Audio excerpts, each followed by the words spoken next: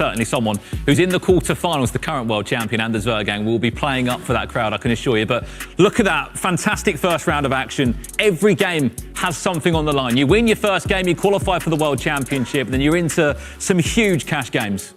Yeah, absolutely. I mean, look, we won't keep Mr. Anders Vergang waiting too long because he's actually already waiting. He's giving me the evil stare if you just look over there. He is with Casey. Yes, I am here with the current world champion. He's been absolutely dominant in the last year. But Anders, we have to talk about something that happened recently. There is an opponent that you played last year in the FC Pro Open finals. There's maybe a little bit of a rivalry, but we don't see him here today. So I have to ask you, is this tournament now here for you to win? Because we do not see a PhD. I would say it was also before, because I always say that he is not that good as like he won last year. I hope he's going to enjoy watching the show home from Brazil, and I'm going to do everything I can to win.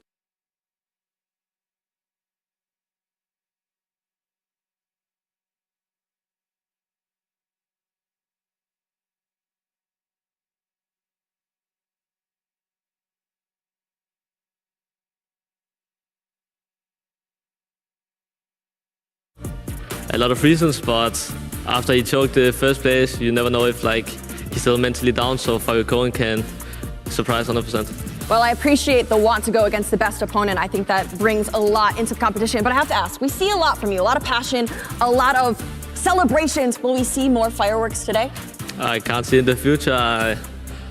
I want to deliver also like with some celebrations and everything, but the most important thing for me is to win the games. And if I feel in the moment that the most important thing for me is to stay calm, I'm gonna stay calm. I'm doing everything I can to win today, and if I have the confidence to do it, I'm also gonna celebrate a lot and show confidence. All right, well, I am sure we'll see a lot of entertaining FC from you today, Anders. I will let you get back to it. But I believe Pieface is in the audience chatting to some people. Let's go see what he's doing.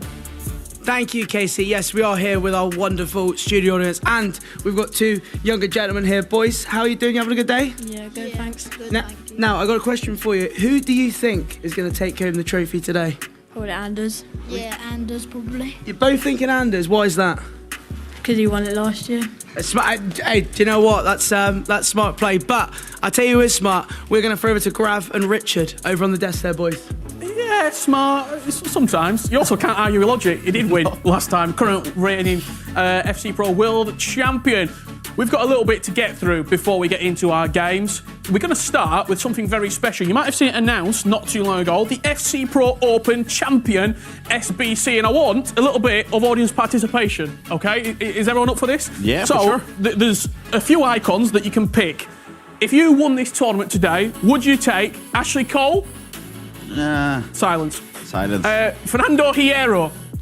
I would. Silence. Schweinsteiger? Yeah. Okay. John Barnes? Oh. Nah, not really. What about this one? Ruud van Nistelrooy? I would. Okay, Ruud's a favourite. And Dennis Bergkamp? We are in London, aren't we? The winner of the tournament will pick it, and you're going to see that released very soon after today's finals. Let's also have a look. Each week we have a certain set of squad building requirements. Today, the finals is no different. It's a tough one. It's a rainbow team, basically. You've got 15 mil to make it, Grav. How hard is this for a set of requirements? It is hard. If you remember last year, you did have unlimited coins, so you could do whatever you want. But this year, especially with the unique rarity, it's hard. And for me, the hardest thing is picking just one item out of Winter Wildcards, because there's so many. I might go for Vitinha. What about you? Well, let's have a look at the person who came into the FC Pro Open, ranked number 1, Jafonzo. What has he cooked up here? This is his team. Talk me through it, Grav, because I don't think, as we see it here, this is how it's going to play with the bench. Jaap Stan, Elise, Rafael Leao, surely they start. I just mentioned you just mentioned how the Winter Wildcards for me, the Vitinha is a better option, but Haaland, most expensive one, he's incredible as well. And as you mentioned, I do think Vitinha is going to go off the pitch, probably Stam as a starter. We also got Thierry Henry, team of the year icon. For me, what do you think, Thierry Henry or R9? I think Henry is better. I love him. He's incredible. I'd go Henry as well. His opponent is a man who, I'll be honest, I didn't think we're going to make it. KTZN. He started on Monday with 3 points to his name, with a minus 18 goal difference. He went through, it was remarkable. He picked up 13 out of 15 points. He is the form, he's the momentum player. Grav, talk me through this journey from Monday to Saturday. It does look like a fairy tale because it all started with a really weak week one, but then he started scoring 7 goals per game, and he did qualify for this final. So I do think he's able to now win his match and qualify for the champs, and then maybe win the whole thing as well. We'll wait and see. Let's have a look at the team that he's using. Again, you'll see similarities from Monday. Zidane in there at cam. He was one of the key players for him. How is this Cole Palmer going to fare? Is he going to be maybe a catalyst, maybe someone that he couldn't afford in the previous budget on Monday to come in and really shake things up and maybe progress against Jafonso? I do feel like he's the best player in this team. Obviously, the finesse is incredible, but I want to focus in here. Because as you can see, you have the midfield with tiki-taka on Reinders, with incisive pass on Zidane, and with bullet pass on Vitinha. So you have everything. You can pass however you want on the midfield. Could be won or lost in the midfield. One final thing before we get kicked off. The FC Pro Live items. They've been upgraded all season long. And tonight, you're going to get your final upgrade for them. These are all the eligible items. If you've got one in the audience, if you've got one at home, the player that is stood behind them is the one that will get you those upgrades. The only upgrade that you can potentially get is to win. You're going to get a huge boost if your player representing your item is successful. Enough talk. Me and Grab, we're going to sit down. We're going to watch the FC Pro Open Finals kick off. This is Must Watch FC.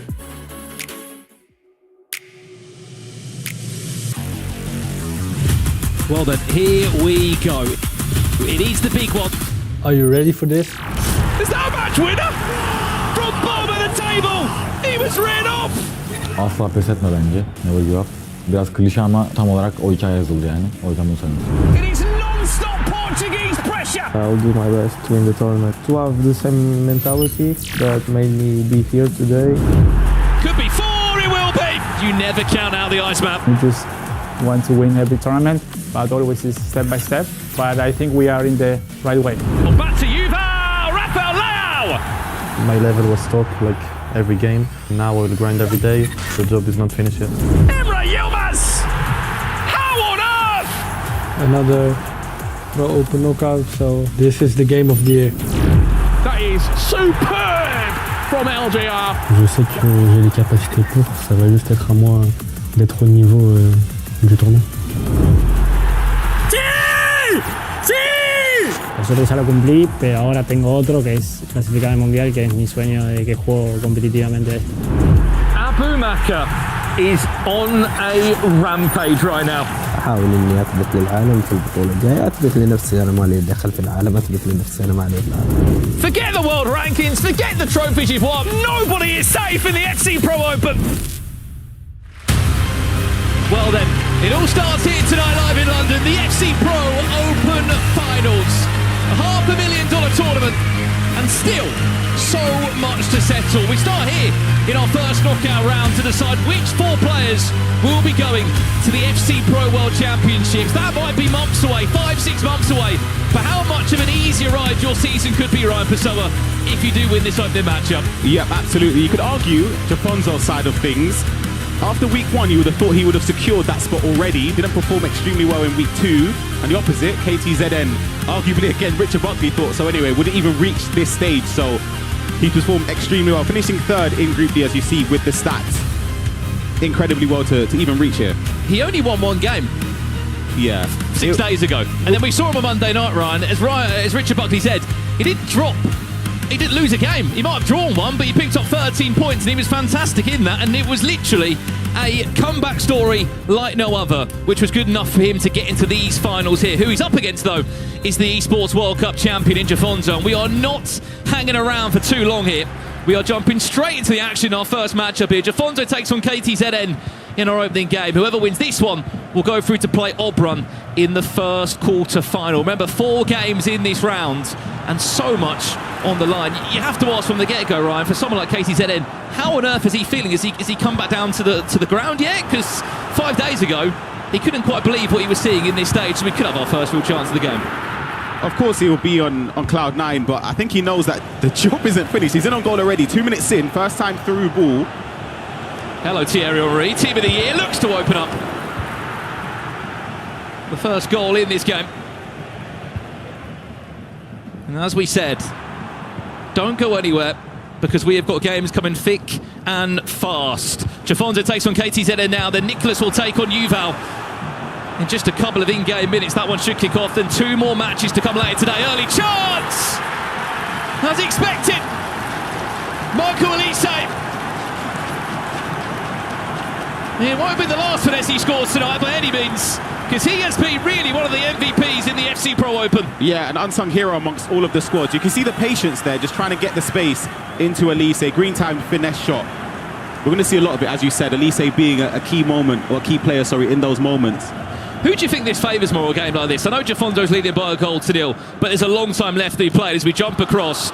Nicholas takes on Yuval. This is a rematch. These two are in the same group, actually, in the FC Pro World Championships last year. But back to the point I was making, Ryan.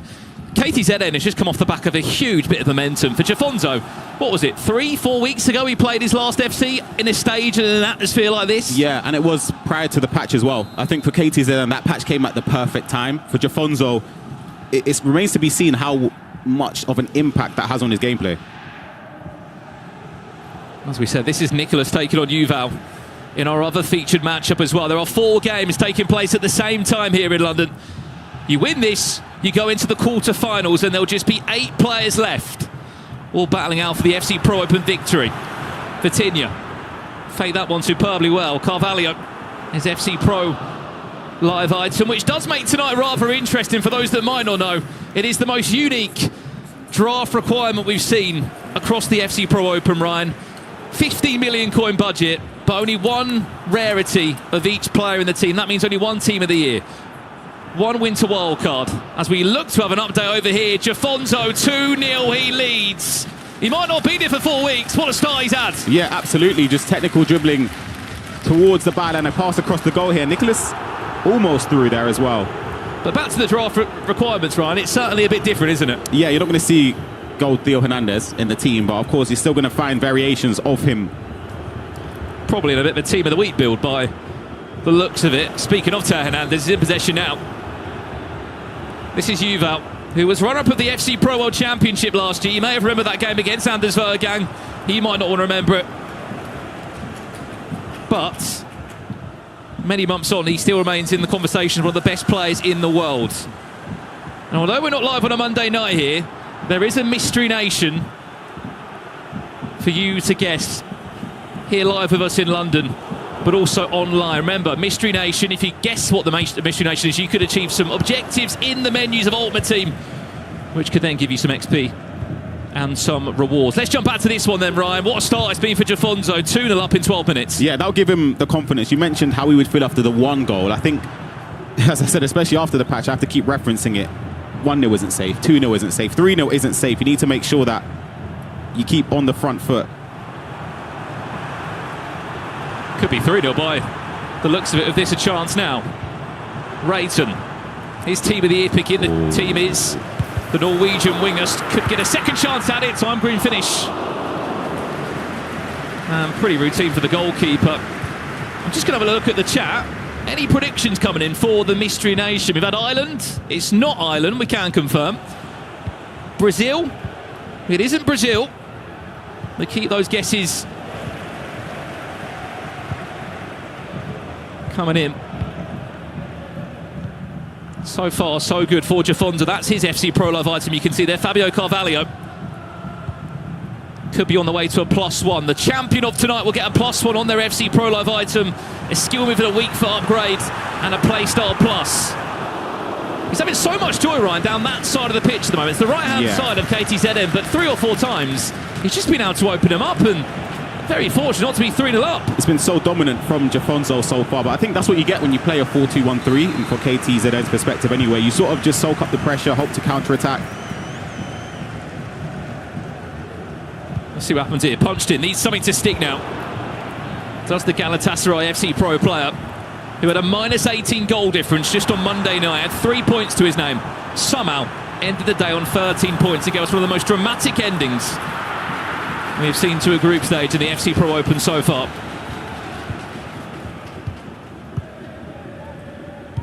And if we can, let's check in next door. Nicholas Yuval.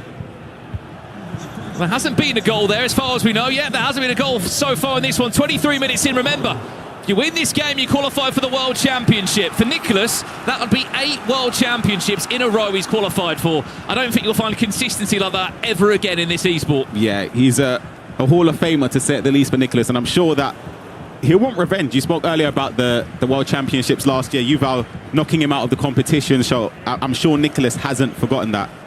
One of the crazy stats that Nicholas brings into this competition is he's the only player that conceded 18 goals. That's the lowest goals conceded in the FC Pro Group standings. Every other player is 20-plus goals. Could be an easy pass. Goes around the goalkeeper. Nicholas! He's the Iceman for a reason. Cold as ever.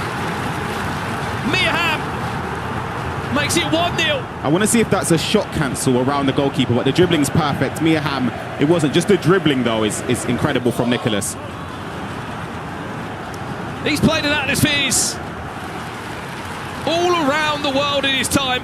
And tonight for him will be no different. He's locked in, he's zoned in. And he's up by a goal to nil as we jump back across to this one. Jafonso, 2-0 up, needs to make the most of this one! Well, he doesn't make it easy for himself, does he?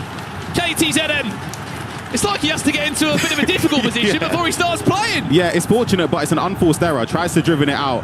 And the pass towards Henry, you could argue the keeper should do better, in my opinion. However, you got to take the luck when it comes your way. Because he's been on the back foot for genuinely the whole game so far. How important was it for him to score that next goal? It is so important. But I spoke about the 4-2-1-3. You need to soak up the pressure and deal with those moments. Well, nearly a third of this game gone. Nicholas, 1-0 he leads against Yuval. What an opportunity for a bit of revenge. He played him twice in the FC Pro World Championships last season in Berlin. He lost 4-2 on 2 occasions, and it was Yuval that knocked him out of the tournament. It could be Nicholas on his way to knock out Yuval from this year's FC Pro Open. 2-0 he leads. It could be on for an 8th World Championship. Yeah, that's a tough pill for Yuval to swallow. There you see the first time through ball over the top. Miyaham with the pace in behind. And the calmness, the composure associated with Nicholas, as always, to put it into the corner. Well, you timed that right, Kay. She joined us as the goal goes in. Welcome to the commentary desk for the FC Pro Open Finals. I'll tell you what, it might be in for another goal. What a start. What a fantastic start. Quite a bang to heat as we start off here in the FC Pro Open. Jafonso starting off strong, Nicholas starting off strong, but these games are just getting started and you never know what's going to happen. Lovely. Hello, we're in for a second. Nice. Yes, we are. That's nice. KTZN. Let's just equalise this game. It's just 2-2. It's the build-up here. He plays it into Liao, manages to get the ball with Theo. Company of the person you want, but just turning there with Henry. It's a great goal from KTZN. Kate, you've got the Twitch chat in front of you. We can see you at home. We want to speak to you as much as we can tonight. Mystery Nation, I hope you've brought us something. Do you know it or not? I do know it, and I will be able to give some hints, but I'm going to start off very, very broad. There is red in the flag. So let us know in the chat what you guys think it could be. There's red in the flag. I'm not even joking. I've actually forgotten. There you go. There you go. What it is. Well, I know what it is. So I've actually forgotten what it is. That's got red in the flag. But it is not Switzerland. It is not. It's not Close. Switzerland. Good guess. Good guess. Keep your guesses coming in. We're going to jump back into the action now. It is not Spain either. There's red in the flag there. There's probably red in a lot of flags, Ryan. It's going to be Yep. Canada. Again, it's a nice guess. Unfortunately, it's not correct. Not Colombia either. Nicholas, 3-0 up. Oh, wow. What a start. He wasn't even in the FC Pro Open last year. But if anything, it's given him all the motivation in the world, not just to be here this time round, but to go and win the whole thing. It's a man on a mission. You can see just the way that Nicholas he's so precise with everything he does in the game.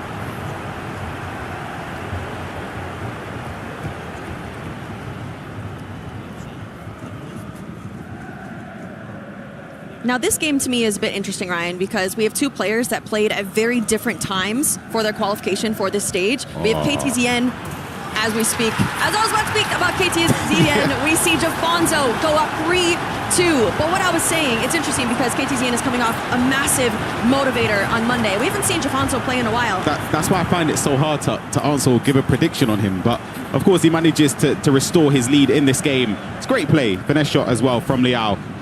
It's a tough one. KTZN, I've learned not to rule him out of any scoreline or any deficit. It doesn't matter. As long as there's time left, there's still potentially see him recover in this game. Yuval desperate for a goal back, desperate for a way back in. It didn't go in, it looked like it did. It was very nearly an own goal. But I think we all had a lesson to learn on Monday night, Ryan. Yeah. Including all of us, Richard Buckley especially. That we all sort of writ off KTZM, but he was able to come back in and pull back an incredible comeback. If we can get the match fixtures up, just to show you what else is about to kick off around us here in the FC Pro Open. There are 4 games taking place. Emre Yilmaz takes on Leandro Peixoto, the lowest ranked player in the world rankings.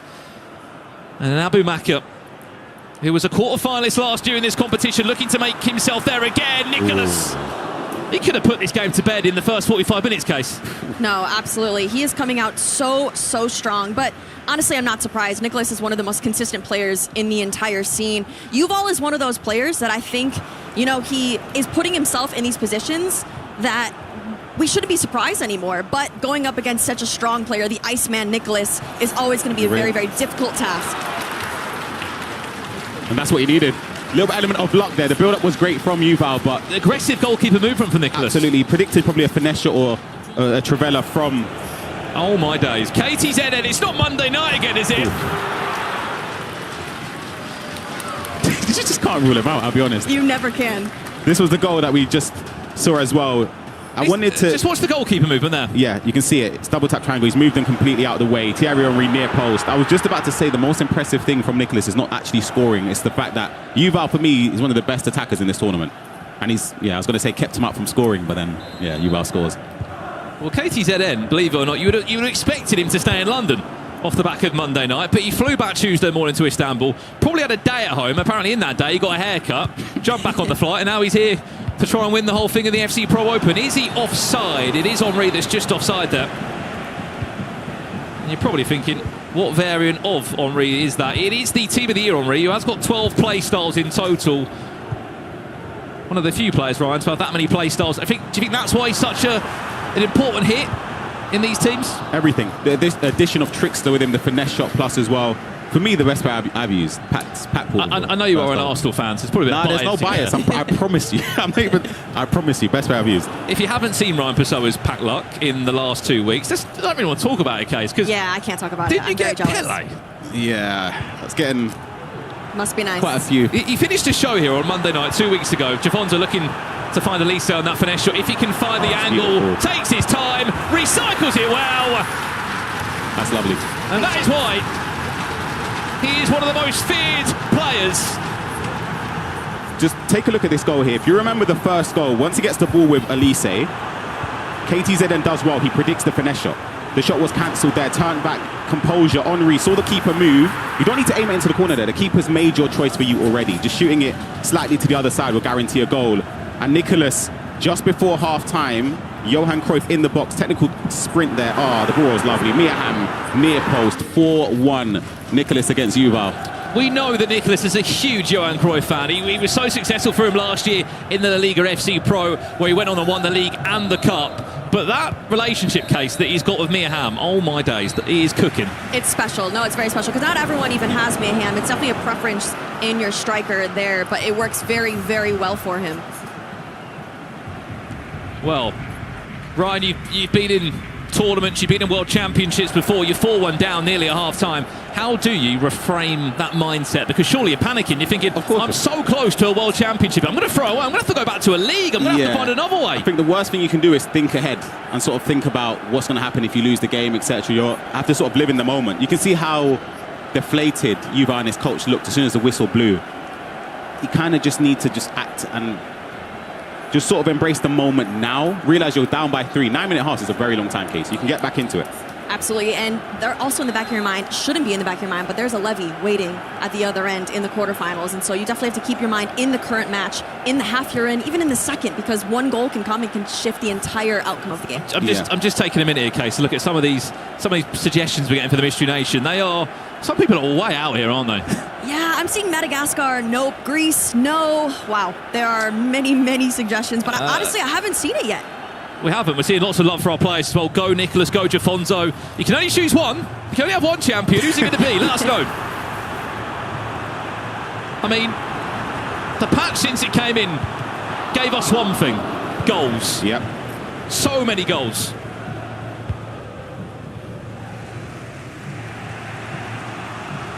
Seven goals in the first half here.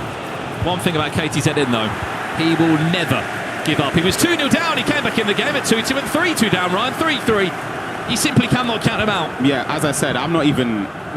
He would have to be 5 or 6 goals down for me to rule him out. Just have a little look as well at Jafonzo's drafted lineup coming into this today. He has only gone for his one team of the year item, which of course you're only allowed one team of the year. Goes for Rayton. She was rather popular in a team of the week build case during the group stage, but she seems like a viable option here tonight. No, she is. I think that with such expensive team of the year items, she's a really, really good one. I'm not going to say she's cheap because she's definitely over 2 million, but in terms of all of the team of the year items, she's a very good very good choice. For what she offers, I think it's worth the budget. 2 million coins. She's got 5-star weak foot finesse shot plus as well. She's got passing play style, so she offers a lot going forward. You think she's cheap because you're rich. You packed Pele. You have everything. True, that's true. That is true. Well, the one thing that he doesn't have, he can't sell those players, can you, Ryan? No, it's tradable. What? Okay. Oh, there's the thing with oh my goodness, that is a horror mistake. Oh, that's a bad mistake.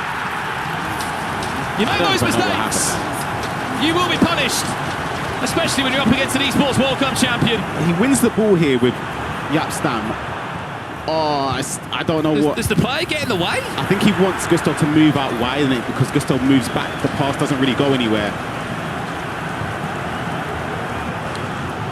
Oh, near post, Nicholas. Corner routines, year on year, Nicholas seems to improve and adapt and add it to his game. 5-1 though against Yuval is a massive scoreline. Well, the next game up is this one. Emre Yilmaz, he was in the top 8 last year, looking to get a top 8 and a World Championship spot. He takes on Leandro Peixoto, the lowest ranked player in the world rankings at the moment. That one is just about to kick off now. So now we've got 3 games to jump to here in the FC Pro Open round 1. A question for you both that I've got for you, Case and Ryan. Honourable mention team of the year. Some players have started their team of the honourable mention. Some have just been more of a bench pick. Would you have started an honourable mention player? If so, who? Because I'm seeing Nico Williams or Rudiger across the board. Nico Williams doesn't get near. Doesn't? Nowhere near. On the bench, maybe. To start, no chance. Other than that, no one else has really got into these teams. Hello! Jafonzo! Oh, he did. That one. He did score that, my friend. Acrobatic corner there from Erling Haaland. Well, Erling Haaland, he's had a few prime rhymes this year, but as a striker build, he hasn't really been favoured that much. Put him into a centre-back build with a winter wildcard on him, he might be one of the best defenders in the game. It's that play style though from the corners. I spoke about having different ways to score. I remember at the start of the year whipping it to the near post. Van Dijk could knock it on. That one there with the acrobatic finish is a very viable way to score now. Well, it was Jonathan Tah of Anders Vergang not that long ago scored a bicycle kick. Now it's Erling Haaland for Jafonzo. This game is a bit different though. 4-goal swing in the way of Nicholas. Remember, 4 players from this round will qualify for the World Championships. They will join Obrun, Levi de Veerd, Stingray, Anders Vergang at the World Championships, but also in the quarter-final stages. You know, I have an interesting stat here for you guys. Nicholas here, if we look at the last stage in the group stage, he conceded the least amount of goals from anyone in the competition. That's only 18 goals across all of the games that he plays. So looking at this scoreline here, not too surprised. And the jump between that as well, Case, is ridiculous because most players are conceding like, what, 24, 25 goals for him to be... Paulo Neto conceded, what, 14 in one game? Yeah, let's not talk about that. There's one player, obviously, that's in the knockout stages that conceded 38. Abu Maka, 38 goals he conceded. What a difference that is to Nicholas. Just shows how good he is, even in this new patch, Ryan, to keep the games low scoring. That's the most impressive thing for me. It's just against Yuval, as I said, I rate him as top 3 attackers in this whole competition. So to keep him to 1 goal so far is very impressive. And you mentioned Abu Maka. We'll be seeing him against Faku Cohen in a couple moments' time. 9 goals in this one. He is 29 in-game minutes away from qualifying for another World Championship, Jafonzo. Sort of made his name last year, Case. You were there in the MLS where he won that competition. This man has won $436,000 playing FC. He won 400k just last year. Just goes to show what year he had. Absolutely. And in the blink of an eye, your tournament, your being well known in the world can absolutely change. And I think that he came out of last year kind of as a shining star in the scene. Not everyone expected it. Players knew here and there, but very, very well. But then, on the other hand, we have KTZN. Kind of a roller coaster. Yeah. But he comes back in games like these. Do not come out. Do not be Richard Buckley. Do not come out. Look at that driven pass from Vitinho. Gravison spoke about the playstyle plus as being so important. Pinged past there, you can have it drilled into the attacker first time. And then the composure to get the finish as well. And that is what they're all playing for, that trophy. PH in the defending champion. His name might be on the trophy, but he's not here in attendance tonight to defend it. We are guaranteed to find a new name here. Will it be unfinished business from Anders Vergang, who lost in that incredible grand final? He waits in the next round in the quarterfinals to get going tonight. If you are tuning in for certain individuals, let us know at home who you are supporting tonight to go and win the whole competition. 29 in-game minutes here. Nicholas, honestly, I think you start writing his name as a World Championship finalist as soon as you can. He does something really well. I don't know if you noticed it. He does precision passing out of the defense a lot, just to make sure that the passes go to the intended target. That one's just offside. –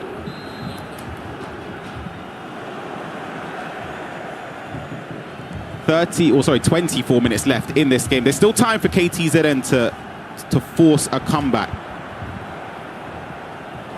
I just think for Jafonso, because he knows how close he is right now, Brandon, and obviously in week 2 it didn't go his way. He didn't get a lot of points, considering he was top going into that match week. I feel like he knows that to mess up, I would say, twice would be unforgivable for him.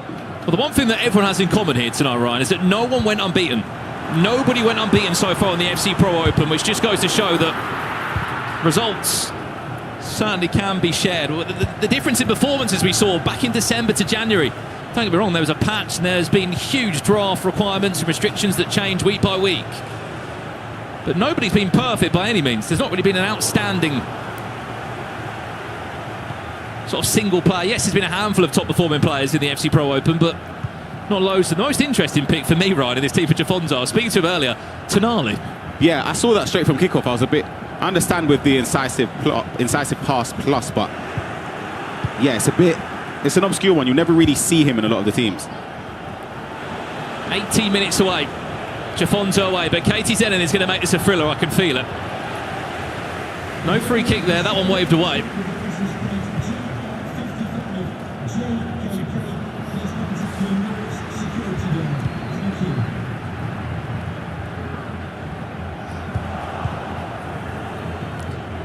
Another budget centre midfielder, Reinders, worth every penny. Might be one of my favourite players on the game, especially if you factor in the price. Hold on a second. Hello, Thierry Henry, times it green! This man just never gives up, does he?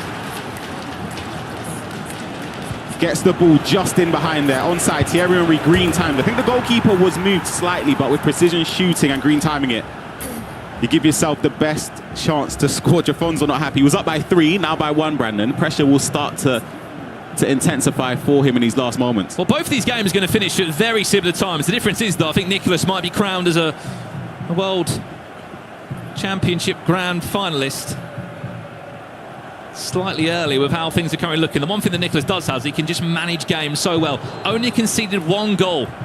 That's 19 in total across the whole competition for him. Emre Yilmaz v Leandro Peixoto, nothing to talk about as of yet there as far as we're hearing. It's 0-0. And it should be sort of close to the first 15 in-game minutes now, that game. And our last game, which will come after our first full-time result. Abimaka against Fakou Cohen. One of those two players will also book a spot in the World Championship. KTZN, surely you haven't got more drama for us. Henry, can he twist and turn? What a plot from Erling Haaland. It will go for a corner. Oh my God. And he needs your support. What's he thinking here, Ryan? Plays the corner short, then Vitinho. What's he looking for? Just that pass into Henry. Manages to find it, but he's just a little bit too far away from goal. Can he connect the dots together? He can. Cole Palmer. Great keeper movement. Shot time, Green parries that one away. That one played all the way as far as the edge of the box. Can't lose it. Zidane. No. Oh my. Oh my goodness. The moment it fell to Palmer's feet, that you kind of knew the finesse shot was coming. It was either on his left or his right. Touches it onto the left foot. Zidane threading that pass in there. Wasn't even timed. He didn't need it to be timed. I just can't rule him out, I'll be honest. Not after what I saw on Monday. Goal for you, Val. 5-2. Yes, there's 12 in-game minutes left, but... Is it too late? There's time. Maybe, I don't know, he needs another one by maybe the 82nd, 83rd minute. Tell you what, though, that main featured pod game, 6-6. KTZM, Ryan, has never been in a winning position. He's always been chasing the game, but it sort of feels like he loves it. Yeah, Jafonso, his heart will be in his mouth right now. Because when you're 6-3 up in any game, you could be playing on champs, you're 6-3 up, you're thinking his game done. So imagine if the pressure is this intense.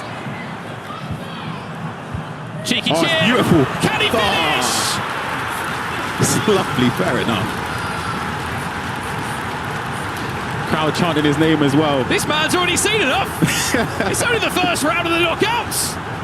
Oh, that's a great ball though. Triggered run there, dinks ball over the top. Rayton into Henry. Well, when we got a quick minute, there's a wild Richard Buckley somewhere in this live crowd catching up with some of the fans that have kindly come out today. Richard, who are you with and how are they feeling? Oh, mate, I am with Dom at the minute. What a game we're watching. Yeah, it's been a fantastic game. I mean, wow. Just getting goals to goals everywhere. Who wins it? KTZN, I think. KTZN. He's got a fan in me. And finally, I know you're supporting one of the FC Pro Live items. I am indeed, yeah. Who do you want to go all the way for your own ultimate team? Well, the only player I have in my squad right now, Gravenberch. Emre Yilmaz, I'm watching you, mate. Come on. No pressure, Emre. Brandon, Ryan, back to you. See this one out. Thank you very much, Rich. Yeah, I mean, I'm sure there's a Galatasaray top on underneath that grey polo. Right, we're jumping back into this one. You, Val, have you got... Nah, that was it. Needed that. That goes in. You've got 5 minutes to get 2 goals. You never know after that. You're up against somebody like Nicholas. These last 5 minutes, I know it's 9-minute halves. For me, it's a job done. You won't really see much of the ball. And my Bowie SBC live item, unfortunately, doesn't look like I'm going to get the last upgrade. Right, pause here. Speaking of FC Pro Live items, I mean, you've packed enough, Ryan. Have you? Oh, what a ball. Oh, great save. Are you trading now with players? I traded already. See, what I do, I trade long before. I'm out before the kickoff started. Oh, yeah. I take the coins and I run. I never hold it into the game. You take the small profits? Yeah, no horse in the race. Just take the coins and run. If there is a player tonight that people can get involved in and maybe put some money into, who would it be? Nah, see, this is the dangerous question. People always ask me that. And then when they lose coins, who do they come to? Me. I have nothing I'm not involved. I think the first question you need to ask them, Ryan, is what sort of balance have they got coins-wise? Because a lot of these items, like a Xavi Simmons or a Gravenberch, for example, they cost a lot of money. Yeah, I'm sure... I think Xavi Simmons is around 550,000 right now. So he's gone up quite a bit the last couple of days. But I always say, don't trade with coins you don't want to lose. You can make it, but you could also lose it. Well, that Emre Yilmaz item, you can just see there Gravenberch. If he wins the whole thing tonight, it'll be a 91 rated item. He'll have another playstyle plus and a skill move all week for upgrade as well. Suddenly, Ryan, you're looking at a player that's worth well over 1 million coins. Yeah, if he gets the upgrade, that's a special player. 5-star, 5-star. As you said, the increased stats, the extra playstyle as well. Let's jump over here. We're going to get the closing moments from this one, I believe. Graham Hansen finds Vitinha. Yuval still 3 goals behind. Nicholas just doing what he can to just take time out of the game. Big block from Vincent Kompany. Nicholas is so aggressive with his keeper. So aggressive. I wonder if potential opponents, or the opponent waiting, sorry, will sort of take that in and note it down, knowing that potentially near post shots could be open.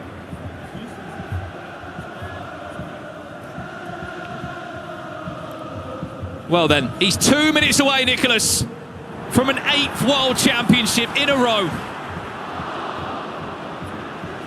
And he will go in to face Levi David in the quarter-final stages. He's there again. The 5th player to qualify for a World Championship. Consistency like no other. He seems annoyed by it. He looks angry. But if I've just guaranteed myself $25,000 and then another $20,000 in the World Championships, I think I'd be quite happy. Nicholas is just, for any aspiring player that wants to compete, for me, he should be like the role model in terms of the consistency, the amount of hours he puts in. He has 2 coaches. He puts in a lot of effort and backing to support his aspirations, of course, to get his hands on the FC Pro World Championship and this trophy today as well. Full-time result, Nicholas. Congratulations. World Championship spot for the Iceman. It might be heating up here in London, but he's not started to defrost at all. He's still got a quarter-final to play and potentially a long road to become a champion. Let's leave that one. There is more action to conclude. There's a small smile from him. He might know just what he's achieved, because last time out, he didn't have this. Last time he was in the FC Pro Open, he had to go to La Liga. He's never played in a league before. What did he do in La Liga? He won the cup and he won the league as well, yeah. It was pretty dominant, wasn't it? I always say if there's one person that, if they're not at the World Championship, it doesn't feel right, it's Nicholas. As you said, the consistency, 8 years on the bounce is unbelievable. Incredible scenes. Let's jump over here. Jafonzo could have put the game to bed. Keeper movement. KTZN, it's back to you, my friend. Rushed it a little bit. 2 minutes left plus additional time. He has to be aggressive with the step, just has to try and win possession high up, just like that. Is this it? Is he back for more? KTZN, he has kept shocking every single player that's tuned in across the last week. Everyone's written him off. And he's always come back with an answer, but has he got an answer for Jafonzo now? Keeper teased off the line just to try and invite that shot. He's not going to fall into the trap though, Jafonzo. Cannot forget. He's an esports World Cup champion for a reason. Everyone's just going to watch the replays. Just wait, try and kill every single second you possibly can. There's no need to rush. Adding time of 1 minute, that's not good for KTZM. Elise, Douglas Luiz, just keep the ball, Jafonzo. He was the #1 ranked player in the world at the start of the season. He's just qualified for a World Championship. He will be amongst the best 32 in the world later on this summer. Commiserations to KTZ, and what a tournament he has had. He has brought us one of the most entertaining weeks of FC Pro action, but Jafonzo will be there. Congratulations. He's now got a huge quarter-final to prepare for against Obram. Yeah, massive game. Huge congratulations to Jafonzo. As I said, he should have had it done from week 2 in his group. In my opinion, I feel as if he was somebody that sort of let the lead slip and the points. Right, let's jump over here for a split second.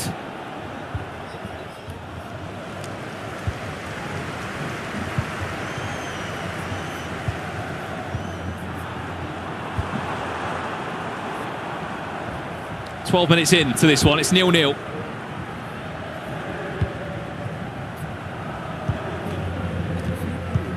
And we'll go back to that one very shortly indeed. The headline news though, 6 players already qualified for the World Championship. Nicholas has done it again. Jafonzo, that 6 is already looking incredible, by the way. Yeah. We've still got such a long way to fill out all the 32 spots. And you're thinking of the players that aren't even there. Like Yuval, again, runner-up last year, FC Pro World Championships. KTZN, incredible run. Comes to an end. Absolutely, as we said, 6 players already locked in. Those are those key moments again. Jafonzo is in the World Championships. He's in the quarterfinals tonight. But it's not just him there. Nicholas also doing enough to get himself a spot in the World Championships. We're off for a quick break in play. When we're back, we've got 2 more matches coming thick and fast here from the FC Pro Open Finals.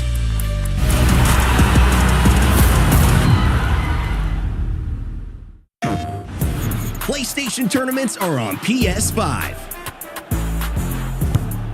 Featuring FC25. Challenge more players and find more ways to win. Get ready to compete on a global stage with new and exciting daily tournaments, all at the press of a button. So whether you're a seasoned competitor or just starting, come for the challenge and leave with glory and incredible prizes. It's time to join the competition. Sign up now on PS5. PlayStation.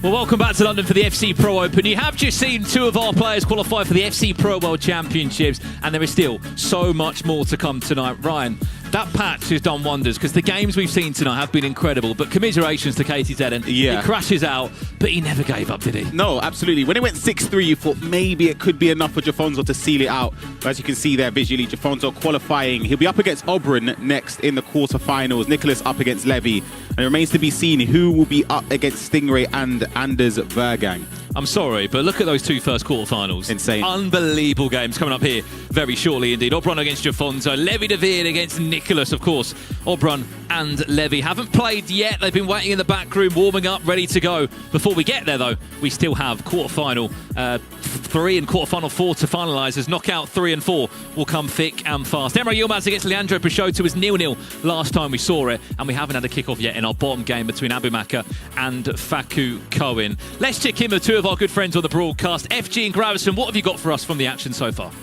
Yes, thank you so much to Brandon and Ryan. Great work. Well, what we're going to be doing is we're going to be reviewing Jafonso's goals, a couple of them. Of course, we've got our expert here, Grav, who's going to talk us through things. Right, what have we got first then? Because that was a great win for Jafonso. He's just booked his World Championship spot. He's got a game against Oberon coming up later on.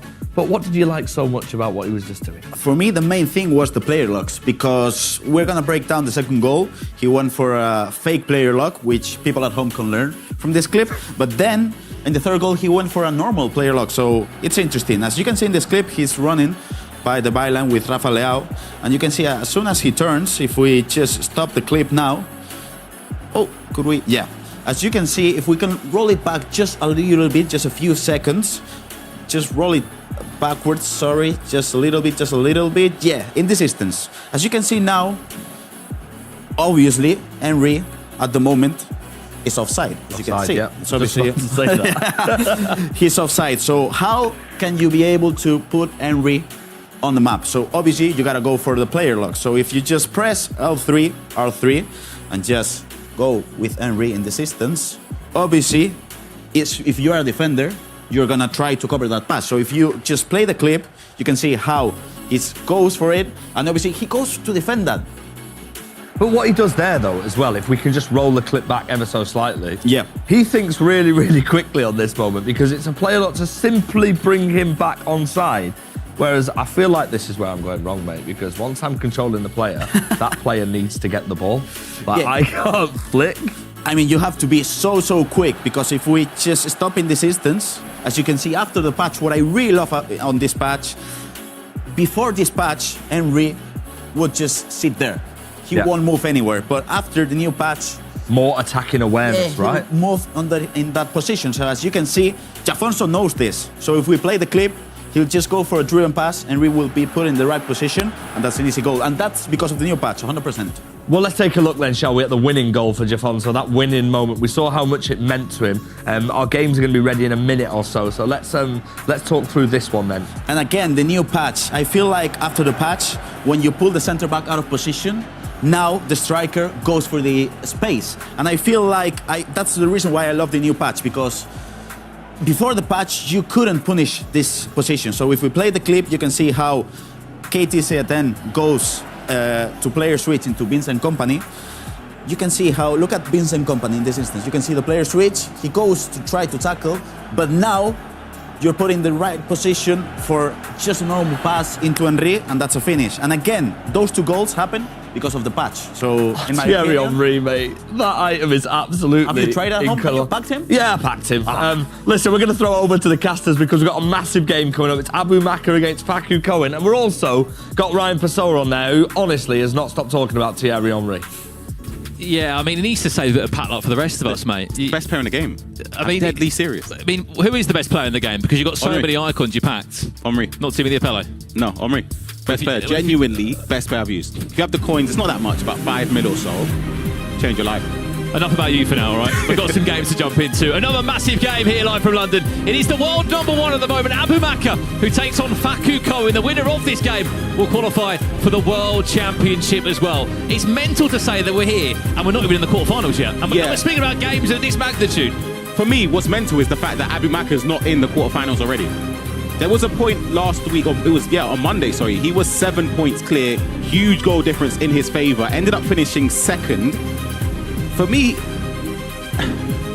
it was a capitulation. I'm sorry, I don't want to, it's harsh, but he should have that spot locked in already. Levy shouldn't have even been in the conversation based on how far Abu Makar was ahead. Facu Cohen finishing third in Group A. He is the underdog coming into this game, but I think for those that have watched him, going forward, he could pose a threat to a potential vulnerable Abu Makar in this game. Well, the difference is this time for someone like Facu Cohen, he's made it to the next round of the competition. Before, he never made it this far, did he? Yeah. He was in the group stage, he was eliminated. I spoke to a few of the players and the team around Abu Makar about what happened on Monday night. If you didn't see Monday night, he was top of the group for so long. David snatched his top spot from him, and he was just basically in tears on the main stage.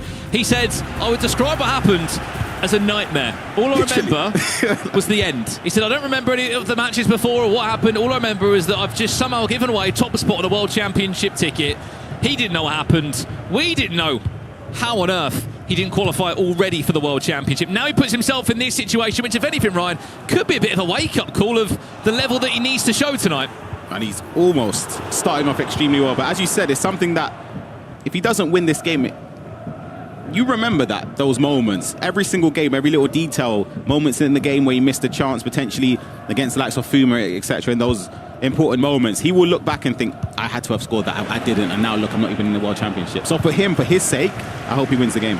Well, how about this one as well, just to mix in some more storylines. These two have never played before, and they're matching up in a game here worth $25,000 and a World Championship spot. We are waiting to give you an update from Leandro Peixoto and Emre Yilmaz on their game. Could be a perfect start. Neymar on the volley.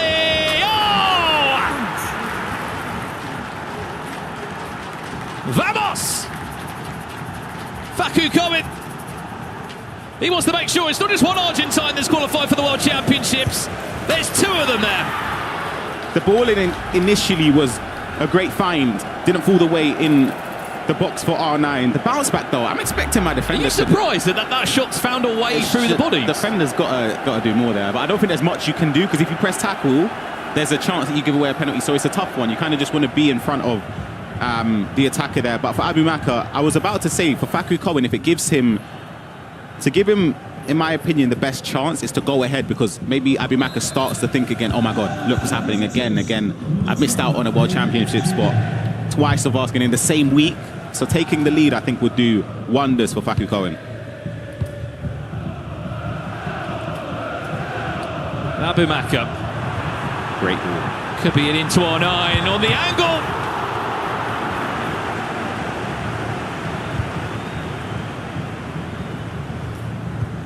Nearly 1-1. A lot of people have been speaking about Abumaka, about how much they've enjoyed watching him play this year on FC25. A very different sort of player that was top of his group after match day week 1 back in December. And it was off that, Ryan, where he went home and he played in his regional qualifiers, the Cups, picked up points, and that's why he's the #1 ranked player in the world at the moment on the FC Pro World Rankings. We'll speak more about that in a second. Griezmann on that famous finesse shot, which was time green and could have caused some problems. Yeah, it looks like a 4-4-2 from Faku Cohen. So defensively, you don't really have that support after the patch in midfield, but offensively, you can just dink the ball about, first-time passes. That's why Reinders is selected, tiki-taka playstyle plus, pinged pass with Douglas Luiz as well.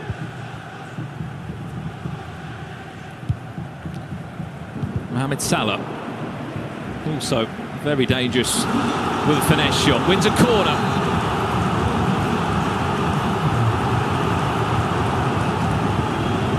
Reinders, Mohamed Salah, waiting for a chance to break through. There's a through ball. De Jong's in the way, could get there for a second time of asking, chance to break through now, but Manamum finds the feet of R9, the 4 million coin man. Can he ball roll, can he dance around? Neymar! Great movement again.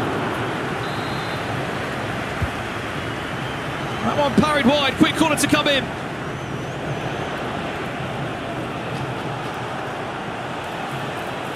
Taking all the time he needs, Faku Cohen. Reinders. Griezmann. Neymar, fantastic cancellation of a skill move. God. And very nearly puts Yapstam on the floor.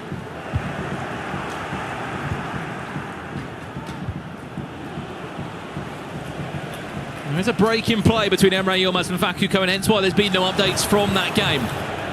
As soon as it is back live, we will take you there, but it was 0-0, no updates to talk about so far.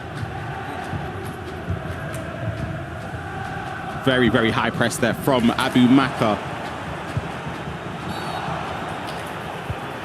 All the cards and free kicks to go in the way of Abumaka at the moment. Oh. Don't do that though, do you? Especially on the counter-attacks we've been seeing from Faku Cohen, which are so fast. Okay, redeemed himself slightly there to win the ball back, but that is that's a mistake from an offensive potential offensive area anyway. Big tackle, Reinders. So much momentum at the moment on the way of Faku Cohen. Abumaka's not careful, he could be 2 or 3 down here, and there would be deja vu all over again of what happened here on Monday night.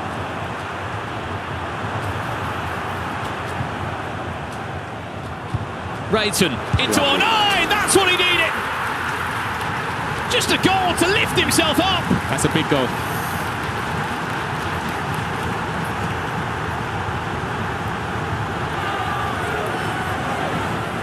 Look at the composure there.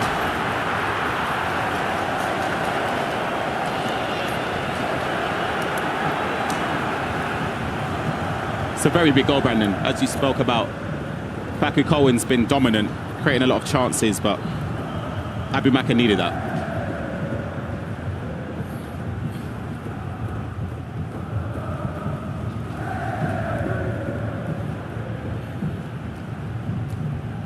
Well, he certainly needed that, Ryan, didn't he? Because he had such a slow start, Abumaka. And if it wasn't for a few good saves, he could have found himself 2-0 down at this moment in time. For those that are tuning in online as well, let us know in the chat. Who are you supporting tonight? We can see you. And we'll listen out for some of your predictions. That one played short, just offside.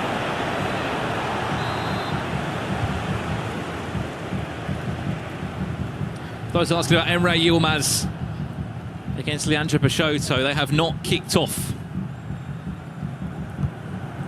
for their knockout game. Still 0-0, hasn't kicked off, or re-kicked off, I should say. There was a pause in play 50 minutes into that game.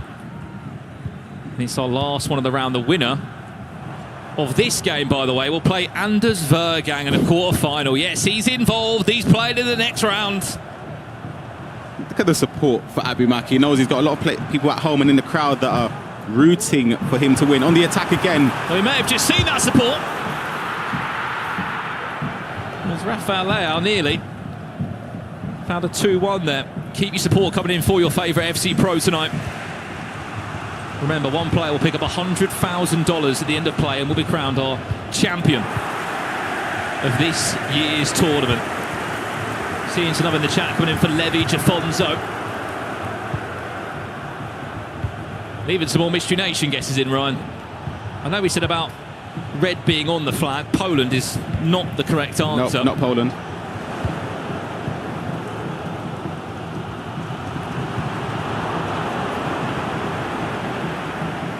I think Abimaka's playing a 4-2-1-3. I just saw once he won possession there. It's how the wingers sort of spread out first, or through ball in behind. What would you say is the formation to go to at the moment? I don't know. I use a 4-2-1-3 myself, but Leao. Oh no! It's that first touch that makes all the difference there. A lovely heavy touch inside, just open up the front post finish. And we know he's worth 4 million coins. We know he's one of the expensive buys in the team. You get him in that area, he's never missing. Yeah, this is a lesson for those at home and in the crowd as well. Once you pass that ball into the attacker in the box, if you take a touch back from where it came, it just gives you the momentum and a bigger chance of scoring, especially if your opponent doesn't read it. Well, you may have just been able to see there in the corner of your screen that we have got another visitor on the commentary desk today. He's over the moon, I think, after that result from Plymouth Argyle. Even so, he's come in theme tonight, straight out of Plymouth. What a result, by the way, for the Janners. Absolutely unbelievable, mate. I was buzzing. Not a great result for you today, was it? Yeah, I can't remember who I support anymore. Definitely wasn't Brighton of Albion. Looking at the chat, Pi, we've given it to you. Twitch chat, YouTube chat, speak to Pieface, Mystery Nation guesses. Have you got anything that you can share for us? All Casey said was that there was red in the flag. Yeah, there's been some good guesses. There's been some wrong guesses. I was going to say they do some lovely grub, this nation. Good food. Do they? Yeah, I think so. Ryan, don't laugh. I'm not saying I wouldn't laugh. You might be right, I don't know. I think that narrows it down, though, doesn't it? They do good grub. They do some very good food. So, yeah. I hope that's a good one for the chat. Could be an equaliser here for Faku Cohen. He started so well. Ryan, how's he found himself in this situation 2-1 down? I think once you're on top and you're starting to create those chances, hold that thought. Great play. He's going to score. He's got to. Surely. He didn't even need to tap in. It was a touch that went into the goal.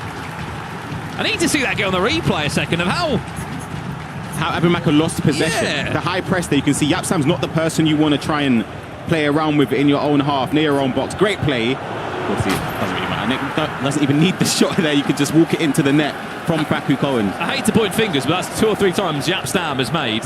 Yeah, but I feel like you get that with every centre-back on the game. I don't think it's a player or personnel issue. I think the issue is with the person controlling them in the sense that you don't want to dribble with players. It's hard enough to dribble with players that are more nimble, let alone one of your centre-back. Pi, our players tonight, 15 million coins. Only had one rarity from each promo in the game. Who would be maybe like your top 3 picks of who would be in your team if you were building? Yeah, now, Ryan, I know you love Henry. Sure, he was going on about Henry as well, non-stop. I have packed him, so he is very, very good. He is. I have seen Vitinha, which makes me very happy. Winter wildcard item Vitinha. I love him. He oozes passion. It's the ping pass for me. Technical plus. Fantastic card for a cheap beast. And is it Reinders? Reinders, we like Reinders, yeah. Yeah, apparently he is. I mean, well, when he's able to go into an evolution, I think he might be even more of a beast. From a pro perspective in that, Ryan, against what Pi said, any changes, or would you agree with that, Fury? Henry, Reinders, and Theo Hernandez actually. He was a lock in everything. Surely got to go in. Chance, Faku Cohen, Neymar for a second. What a save! Goes near post. I don't know if it would have been blocked if he shot far post there across the face of goal. Not sure how he's not scored there. That one goes all the way through. Rudiger. It's not the plays you want. Still, Building into our 9 again, Van der Sar. He's having a blinder. Really is showing his worth in this team and why maybe he's one of the best goalkeepers in the game. Few red time shots and that one. It's a shame I don't think anyone's using Yashin, which is making me a little bit disappointed. He's very good. Really? After the new patch.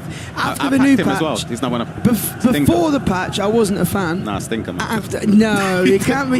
You can't. I promise you, I put you in between the sticks before Wow, I play. He can't play. He can't play. That hurts me. You like him? The new one, though? Maybe the new one. After the patch, he's awesome. I think the only way that Lev Yasha got in teams was if he was outfield, right? Not that was like last year, right? Was that last year? Yeah, he was the centre back last year, wasn't he? Right, we got a break in play. Let's jump over to a game that you've all been asking for. There was a small technical pause in this game. It is live now. Emre Yilmaz against Leandro Peixoto. Winner of this game will play Stingray in the quarter-finals and also book a spot in the World Championships. I just had a good chat with Mr. Stingray. He is using Harry Kane again. I wanted to know. He is using him again. Someone just said in the Twitch chat, by the way, that I'm peak male performer, so thanks for that. I'm not sure that's quite true, but greatly appreciated. You always pick out the perfect comment. Well, no, obviously, you know, I mean, you know, I like to. I mean, I'm seeing a lot of incorrect Mystery Nation guesses. So, I mean, what have we seen so far? There's red on the flag, and they do good food. Here's a chance. Ronaldo off the post, no goal. To report on. Trying to think of another. So far, another hint for a mystery. Has to be a light hint. Yeah, I know. I don't want to go too strong on the hint. I've got to think of one that can. I've got to think of one that I can work with. I mean, they've got some ballers that play for them. That's true. That's a good hint. That's a good hint. They've got some ballers that play for them. Right, Pie Face, are these correct? It's not Serbia, who do have some ballers. That's a good goal. Leandro Peixoto. Who else would it be than the Frenchman? Scoring for him. And they've had to wait a little bit of time to get this game going. And Ryan, how can that unsettle your rhythm as a pro player? You played 15 minutes, you've had to stop just due to a technical pause. You've had to wait 15 minutes real life time to get going again. How important is it to get back in your rhythm, score the opening goal, and start, you know, feeling it again? Yeah, it's incredibly difficult for both players, to be honest. It's not unfavourable for either one of them, but I think for Emre in this situation, defensively there, I don't know if it's a big mistake. I think LJ got a bit lucky that the pass went into the space with Sawa instead of going to feet. There's one thing though with Emre, when it comes to his face cam, actually just you never know if he's winning or losing. He's angry no matter what. Yeah, and the chat are going mad for Emre. They are wanting. I've seen a lot of support for him in the chat. Back over here now. Second half has kicked off. 2-2 Abumaka against Faku Cohen. Also, I know, Ryan, you love my investments. Ryan, you always sell at the perfect time. I've bought Javi Simmons. I've gone for it. Yeah, so you might have bought the ones I listed. Yeah, I probably have bought. I probably have actually bought yours. But yeah, that's not financial advice, chat. Don't listen to me. But I did. I made loads on Insigne. Yeah, I remember that week. Yeah, Casey done me a madness there. I doubled my coins, so I was very happy. I mean, Ryan, I think might be the most successful trader out of all of us on the FC Pro Live items. Yeah, he does. It seems like he wants to trade rather than commentate half the time. Yeah, I'll be honest, I'm on the companion app. There's someone at home that does a watch-along as well by the name of Tom Stokes. Not someone you want to listen to. But your club burnt to the ground, that's, yeah, you don't want to follow advice of investment. I heard a rumour that man's always got about 27 million coins. That's what I heard directly. He said, I think he actually, I can't remember who it is, but I think he has got a lot of coins. Yeah. On this 5 billion. That offside trap is risky. Does enough to retrieve possession there. That is a very risky offside trap there from Abumaka. The exit there was perfect from the step over to Rayton. Just gave her a little speed boost to get into a scenario to maybe try and take a shot. Ronaldo offside. Will just be offside. Update over here. And it looks as if Leandro Peixoto has found a second in this game. He might be one of the only few players using Eric Cantona Team of the Year. But he is performing perfectly well. If you're a Gravenberch owner, maybe look away. First time through rules, they're still very effective if you can just time it right as well in or on goal. Cantona wouldn't be a choice that I would use, to be honest, but obviously for LGI it's been fruitful so far. In on goal. Speaking of another good keeper movement there. That was some crazy keeper movement. Amazing. Both players this game have sort of saved a couple goals each from their goalkeeper movement. It's one of those, isn't it, Ryan? For those that might be tuning in, they have seen some R3 segments from the FC Pro Open. Goalkeeper movement is such an easy thing to add into your game at home, but you've got to be confident with it. Yeah, and you kind of need to wait for the perfect time. And also not, as I said, you don't want to just move to the side. I think moving backwards and then to the side is the best way to do it. You don't find people moving backwards at my level. The level, but I love keeper movement because I don't use it, but I find that I play against more people that can't use it than people that are good at it. So the amount of times you'll go through, you can take an early shot and instantly they're going to move their keeper. You just wait for them to move them out of the way and then fly it in the corner. The worst thing a player can do on champs, isn't it, Pi, is if they move their goalkeeper a bit too aggressive, you know, every time you go through, just wait for them to move. Then choose where you're going to go. Yeah, and I think there's a lot of players that do it muscle memory wise, where they just naturally do it and they always go to one side. It's very, very rare that I move my goalie. High risk, high reward. Goalkeeper movement on FC25 if you're good at it, that's why it is right. That's why it is a skill. Effectively, if you are good at it. 30 minutes gone here. Emre Yilmaz has not been able to get going so far. He was in the last stages of last year's competition. He doesn't win this game, he will be going back to the drawing board to work out how he's going to get his World Championships. Well, it's probably one of the worst games to lose, Ryan, in the nicest way possible. 100%. It just is. The amount of work you've gone through, the pressure you've gone through, the stress you've gone through to even get to the knockouts. Remember, there was 24 different players that made it to the FC Pro Open group stages, from hundreds, thousands that signed up online all the way back in October. We had our offline qualifier of Swiss round. You might remember that one, sort of early November, late October, and then from there onwards, we've just whittled down the pack week by week. The one saving grace is that it's still early in the season. You expect somebody like Emre to have opportunities again to make it to the World Championships. But as I said earlier, just getting the job done at this stage of the season, the pressure off your shoulders is immense.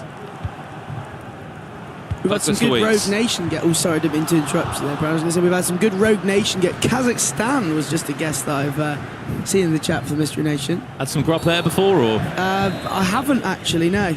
But, no. Peru was another great... That's a good guess. I'm not sure what they do food-wise in Peru, but it has got red on the flag, so... Yeah, it's sort of on the right lines. Yeah. Cantona on his way for a first-half hat-trick. He can manoeuvre this attack perfectly. Rafael, what a way this will go into half-time. Vitinha! See, he doesn't have finesse. He's got passion, Ryan, but he doesn't have finesse, Vitinha. I'm surprised he didn't try a first-time driven pass there. That's what I thought would have been the option. Update. Goal has gone in over here. The tables have turned. It's the famous cheeky chip. Faku going 3-2 up in that game. What a horrible week it would be for Abimaka if he was to go and lose this one. Yeah, what week was it where we saw a lot of chipped goals? Is it week 3 or was it last week? It was week 3. It was week 3. So many goals in behind, just chipping the goalkeeper, especially if you green it, got a good chance to score.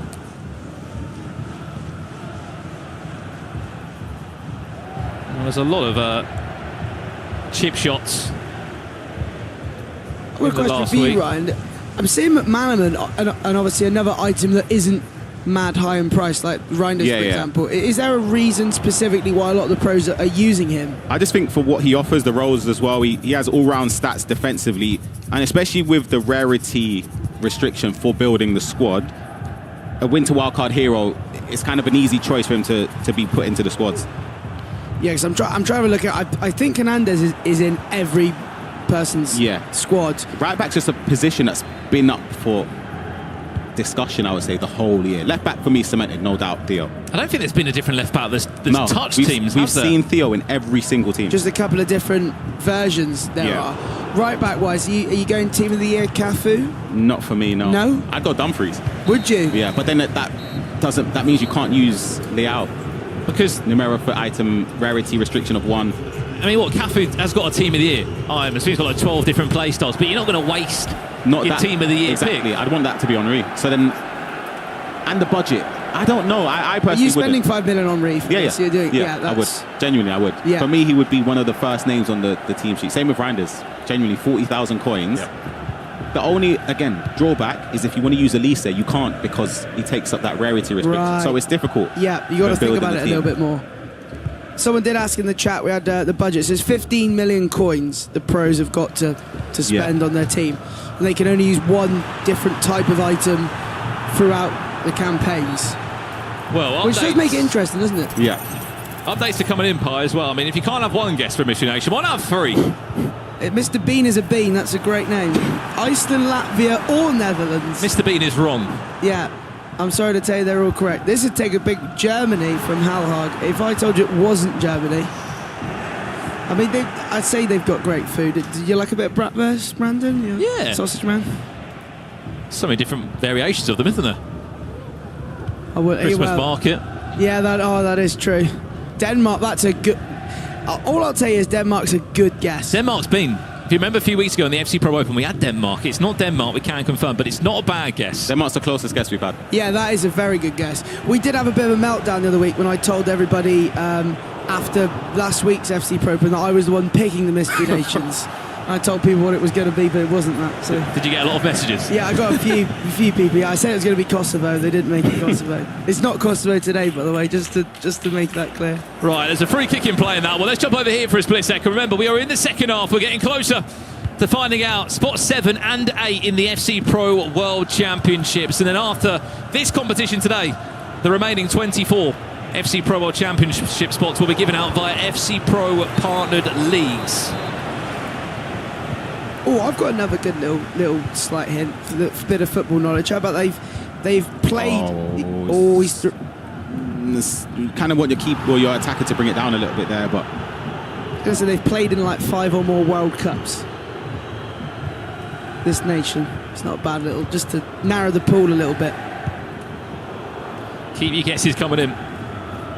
And that's how it shapes up at the moment. Remember, the winner of this game plays Anders Vergang, so the winner of Emre Yilmaz Peixoto plays Anders Vergang, bottom of the quarter-final bracket. Sorry, the other way around, I should say. The winner of this game will play against Stingray. The winner of Abu Makar, Faku Kubin, will play Anders Vergang. And as it currently stands in that game, Faku Kubin just in front. We'll jump back to it, as I think it will finish before this one. But so far, so good, Ryan, for Leandro. He hasn't seemingly put a foot wrong. Yeah, it's not really been much from Emre since the first moments in the game where he hit the post. But other than that, we haven't really seen much from him. First time through balls haven't worked for him. Of course, they've been working in the favour of LJR. How important is a pause now? I'd say not even to necessarily make changes. I feel like just to reset mentally is very important. 21 in-game minutes away. Would you say both results at the minute slightly unexpected with both Emre and Abu Makar losing later into the game, and especially Emre being 2 goals down? Oh, I definitely agree. I think off the form we've seen in the group stages, but the form we've seen from this week from Abu Makar has not been great. Speaking of Abu Makar, oh, that defending, I was just paying attention. Just the way Faku Kubin was just player switching there. Perfect, every time. I believe you're going to teach me a bit of that later, aren't you, Ryan? Got a couple lessons. Chance to break. Faku Kubin scores again. He could be on his way to a World Championship. Oh, going to be a chance to break through all night, all the time in the world for Abu Makar! Oh, that's composure. That's ice. That's ice. What a finish. Back in the game. That's how narrow the margins are. Faku Kubin very nearly scoring on the attack, straight down the other end. And Abu Makar with a very, very important goal. Is that an incisive plus through ball all the way through there from De Jong? So important. Yeah. Probably my favourite playstyle plus, I think, especially for a midfielder. That was ping pass, but I just think incisive is... I like to play sort of a tiki-taka short passing way. That's lovely Beautiful from Emre. Football. Oh, that is missed. Yeah, that's a crucial mistake there from Emre, just aiming it the wrong side of the post. Nothing seems to be going in favour of him today. Yeah, I thought I would have had him down to bury that one. I think his reaction tells you all you need to know from Emre Yilmaz at the moment. Frustrated. And simply hasn't been able to get going. When it comes to finishing, Ryan, are you, with precision shooting, I, again, don't really have the skill level to work that, but is that key? I'll be honest, in these tournaments you have to use precision, right? I used precision for a couple months. I use assisted right now. I don't really notice much of a difference for like FUT champs or rivals. I don't think I need to use precision to score, so I don't use it. Right, but in a level game like this, it's needed. So important, yeah. Back over to this one now. 15 in-game minutes left to determine who plays Anders Vergang in the quarterfinals and who also gets into the World Championships. Nice defending there. Griezmann, known for that deadly finesse shot if there was an angle to try and find it. Miham. Thought the keeper movement was going to be happening again there. Quick corner comes in, Rayton. Interchanges back of Arnay. Can she find the angle? She'll find the cross towards that post. It's not really the player you want there, though. I do like that team of the year rating. I think she's good. I would prefer it if she had a slightly better, because I don't rather play with a wide formation, if she had a better role and at attacking Ham. end, yeah. Yeah, she only has half winger plus, which is a little bit disappointing. Chance to break. Thought you might have expected a bit more there from Rayton in that area. Very good step. Some great defending on show from both. Both of them, yeah, both players. I mean, that is a bit of a mental through ball. Rayton somehow got there. Van der Sar. That was a nasty pass. Comes out flying and just smothers the ball. But how's he pulled that through ball off there, Ryan? I'll be honest, I don't know. I'm asking questions of the centre backs. They're just asleep.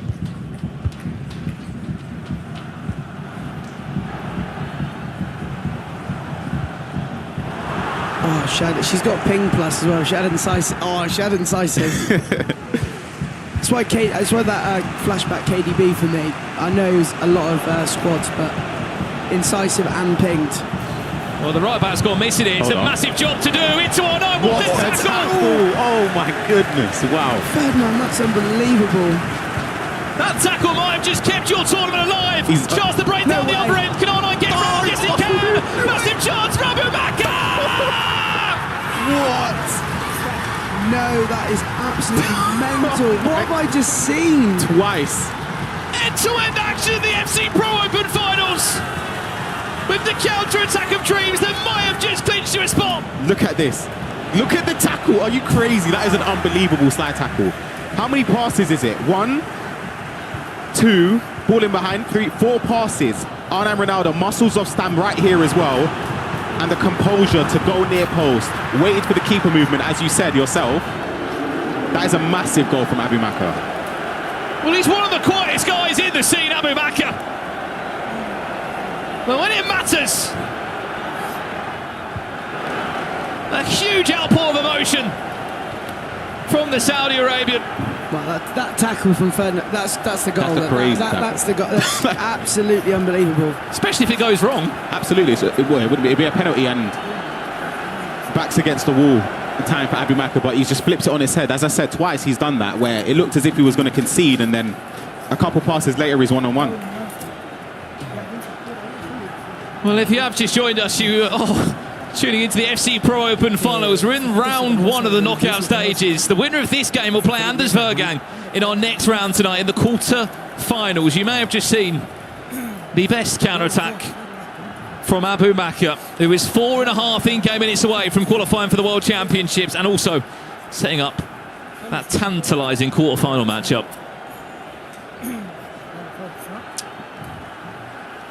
I tell you what, whoever plays, I think I would put myself more in terms of a casual when it comes to obviously A, ability, and B, in terms of watching and enjoying. But I think I just enjoy watching Anders. It's just exciting. No, I agree. It's just box office for me. He also has sort of a bit of a rivalry with like the Saudi fan base, Brandon. He always seems to give it last to them. So I'm expecting there to be a lot of support for Abu Bakr in that game. If he wins, there's still time. You never know.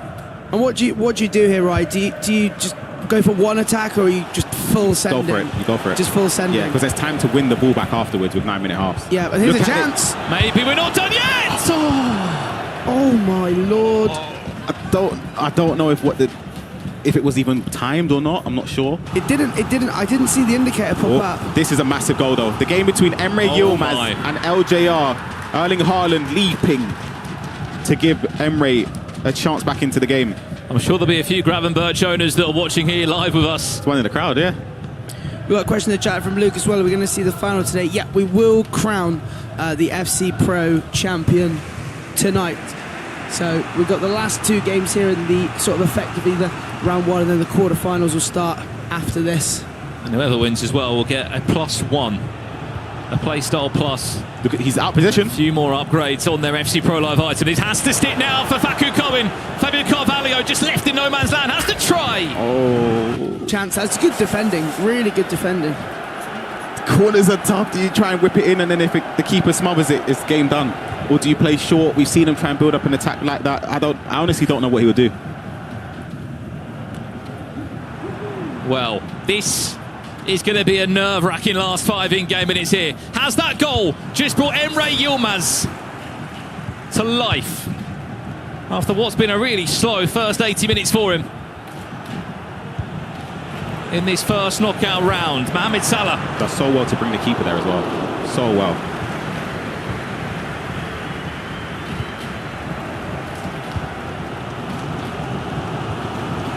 running out of time. As we're building into the last few attacks now, Teo Hernandez just onside for Emre Yilmaz, face a player or just to try and make his attack. He goes on his own. Was it the right decision? I'm shocked he went for the shot there. I don't mind it, but he just...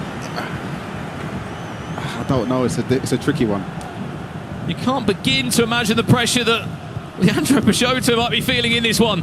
He is minutes away, seconds away from a World Championship ticket and a spot in the quarterfinals. Just have to keep the ball. Don't even look to score. Kill the seconds on the clock here. Minutes of additional time, 20 seconds of additional time, seconds away. Just kick it out. Full-time results. Leandro Peixoto. That's passion there. You can hear that. Wow. Love it. Will share a moment with his brother as they will both be on their way to a World Championship. And it's not the only full-time result. Abu Bakr has also clinched a World Championship spot. 6 become 8 in the FC Pro World Championships. Commiserations to Facu Cohen and Emre Yilmaz. They both fall out the tournament. But those two are in. They're in the final 8. And what the next few rounds is going to be. All I can say, though, is what we've got to come. How about this one as our feature match in our first quarter-final? Levi Davir takes on Nicholas 99, and it comes up next.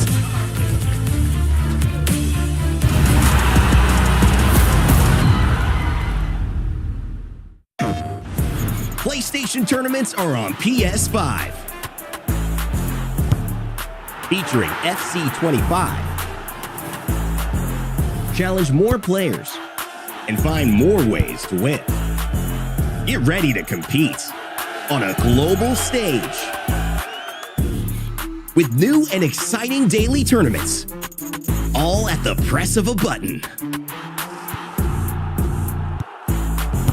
So whether you're a seasoned competitor or just starting, come for the challenge and leave with glory and incredible prizes. It's time to join the competition. Sign up now on PS5. PlayStation.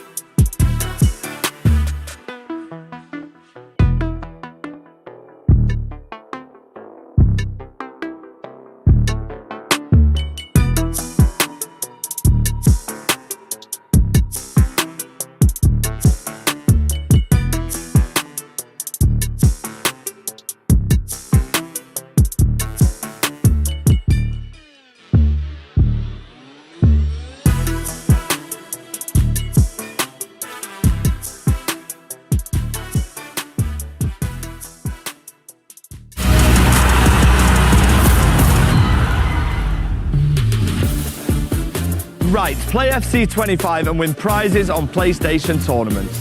To sign up, look for the in-game PlayStation Tournaments button or head to the FC25 Game Hub. Bring your best squad, show your skills and compete for prizes and more.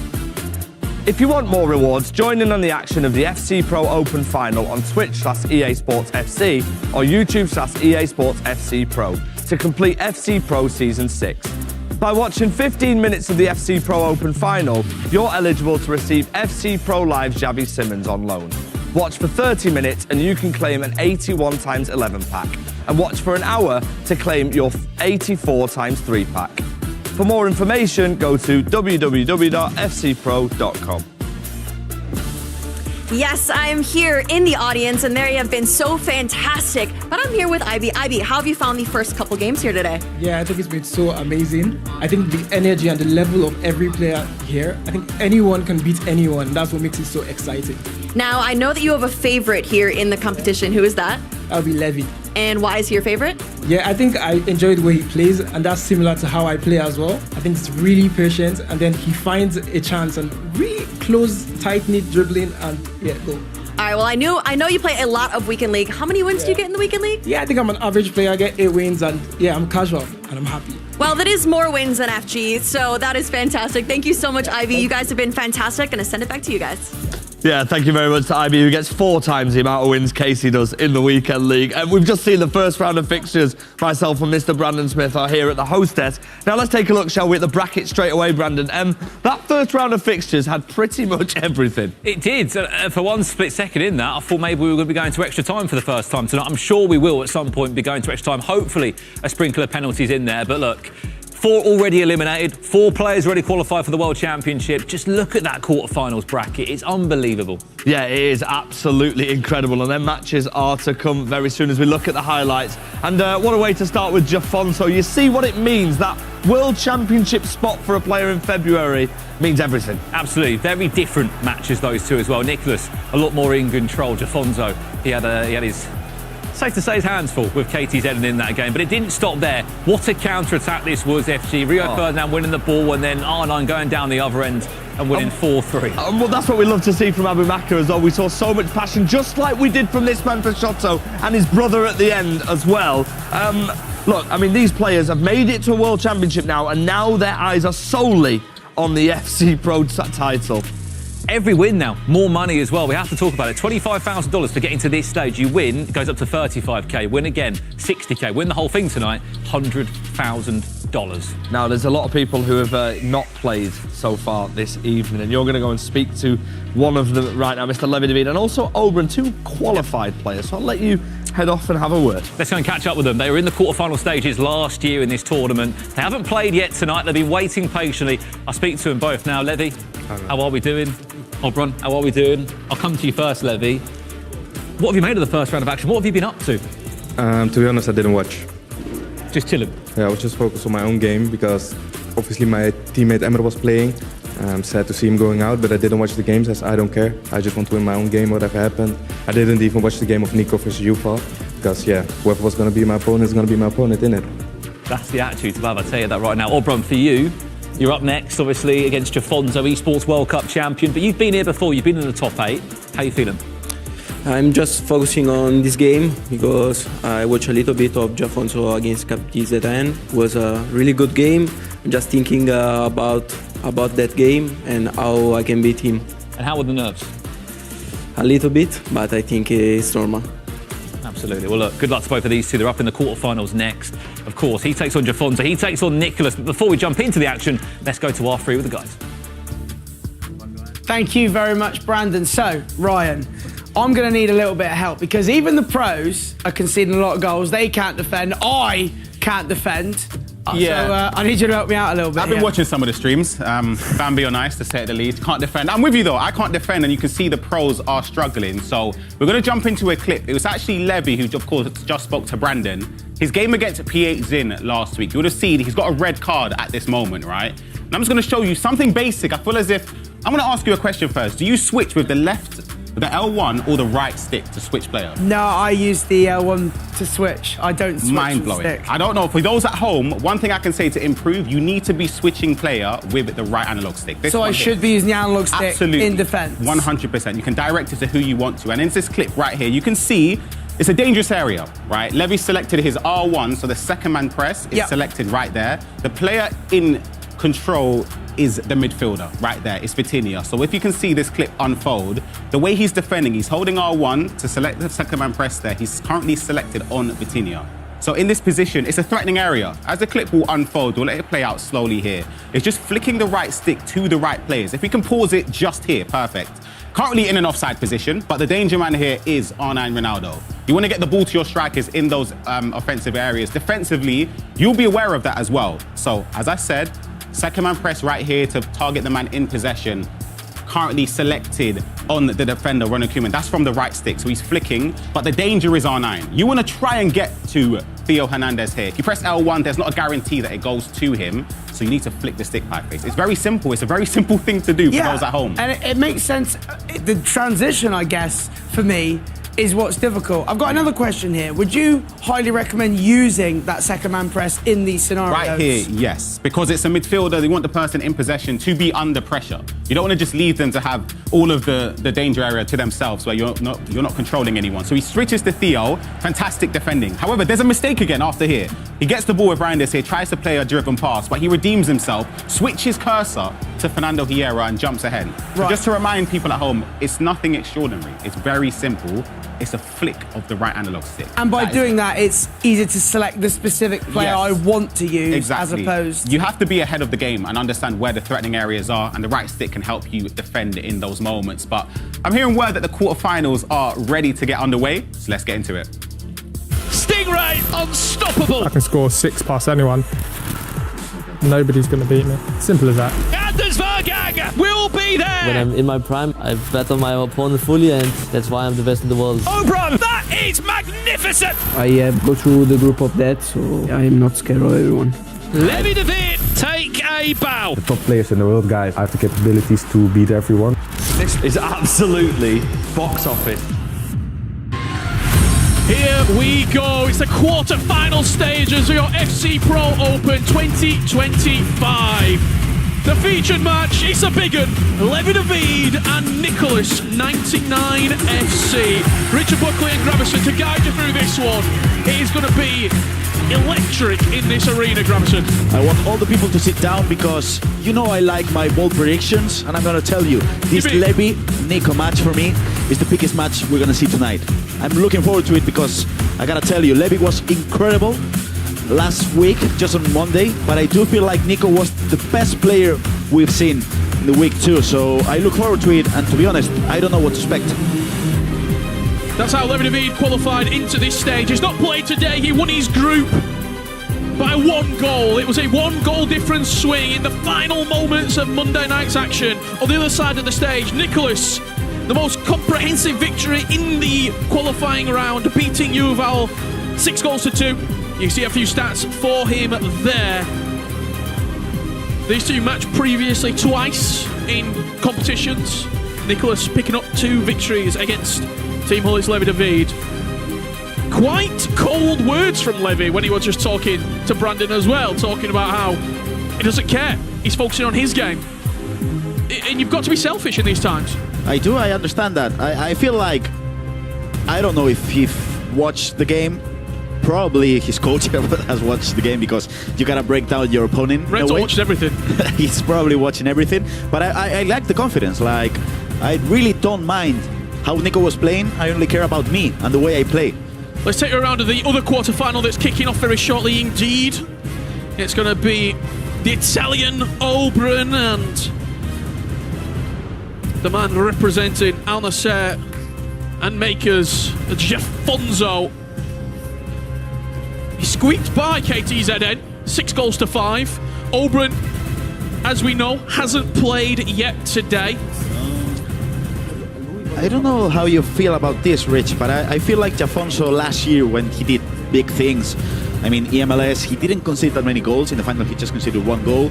Then in the World Championship, he didn't concede that many goals when he did make it into the top 4, and then in the Esports World Cup, he had a strong defense. I didn't see that in the previous match. Of course, he did win the match, but I didn't see the defense there. As a former pro player yourself, you've competed for thousands of dollars, for accolade, for trophy. Would you rather have played already and have had that game to get into this quarter-final, or be coming in quite cold into a game and everything's on the line? You're playing for $35,000 if you win this match. You're also playing for FC Pro Open 2026 qualification. Oh. A minute and a half, it shuts me up. It's not coming cold whatsoever. Lemzid, 1-0 up. I do feel like I prefer to play a game before, but that doesn't matter for Levy because he just scored a beautiful finesse with Michael Olise.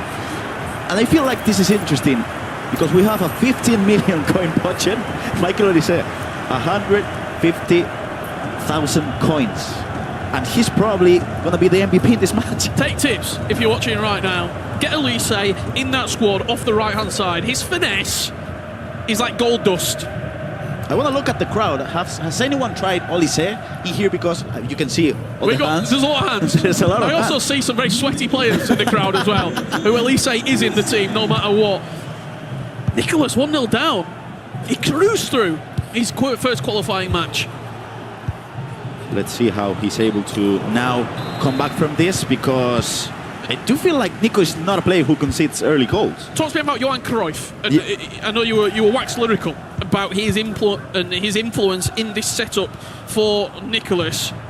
I'll give you the opportunity just after this chance come in, because Levy looking to create. Kyle Walker steps out. However, we do have another chance brewing here down the byline. R9 with a nice ball roll scoop turn, but Vitinha steps in. Talk to me about Cruyff. He's on the ball now. I do feel like we can all agree that R9 is the best player in the game. You know who disagrees? Nicolas. Because Nicolas feels like R9 is not a good player in the game. And in my opinion, Cruyff has the first touch and has a really playstyle plus, and he has a really good passing stats, and that's why he's the starting camp for Nico, because he's a really good passer in the game. Both games underway right now. Jafonso and Obra on the right-hand side of your screen, and Levy and Nicholas on the left. Only 2 go through.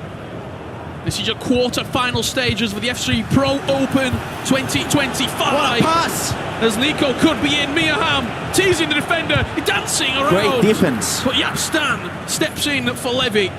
Should he have scored?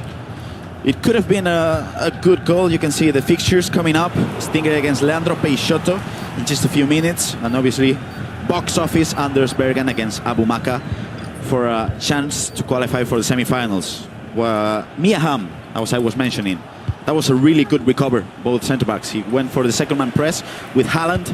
He tackled manually with the other centre-back. And I don't think Nico did anything wrong in that position. I think like Levy defended really well and recovered really, really quick as well. The other 2 quarterfinals that will be guiding you through, myself and Grav. Stingray taking on LJR Peixoto, and Anders Vergang against Abu Maka. That's a chance, and he just put it wide with Miyaham. We've got liftoff between Oberon and Jafonso. Cole Palmer down this right-hand side takes Tio to the byline. Player look inside. Waits and waits and waits, and that's Oberon 1-0 up. Incredible. We might have expected fake player lock. I thought he was going to go for a fake player lock, but again. Were you watching your analysis earlier? You were talking about player locks and Jafonso. Yeah. Now he's able to Kyle Walker defend that instance, yeah. Selected for Nico. Which is a weird choice, I think. Yeah. I mean, he did use a couple of weeks ago at Vincula, which is also a weird choice. Yeah. I feel like Nico just wants a right back that's a pretty decent defender. That's it. Pace, defense. You stay back. Yeah, you'll not touch the ball. You stay back. You do your job, and make sure we don't concede down that side. I'll do the attacking with Cruyff.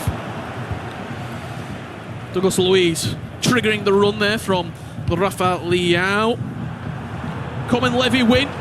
Oh, come on, Levy win. Sorry. I am Nivs Oberon, the new boss of FC. Is he the man to go all the way? Ben Martin, let's go, Levy. Need those Weghorst upgrades. I think we all need a Weghorst upgrade. I do as well. I mean, give me aerial plus on that Weghorst, and I'm going 15-0. You're not. Thanks. Antonio, Levy Aura ++. It does really look like it. Yeah. He's very, very calm, very cool, very composed. I don't think I've seen Levy this confident since the 2v2 tournaments back in 2022. And 2000, yeah, those ones. I don't see him. I mean, obviously in 2021, Levy was really confident online. Actually, I played against him in a couple of finals. Lost. How did that go? Not well for me. Lost convincingly. And 2022, 2023, he was really confident in the way he played. But I feel like last year, even though he played really well, the confidence wasn't there. R9, is he onside? He certainly is. 1-0 the keeper. Oh! What a chance! And a pause coming straight in from Nicholas. He's unhappy. He's not happy at the moment. I'm confident he's talking with his coach Fair at the moment about probably the way he's not able to break down things. Could be a chance here for Oberon. This is live action for you. Cole Palmer on the finesse. Puts it top bins and Oberon 2-0 up. Oh, what a goal. I mean, talk me through it. You can see how he was able to use the playstyle plus, fake player lock, now a normal player lock, control, another playstyle plus, twists and turns, finesse, beautiful goal. When he got the ball there with Palmer the first time, why did he pass it to Douglas Luiz and get the 1-2? Because a lot of people, when that ball goes into Palmer, would just take the finesse shot first time.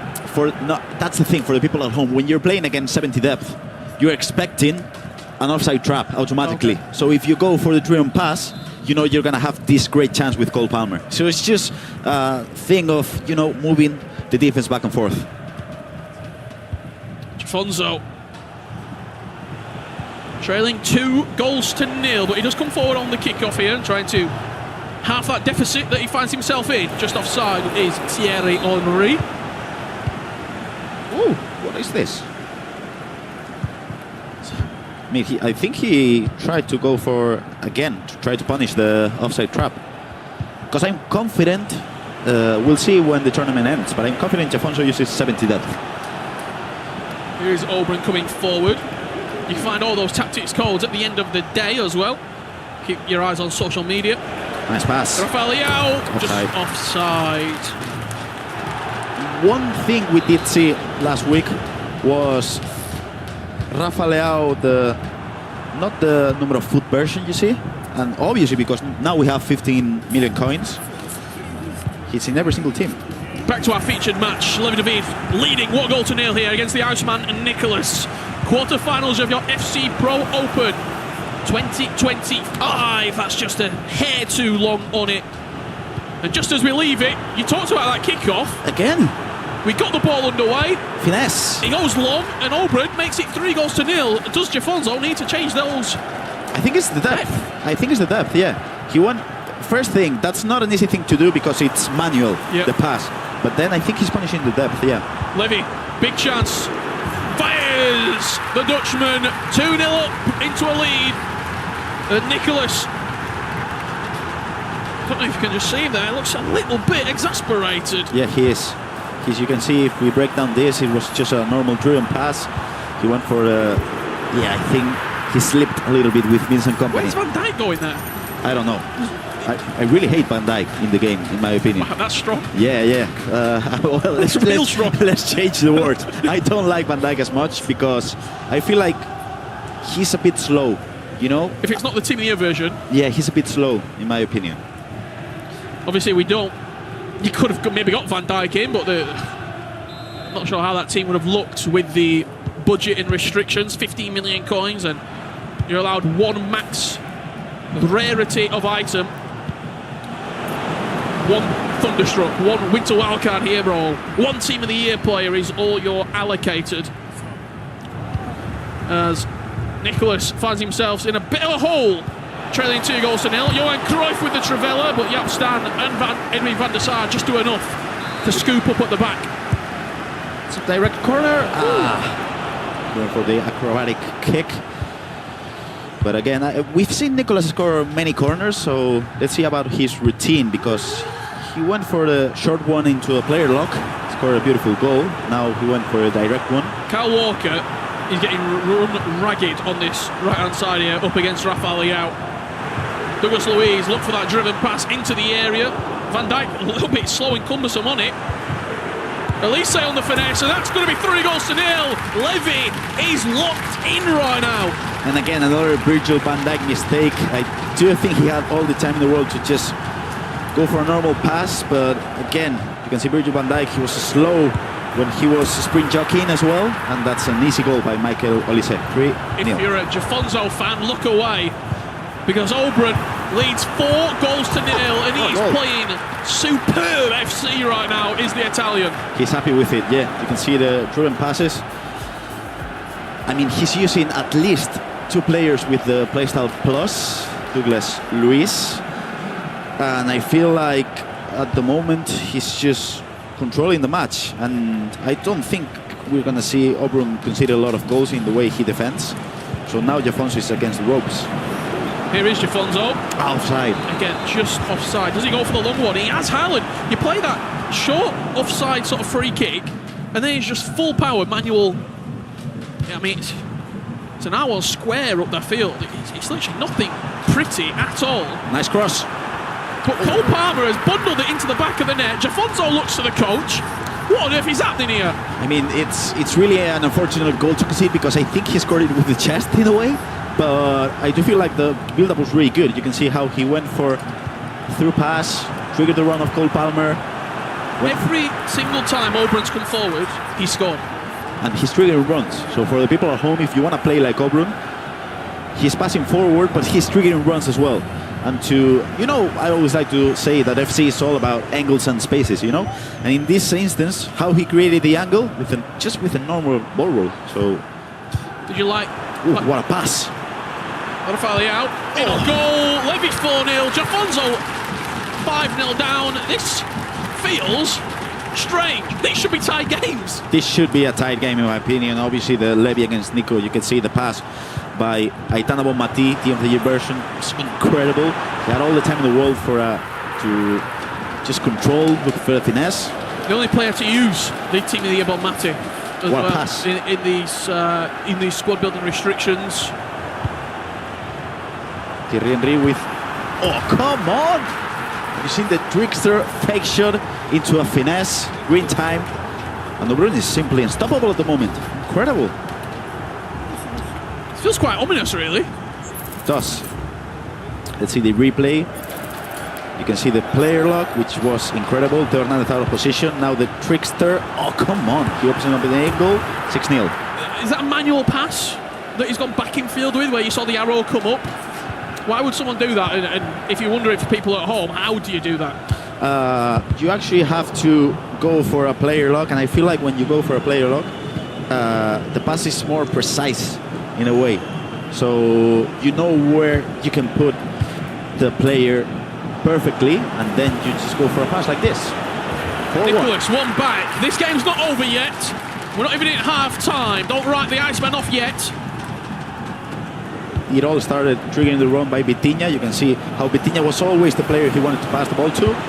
He just, I gotta tell you, it wasn't a green time shot, which is weird in Nico's behalf. But again, 4-1, the match is this well game alive. over? 35 minutes in, it's 6-0.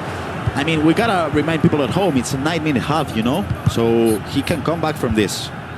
But it's hard because I don't think we've seen Jafonso play really well in this month, actually. The way he played in week 5, he did struggle a lot. I mean, the Stingray defeat was... my Oberon, the way that he's moving this ball, it's like he's got on a piece of string. He's just toying with Jafonso right now. I don't think Jafonso has a way to break this down now. And look, Cole Palmer, player lock, pass, speed boost. Oh, incredible. Very nearly got a bundle as well. But you can see how he's always looking at, look at this pass he's through. Ah, poor touch. Poor touch. That's unfortunate. Talk to me about this centre-back Haaland, because he's in the majority of teams this evening. I suppose the only thing that he's maybe missing is like a dominant aero plus play style. Kind of, yeah. I mean, defense-wise, he's not that strong. It's 88, so he shouldn't be that good. But again, the It's just a physique, 94. He's so strong.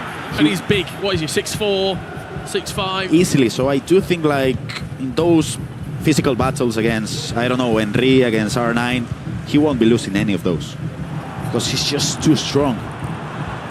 This is a clinic right now that Oberon is putting on against one of the best players on the planet. Yeah, he's not losing that one. That's why Hallen's so good. It's the esports World Cup champion, Jafonso. He was our #1 seed when we started the Pro Open at the beginning of November, and right now he finds himself. He has to score. Unable to land a punch on Oberon. Oh no. Oberon is gonna attack. Yeah. Wow, what a pass. Is it going to go through? That's the question. Van der Sar comes a long way. Get it out. Sure about that. And that'll do us for half time. Wow. When you compare the two teams as well, is it Oberon is using that sour in a sort of camp, which is a weird choice, but it works. She's a little bit more well-rounded than like a Cruyff. Could be, yeah. Is she dropping into the hole, maybe making it just a little bit more congested in there? Like, is there something tactically that Jafonso can do right now to turn this game around? Or is he just not playing well? He's not playing well. Let's break it down in just a second because this is a promising attack by Nico. And with the corner routine he's taken, extra good chance. You can see Van Dijk. Not a well-timed shot. But I don't feel like there's much that Jafonso can do at the moment, if I'm honest. He could try to change formation, maybe with 3 midfielders, maybe, I don't know, 2 attackers with a 4-4-2, but I wouldn't change a lot of things tactically because I feel like the game is being lost mechanically at the moment, not tactically. Okay. Levy leading 4 goals to 1 against Nicholas. The winner of this game banking $35,000 and the FC Pro Open 2025 qualification. Is it going to be Levy for back-to-back years? He was a semi-finalist last year. Yeah, and I do think, this is a mistake. Will it be punished? Not on this occasion.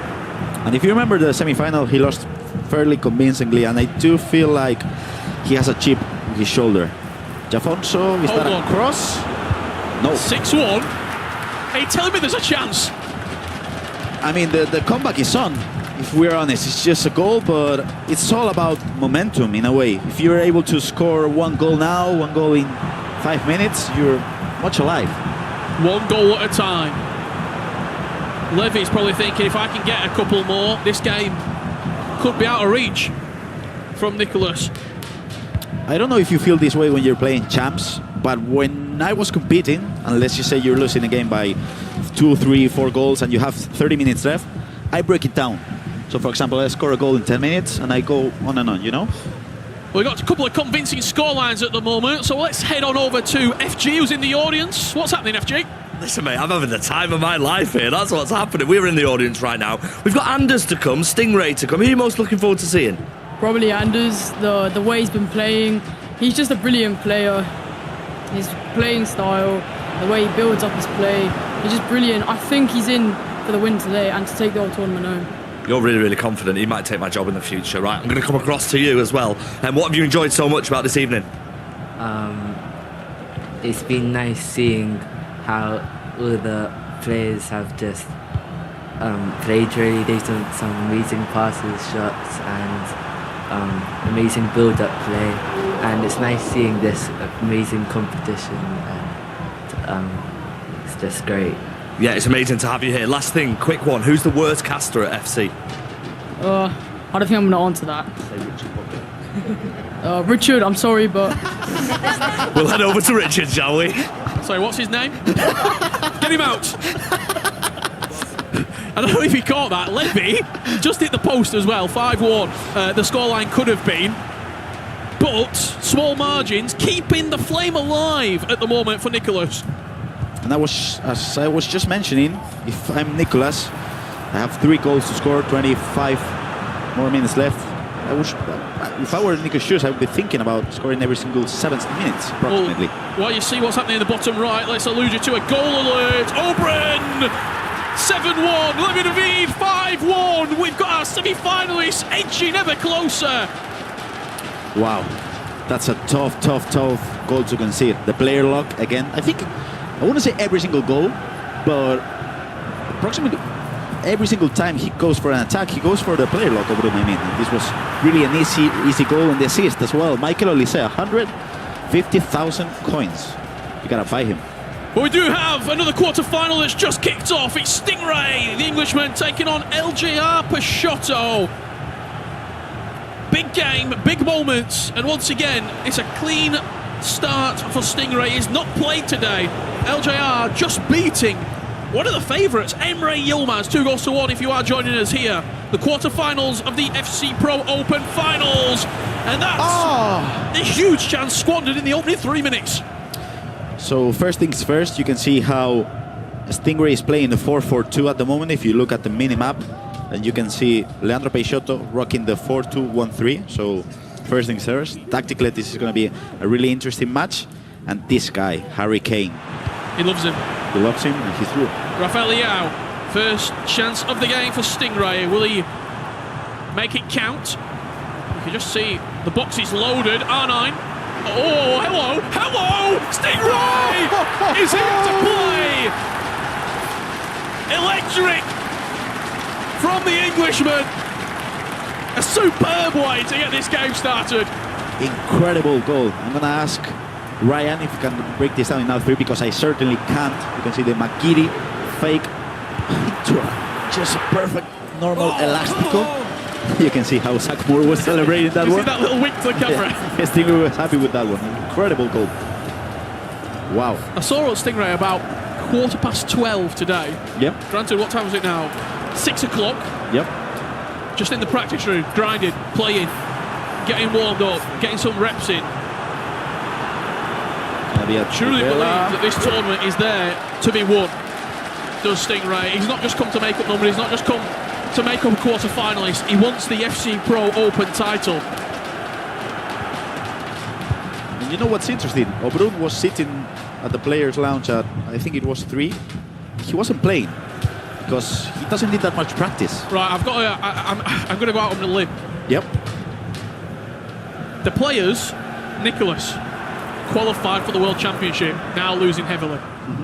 Jafonso, qualified for the World Championship, won his first game, won his final, now getting beaten heavily. Is there something to it that you come in, you play the game, you know what, I'll be quiet again because Peixoto's just scored and now it's 1-1. You can see how he's going to go for just a normal shot with numero foot Rafa Leao. I thought he was going to open up the space with a ball around the finesse, but he didn't. Nico coming forward, drags that one wide. Should have been a pass into right, and he had all the time in the world. But yeah, that could be a thing happening, Rich, if we're honest. Well, here is Jafonso. It's a consolation. Right into Tonali. Douglas Luiz bounces the shot off the defender, but Rafael Leao will green time it into the bottom right corner as we are joined on the commentary booth by a very special guest, Mr. Pieface. Hello. You been enjoying the action so far? Mate, it's carnage, is it not? I can't believe some of the scorelines so far. 8-2 is madness. Absolute madness. But I think it's good to see goals in games, right? Especially from a viewer perspective. Wow, R9, what a speed boost. He's going to go for a pass. No, he doesn't need it. Have you tried R9 this year? I have, yeah. How is he? Because I haven't. I feel like he's wasted with my skill level, mate. He is very good, though. Yeah, he is ridiculously good. Finishing, just as you'd expect, absolutely outstanding. Do you know what?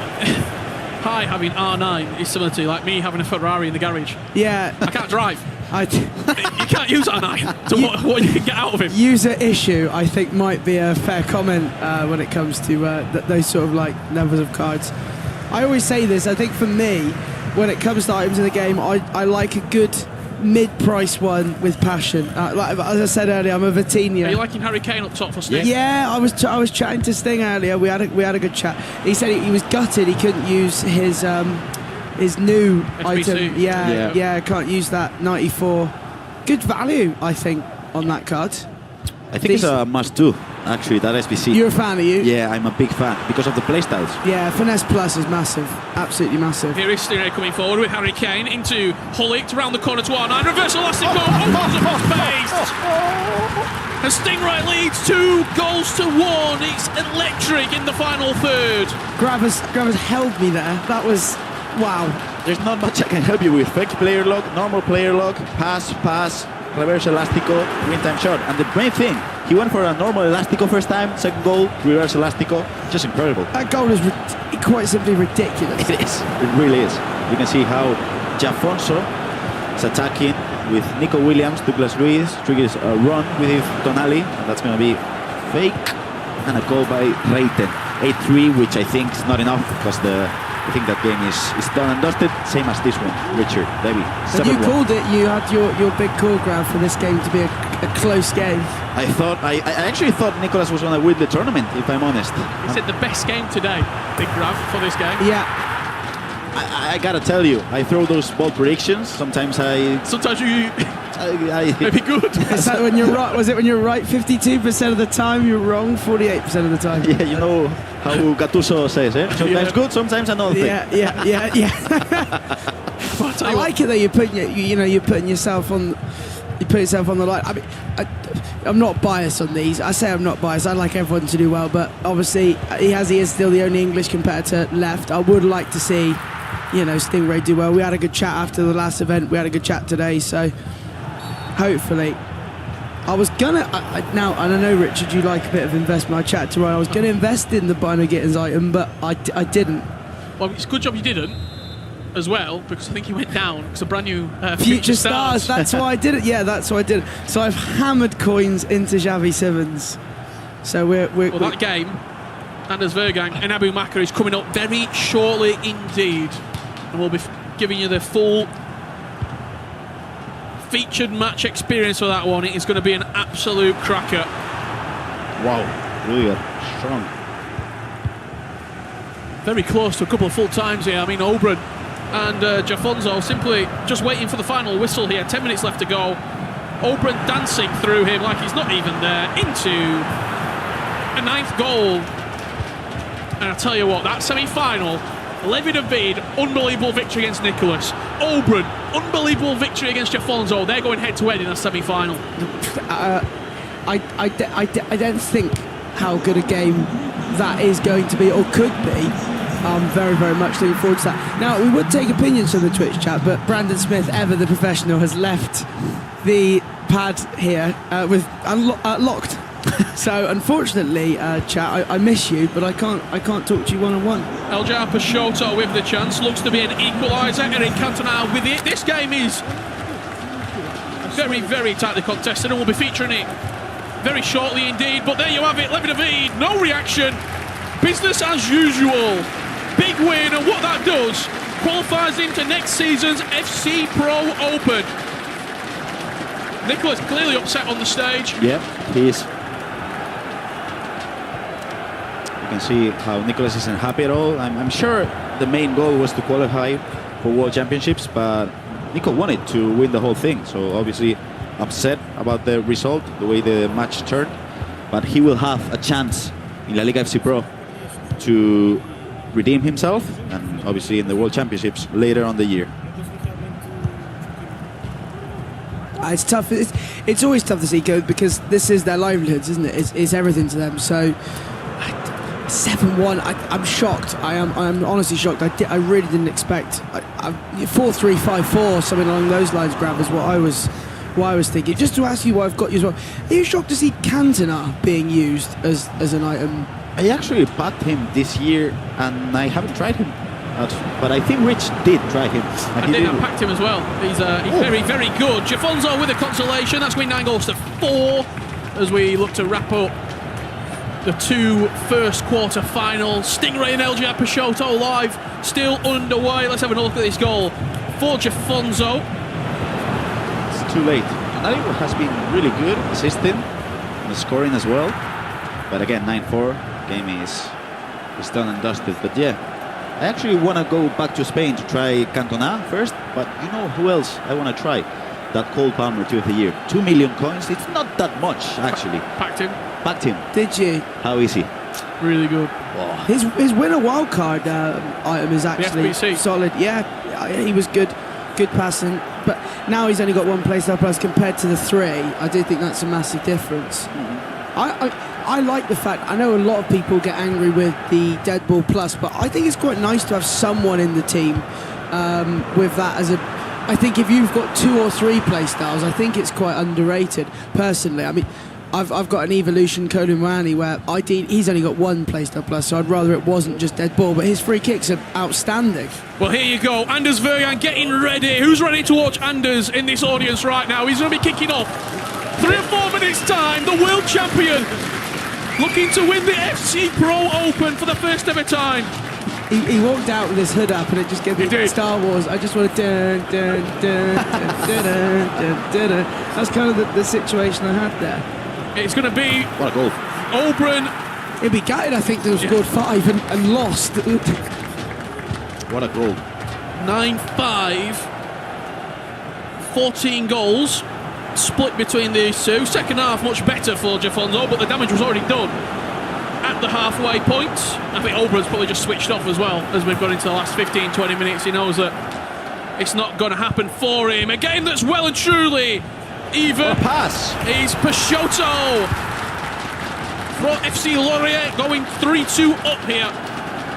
That game not even at half-time yet. Plenty more action is going to be coming your way from the quarterfinals of the FC Pro Open. We've got 2 semi-finalists locked and loaded, David and Oberon just waiting for the full-time whistle.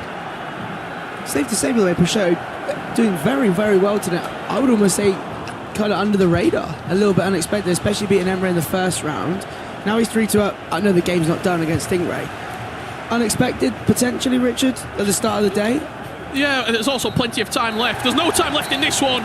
Oberon, who was the best player in the global qualifier, he cruised through the group, top of the table, and now he finds himself not only in this year's FC Pro semi-finals, but coming back next year as a guaranteed FC Pro Open finalist. Congratulations to that man. He takes on David in our semi-final. And again, job done for Jafonso and Nicolas. They did qualify for the World Championship, and obviously they have to got it because they're eliminated, but they're qualified for World Championships. Is Oberon, when you've seen what you've seen, qualifiers, FC Pro Open, is he the best player in the world right now? You could argue it, because we got to remind people that Group C was a carnage. You had everyone. I mean, Tex was the bottom of the group, and that's Tex, one of the best players in FC history, so you could argue with that, Rich, yeah. And coming back from what you said before, Pai, I'm really bad at free kicks and corners, and Dead Ball for me, the Dead Ball Plus is really important. Yeah, I've got my road to glory. Hold on, could be in on goal. It's a long ball. Oh! I guess he was offside. I would assume he was offside. It's probably why they blew out. But yeah. I've got like a crazy team with no one with Dead Ball. It's who do you put on there? I just think it's a bonus play style. It's valuable in a multi-play style situation. If you've got any questions as well, for Pai, we'll try and get you to answer a few in the second half. Or any more Mystery Nation teasers while we're waiting for Anders I'll have to wait to give them again. Right, Brandon Smith. There's no code. I don't know what the password is, so I can't read. I missed the chat. Chat, I miss you. Mystery Nation. Yeah, have you ever been to this country? Brandon, come and fix this. Where are you? I know you can hear me. Where's Brandon? Come on down. He's probably making a video. That's yeah, probably is. Just, I don't know, say words. There you go. Got a couple coming through. There's lighting here. There's good lighting here. It has to be Italy. Is it Italy? Yes, no. Have you been to Italy?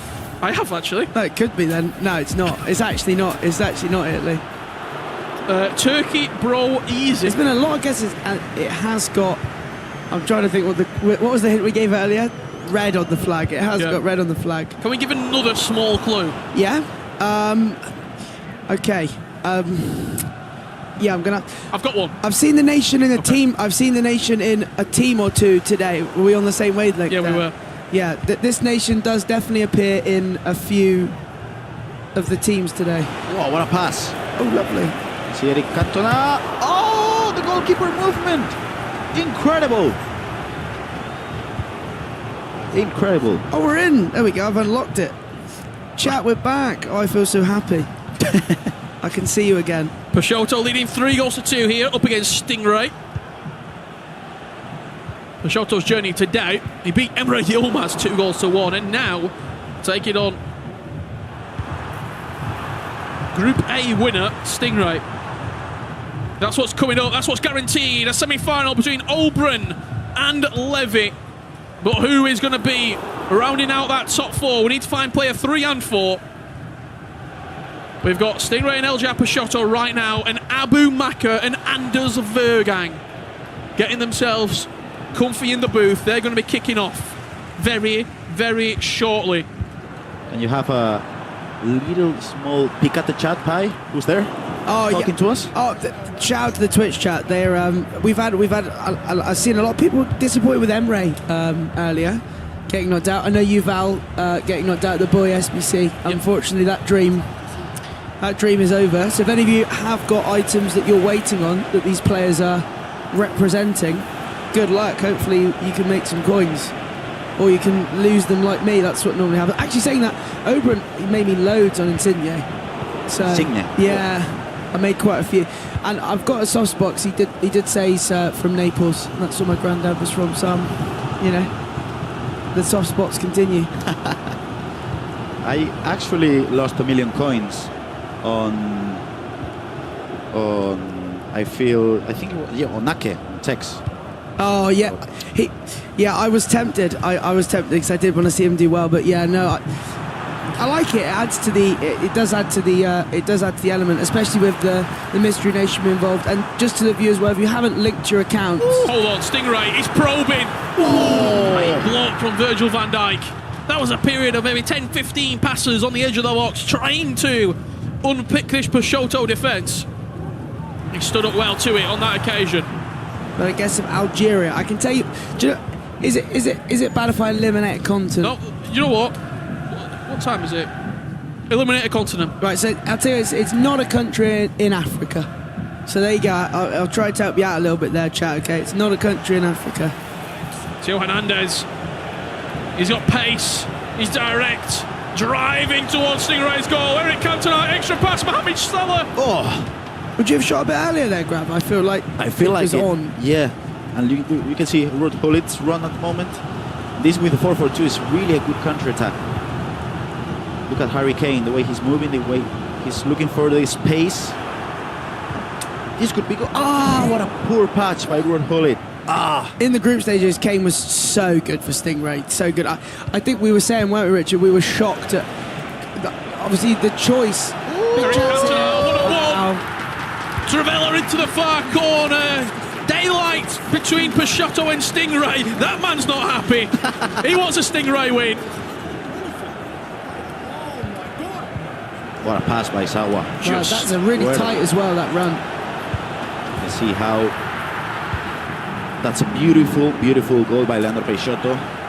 Quick fist bump with his brother, Diogo. And the main man, Anders Vergang. Box office. He's in the booth. I need to make some coins. We need it.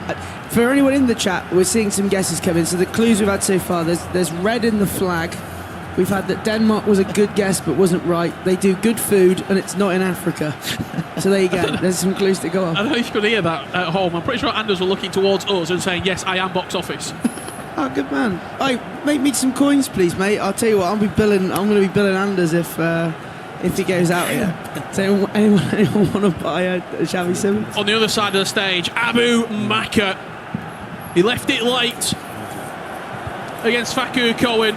He finished second in Group D. He would have hoped to have already been in this round. He's not had a good week so far. He clutched up. You saw the emotion coming from him. And both of these two will play to the crowd as well. I want to see the crowd reactions when Anders scores those beautiful goals. What game though? We've got world number 1 versus world champion. I mean, in the quarters, which, if you think of it actually almost from the rest of the tournament perspective, there's two, maybe arguably the best players here going up against each other in the quarterfinals, which is massive for the other people in the tournament still. I mean, look at this from Bashar. I think, again, he probably came in as sort of the lowest, and he's performing ridiculously well. Maybe that's due to slightly less pressure. Grav, could that be? It could be. He did play perfectly in that week 5, I think it was. So. And here we go, we are underway. Anders Vergan kicking from left to right against Abu Maka. Falcons Mike. The main man. Come on, Abu Maka, I believe in you. Wow, what Let's a go, pass. Anders. That's Abu just offside. Just offside. That was close. It was close. It's Prince, Stingray to win. Come on, the boy. He needs all the help he can get at the moment. And blue ticks. Come on, Anders. This could be 6-5, 5-6 either way. I'm throwing it out there. It's 6-5. That's my... 3 times these two have met. Looking back at the group stages from last year, Anders 2 wins. Or big goal Stingray here potentially. capitalising on the Hurricane, what a pass. through It's a R9 with the huge group goal. time finish, and that's one back for Sting. And then they matched Wiki Wednesday Spring Series where Anders beat Abu Maka 3 goals to 2, and Anders opens up his account at the finals 1 goal to 0. Inside the opening 3 minutes, he looks over to the crowd, he shushes the Abu Maka fans. He's giving it a 1-0. He's already on it. Never one to shy away, is he? No, not him. You can see Michael Olise with a technical. Green time. Trubella 1-0. Michael Olise, the main man. Again, you gotta buy him at home. What a player, what an item. Technical plus, beautiful, beautiful playstyle plus to have. I've got him on the new Phil Foden cards. It's glorious. It is. I feel like every winger in the game, if you're using, has to have the technical plus. On a winger. Yeah. Oh, it's incredible. Or even in the cam, in my opinion. Yeah, as well. I like it on. I've been using the Bonmati Team of the Year. It's that tiki-taka and stuff. It's just a really good combo, technical plus and tiki-taka. You know who has it as well? Georgie Best, the new SBC. Wanna ask? Could be another chance here for Anders. Oh, big save. Yeah, I think a really good value SBC that as well. Yeah, who's doing Georgie Best? Because I'm doing the Georgie Best SBC. We have another one We've over got there. one person in the crowd. Just one person on me. Okay, one person on me. Okay, I love you. I did Mbappe because I'm now addicted to tricks to plus and I love it. I can't get enough. I concede like 7, but I'm scoring some silly goals, so it's exciting. Anders looks to add a second into R9, just around the corner. He's going to head it down. Henri! Oh! Russell's the side netting. It was offside. It wouldn't have counted anyway. This game, it's got a long time left to go. What is happening with Stingray right now? There was about 10 minutes left to play between him and LJR. 4-3, right, Richard, in that game, I think. 4-3, still the scoreline. Abu Maka trying to find himself back into this game. He does have support in the crowd. Could be the old voices that help him through this game. Got a lot of support in the Twitch chat as well. Here is Abu Maka. Rafael Leao shoots at the near post. Buffon and Anders equal to it. It's a short corner played, rated into Reinders. Edge of the box for Leao. Goalkeeper movement again from Anders. Superb. And look at this counter-attack. This is where now Anders is dangerous because you can see Ferdinand is out of position, but he gets the ball back. Good defending from Abu Bakr. Very good defending. It's on. Wow, Haaland. But now you can see Abu Maka hyping himself up on the camera because I feel like he's not shining away from this battle. No, he wants it. An absolute gent as well, it's safe to say. Yeah, agree. Anders down this right-hand side. Michael Olise into Henri. What a pass. Finds the top left corner. Oh, he's up. Finds the second goal. And Anders Vergang leads 2 goals to 0. And wants this crowd to get loud. I mean, we can hear some chants from the Abu fans over there, so Anders is just looking at them and celebrating. Is it quite sick that, and I feel like this happens with me all the time in weekly, but you kind of want to see him a couple of goals down for the alternative Anders approach. Oh, not happy at all. He's off the chair already. We're not many minutes into the game. 3 minutes left to play here. Stingray needs a goal, and he needs it now to force extra time and continue his FC Pro Open journey. Run Hullet. Rafael Leao, 1-2 with R9, cues the run. Oh, that's unlucky. That's good defending. That was really a really good pass. That's the issue with R9. His passing stats not great. At least he's provoking and is provoking conversation, shall we say, in the Twitch chat.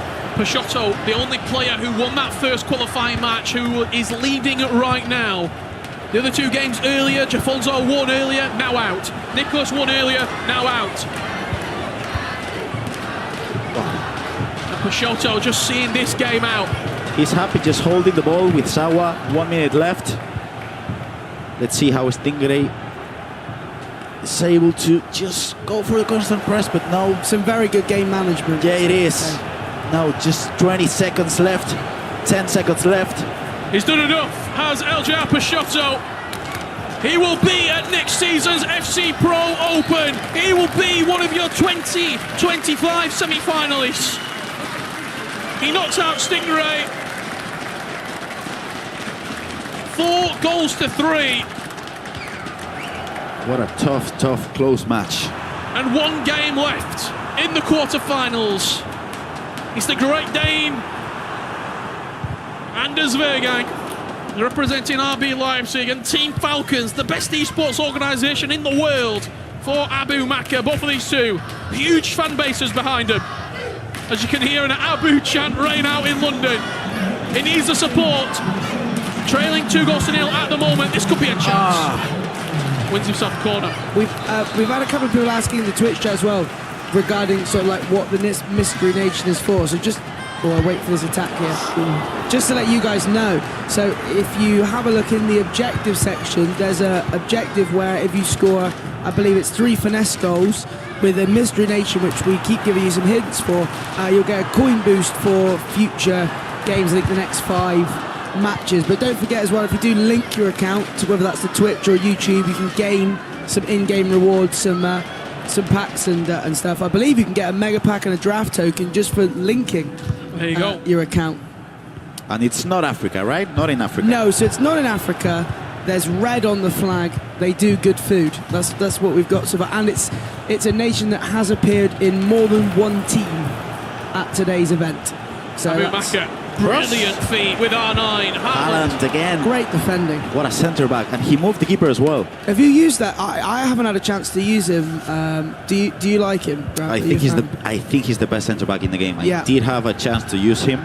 I think it was 3 weeks ago, but I sold him because he's gone so up. Anders with a chance to make it 3. Drives at the near post. Van der Sar with the save. It's a bundle in the middle. Douglas Luiz will come away with it into Henry. Can he find R9? Yes, he can. And that's 3. That's Anders. Abu just couldn't clear his lines there. Well, I'm hearing boos. I'm hearing some boos. I'm hearing boos. I'm hearing claps. Box office, Anders. He can't. At the end of the day, I think he's so good for it just because he provokes. I don't know if you heard that, but from what I could hear, it sounded like Anders said, and this guy was #1 in the world. Oh, Jesus Lord. But he's provoking conversation, and I think anyone bringing eyes to events like this is I mean, yeah. But he also truly believes that he should be the #1 player in the world on those rankings. For sure. I mean, we did ask him, I think it was 3 weeks ago, and he felt like he was the best player in the world. So he doesn't believe in the rankings. So the Twitch chat are giving their opinion from the Twitch chat. They're loving it. There's it's a bit Marmite. Some loving it, some not massive fan. But yeah, please feel free to send in your thoughts and opinions in the Twitch chat, in the YouTube chat. It's great to know your thoughts on the games. The winner of this game will play LJR Peixoto in the semi-final, and that other semi-final that's locked and loaded, Oberyn and Levy David. As Anders adds a 4. Wow. Is there a need now at 4? I mean, do you just get on with it? Maybe at 4-0. That was an incredible goal. I gotta. He's here. He's ready to compete. And he's ready to score more goals because we see the replay. You can see how he went just for a pass. And again, if that's the hardest thing in my opinion. If you're defending this, you gotta go for the manual interception. You gotta press X if you're using advanced defending. You gotta press circle if you're using tactical defending, because if not, the ball is just gonna pass through your legs. But again, it's so hard to defend against Anders in these situations. We have Pai leaving us. Thank you for being here. Love you. Great job as well. Now it's going to be Rich and I commentating these last few minutes of the game. We were in store for some fantastic quarterfinals. As it stands right now, 3 of these have been very, very convincing scorelines. Oberon won 9-5 against Jafonso. Levidovic 7-1. Yeah, you heard me right, 7-1 against Nicholas. And the only tight game we saw was LJR against Stingray, 4-3. Right now, we've played 37 minutes. And Anders is leading 4-0. What I find interesting is we have Leandro Peixoto from Group B. We have Obrum from Group C. Abumaka, big chance, dinks it over the keeper. There's one back. That's what you need to do when you're attacking against Anders. He's going to pull the defenders out of position, so you got to try to predict those passes. As you know, the defense with Stampo was fairly bad in my opinion. You got to try to predict those passes. And we're just saying that's one back. As he put the headset on, Abumaka scored. Is FG the lucky charm? We're not doing this, mate, because you were in the mud for your comments on the broadcast on Monday, so we're not doing that. I'm not getting involved. Listen, what's wrong with that? Behind us, what we're seeing is something incredible, by the way. What I like about Anders is he has a team talk with himself no matter what happens. He just looked at the screen then as he conceded and he went, don't matter, it's fine. I mean, one thing about Anders, it doesn't matter if he scores, concedes, loses, wins. He will talk to himself every single time. He's talking, he's hyping himself up, he's having conversations. He doesn't need someone else to speak to him. I love him. He is absolute box office. He is box office. I actually celebrate like that when I play champs. What, when you concede or when you... Mate, I don't concede. Come on, let's be serious here. What do you get in FUT champs now? Anywhere between 11 and 13 wins. So he gets 10. He gets... I get double figures, FG, unlike some. I don't think you do, and qualies don't count, pal.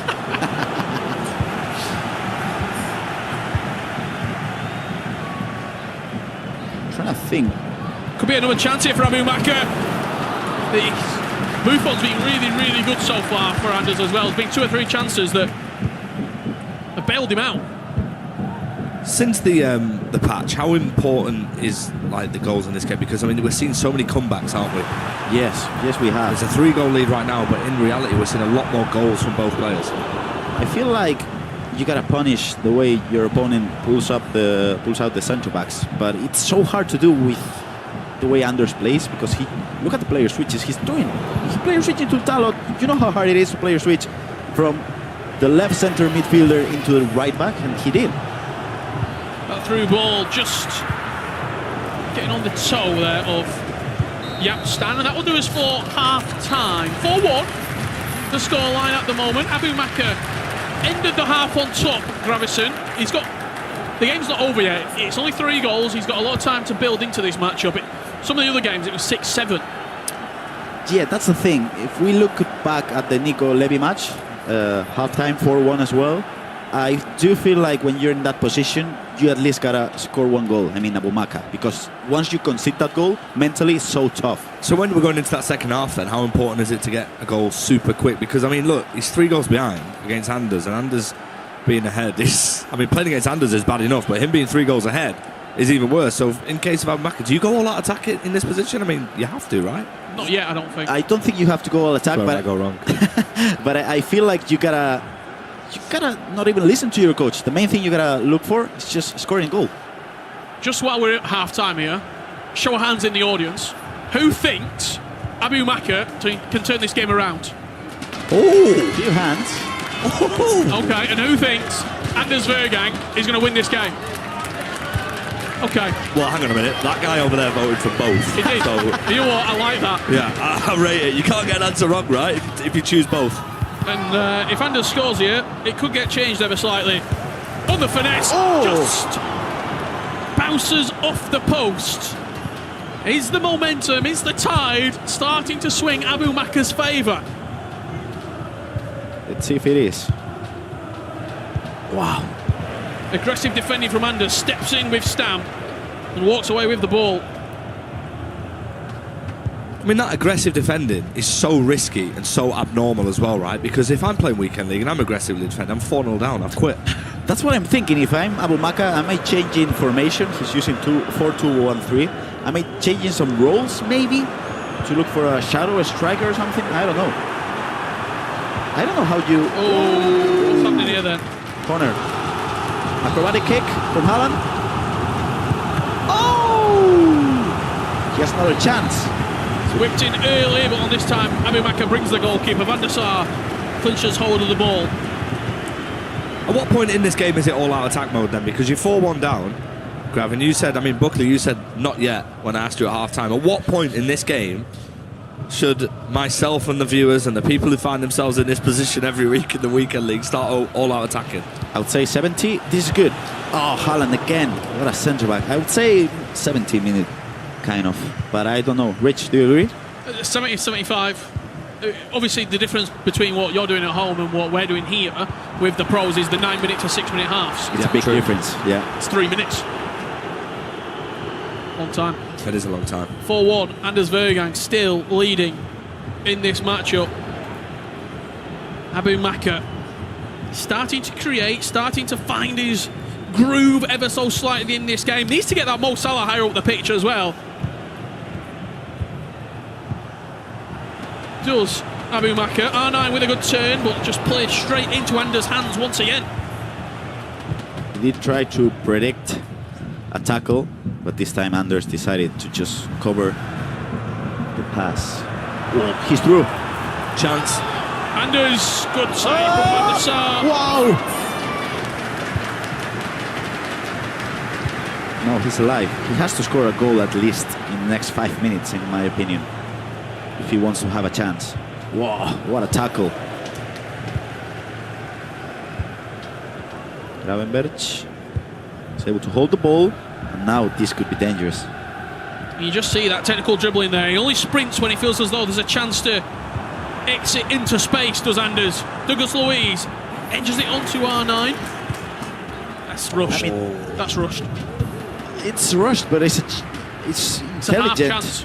I mean, if you see Anders just pulling out the centre backs, you gotta try to predict something sometimes. So I do feel like it was rushed, but it wasn't. There we go. Superb from Anders. He took the free kick quick. And he's found himself 5-1 up. That is incredible. The short free kick. He's actually jumped over the pod now as well. It was absolutely incredible.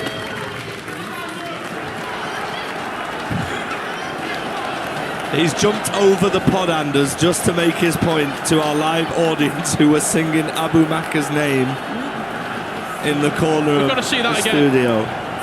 I gotta tell you, for the people at home, this is a 2v1 situation. It's just perfectly attacked. In the way he opened up the angle for with the ball roll for a pass, you go to cover the pass, it just goes through, so you try to cover the shot, and then he goes for the extra pass. It was just incredible. The extra pass is so important. We've seen throughout the broadcast this year during our R3 segments and the FCIQ segments. So don't say we didn't tell you so. Don't say it. You gotta look for FG's FCIQ. Yeah, there's no IQ, unfortunately. I'm unbeaten in the Weekend League, Rob, so far. Really? That's what happens when you not play the games. Well, I've not lost the game either. 0-0. What a performance so far from Anders Vergang. I mean, just what you expect. We come to expect it. We say there's almost so much pressure on him that half the audience are against him, but he thrives upon this pressure. And in order to beat this man or to take this man down, you're looking at this performance, and there'll be pros all around who are watching him, saying, "How can we stop Anders?" And it's only his first game.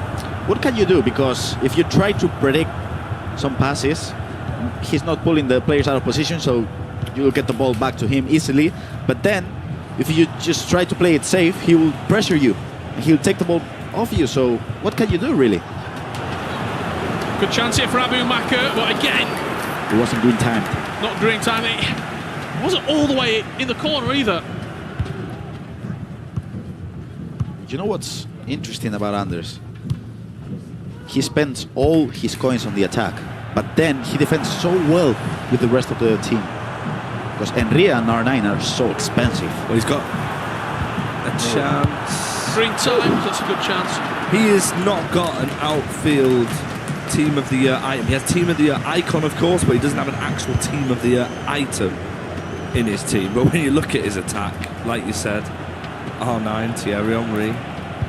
It's incredible. I feel like he spent so many coins on players like Haaland as a centre back, on Thierry Henry. That's a beautiful pass. Let's see for a possible cross. Coming inside on that right foot. Raphael with the speed boost down the line. But wild from Abu Maka. That's the problem with precision shooting. If you're not, it's hard. I gotta tell you, because in those instances you have just milliseconds to aim correctly. So if you are doing anything differently in the controller, you can see how the shot goes wide. McManaman out of position. That's a good tactical fault. We are, just as that free kick comes in, we're going to say goodbye to FG for now. We'll speak to him very shortly at the host desk. But to round out these quarter-finals, myself, Richard Buckley and Gravison to bring you the final 20 minutes from this Anders Vergang super performance. It is super performance, yeah. See at Reiten. We are passing to, good players with Haaland. Again, I feel like back in 2021, when he played those online cups, because he wasn't able to compete because he was 15 at the moment, Anders, he used to play with really cheap players in the defense and in the midfield, and I do feel like he spends the coins on the offense. He can play with Gravenberch and with Douglas Luiz, which is a not really expensive choice, but then he's able to player switch and press so good that they look like Team of the Year items. It's incredible, really. Leao coming forward inside the box again. The shot just wasn't quite convincing enough. He's using Diogo Dalot as a right back, which is fairly cheap, and I don't think he's that great, but if you see how Anders defends with him, he'll take the ball back from Leao easily, as he just did. Look at Olise. Ooh, what a tackle. This is offside, yeah. Without rules, without fucking rules.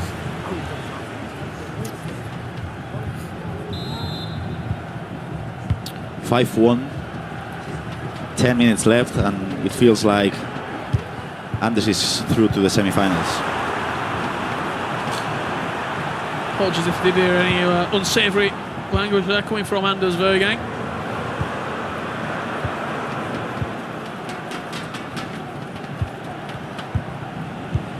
Nice player switching to Stam.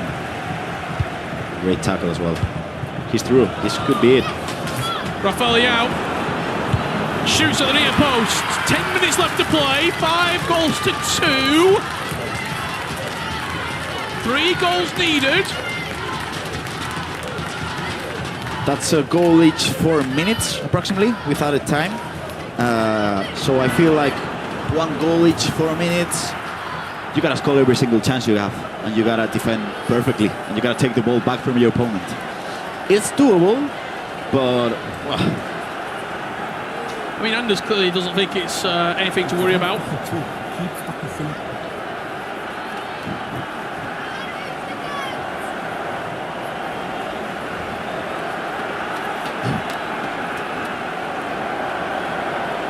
Abu Maka still locked in on the other side of the stage.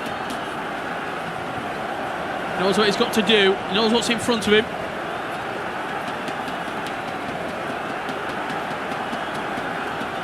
he knows he has to play perfectly for 12 minutes of FC time. And even if he does, he probably won't be able to have a comeback. Just like Graf, build the story, thanks. I mean, I'm open to have him shut myself up convincingly. I'm open for storylines. The reason we are in that pause right now, changes coming in, there is subs being made right now. on Abu Maka's POV, and Anders is ready to go. I mean, you can see him right now. He's pretty calm, pretty cool. He's got 10 minutes left to play. FG, Pieface were both saying about how when's it time to just throw everything forward. This is it. This is it. You gotta use the formation with every single attacker on the pitch, probably 4-2-4, in something with 4 strikers and not even a deep line playmaker midfielder. You gotta attack. Let's see if he's able to do it. 5-2, 10 minutes left to play. And the constant press is in. Does he win the ball back in enough time? That's the question. Anders with a nice switch of play just to open up the pitch, and we'll also know that there's a lot of space in behind that defence if he can time the pass correctly. Presses L2 and R2, gets the free kick, pulls it back in no rush whatsoever. No rush.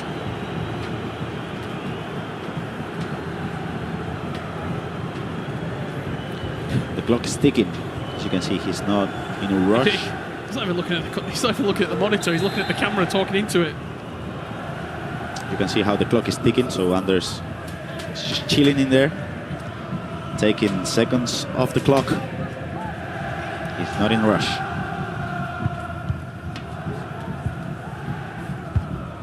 And he wasted probably, what, a full minute in game there? Yeah, probably. Now with Theo, he's able to get the ball back. Oh, he has to score in this instance. He has to score right now, he's not going to. Anders Vergang, your reigning defending FC Pro World Champion, looks to add another piece of silverware to the collection. The FC Pro Open, a tournament he was so cruelly defeated by PHZ last season. Well, the Brazilian isn't going to be in his way this time. Eljar Peixoto is up next. Levi David or Oberon in the grand final. Is this Anders tournament? It can be, but we have a rematch between Leandro Peixoto and Anders Bergan. Diego Dalot scores the 6th goal, and Anders seals the deal. I don't know if you...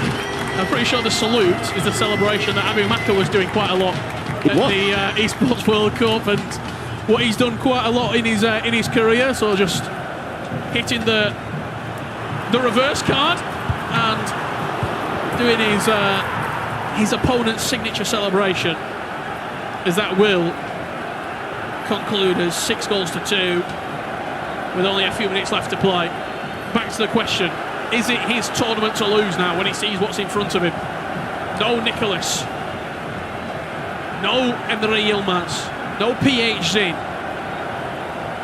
It could, no Jafonso as well. No Jafonso. No Tex. No Matti Bonanno. No Johnny. It could be, but I gotta throw back to a couple of weeks ago when Leandro Peixoto was able to play against Nico and against Anders, and Anders won the game convincingly. He said Leandro Peixoto was the best player he played this year. So, I don't know. I do feel like Anders considers Leandro Peixoto to be one of the best players in the world. So let's see if he's able to win that game, because I don't think Anders rates many of his opponents. Leandro Peixoto is just one of those. So mechanically brilliant, very similar to Anders. Tactically brilliant as well with the way he builds up. Abu Maka with one final flurry, green time finesse, sails over the bar. Anders Vergang, 6 goals to 2, will book his place in the semi-finals of the FC Pro Open and guarantees his place for the FC Pro 2026. No handshake between Anders and Abu Maka. This story is far from over, and I am sure we'll revisit it at one point during the season. Anders Vergang, very vocal. What's coming up next? Your first semi-final, Oberon and Levi David.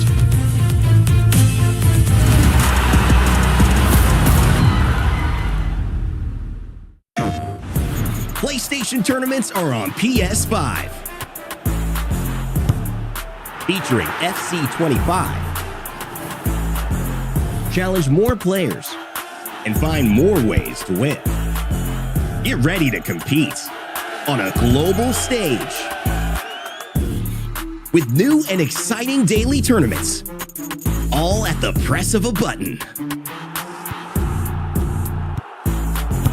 So whether you're a seasoned competitor or just starting, come for the challenge and leave with glory and incredible prizes. It's time to join the competition. Sign up now on PS5. PlayStation.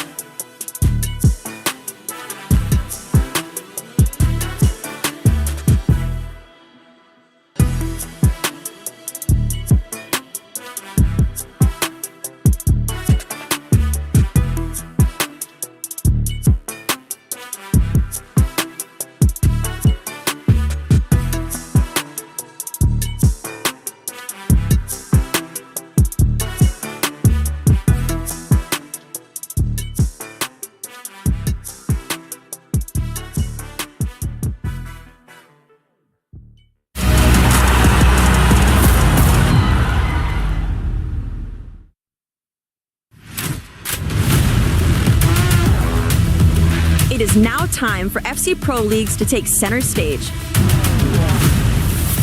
She must score for Manny Bashore. She doesn't! And Ajax 2024 Eredivisie champions. Manchester City, Premier League champions. Big chance. The 2024 champions. Goes back.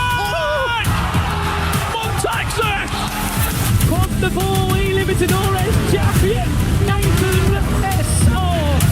Nicholas 99, the Liga SC Pro champion, Jafonso, the New England Revolution, will be champions of Italy 2024, Champions League champion. Ready to support your club? Let's go. Yes, welcome back. I cannot wait for more FC action this year. As you've just seen from that trailer, we've got so many more partner leagues to come, Rich. Yeah, we certainly do. It's time to fill up the rest of the World Championship sports. We're talking E-Serie A, Virtual Bundesliga, FC Pro La Liga, E-Premier League.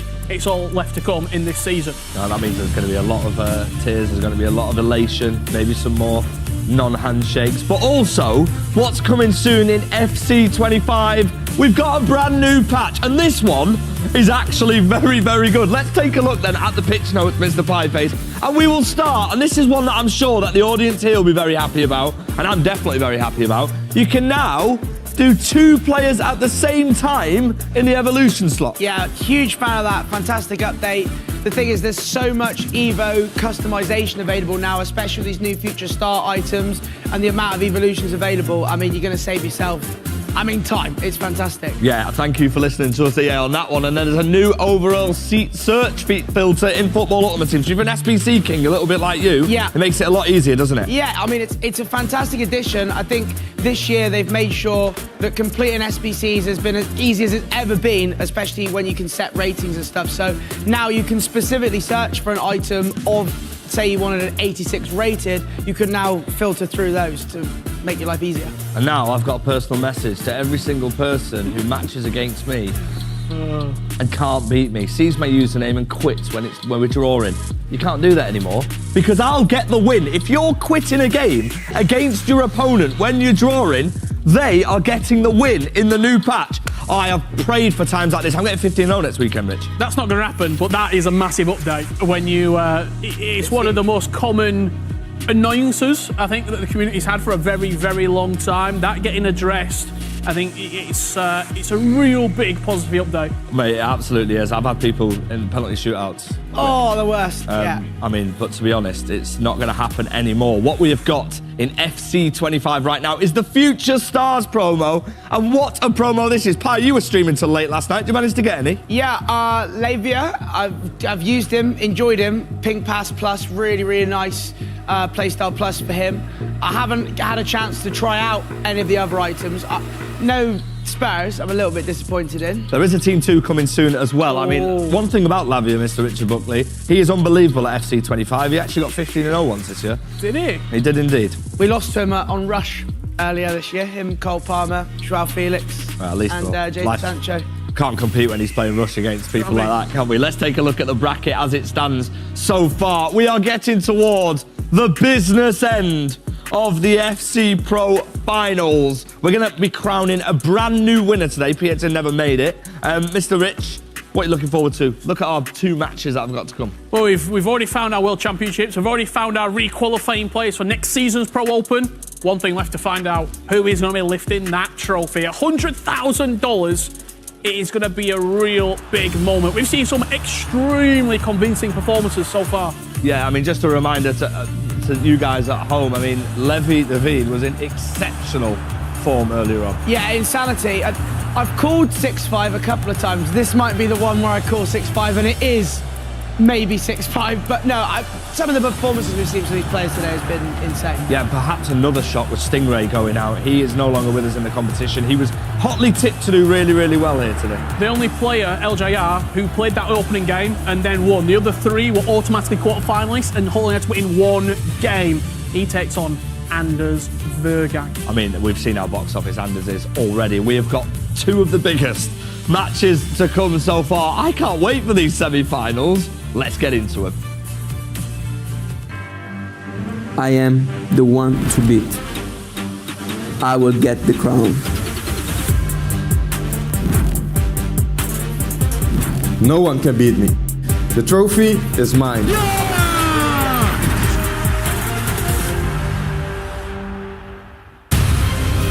Well then, just 4 remain here at the FC Pro Open Finals as the stakes rise once again.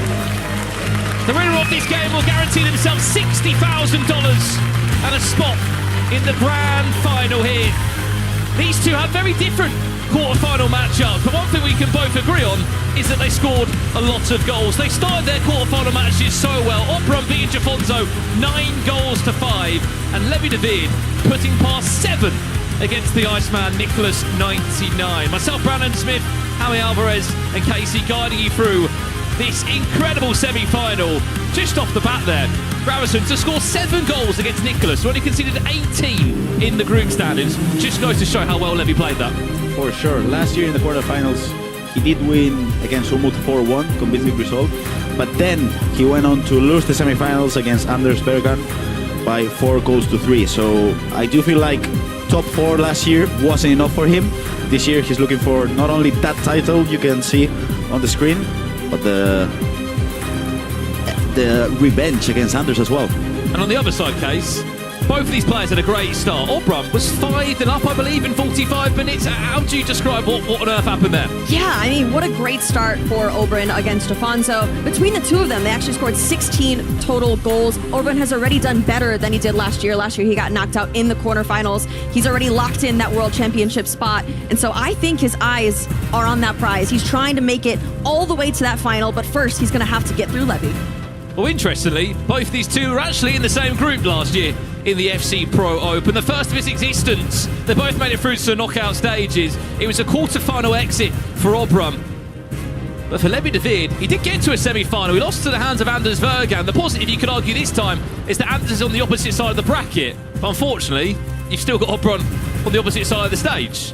I'm looking forward to see how this game tactically displays, because I feel like it's going to be 4-2-1-3 against 4-2-1-3, but Levy is not using 70 depth, in my opinion. And Obru did rely on the 70 depth of Jafonso in the previous match, so I do feel like he's got to change the way he played. But even if he's not able to display the way he's been dominated throughout the whole competition, I don't think Obrun is a player that you run through. He's always competing in every single minute of the match, and I do feel like, I don't know if you agree, Casey, but if you gotta beat Obrun to reach the final, you're gonna sweat a lot. Yeah, it's gonna be a hard game either way, but I will say, that interview you had with Levy earlier, that is a Levy that I haven't really seen. It's almost like an angry, ready-to-go Levy. He's got a chip on his shoulder. Normally, we see some smiles from him, but I don't know, he's coming into these games very, very strong, ready to go. Well, he's already had quite the week. He was here in London on Monday, where he topped the group through a dramatic round 5 in Group D. He then flew straight to Amsterdam, played in the Eredivisie, won both of his group games there to ensure that he still dominates proceedings over there. Technically, he's only playing that league now for an E-Champions League spot. He's already at the World Championships. But you're absolutely right. He's had a ridiculous week, a busy week, but he still seems as hungry as ever. Yeah, for sure. I do feel like he's not gonna be happy if he doesn't leave this building with the trophy. So first things first, the game against Obrun is gonna be tough for him. Well, on the opposite side for Obrun, he's always there. He's always in the top 4. He's always in the top 8. He's always at the World Championships. The one part that's missing, though, Case, is the silverware to back it up. Absolutely, and that's the thing that everyone remembers, who is raising that trophy at the end of the night. And I know that Obrun believes it is his time to do that. But if we're looking at all 4 competitors left, honestly, I know I don't really make predictions, but no one can call it at this point because they're all so top tier. Yeah, let us know at home in the chat. We can't see you.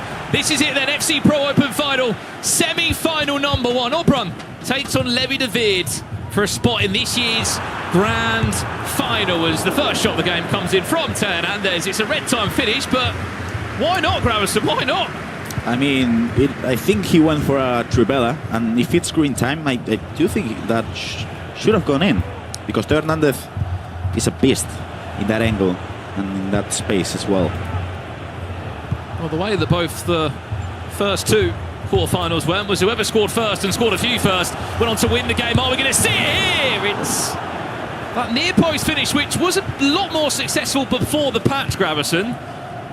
That time, unable to find a way through. Team of the year, Cole Palmer, proving why he's in this team, linking it with Sauer. Great defense. Winter Wild Cup. Wow. As Rafael Leao looks to get this attack going. Look at the time, look at the space. Keeper teased off the line. Makes Levi David try and rethink the shot. If it wasn't for Edmund van der Sar, could have been an early start there. 5.5 minutes in, quarter place short. Levi David on a very ambitious finesse from that far out Case. It was probably never trouble in Edmund van der Sar. Yeah, no trouble there. I don't know, my Van der Sar doesn't quite work exactly like that, so I wish I had one exactly like it. But we've had 2 great chances here so far. Well, back to you, Obrun. There's 2 million coin plus. Rafael Leao recycles well. De Jong, can he turn?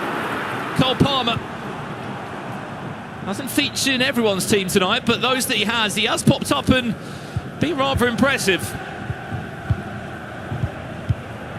First thing that we see is my prediction gone wrong, because it's not 4-2-1-3 mirror. It's Levy using 4-5-1 at the moment with 3 midfielders.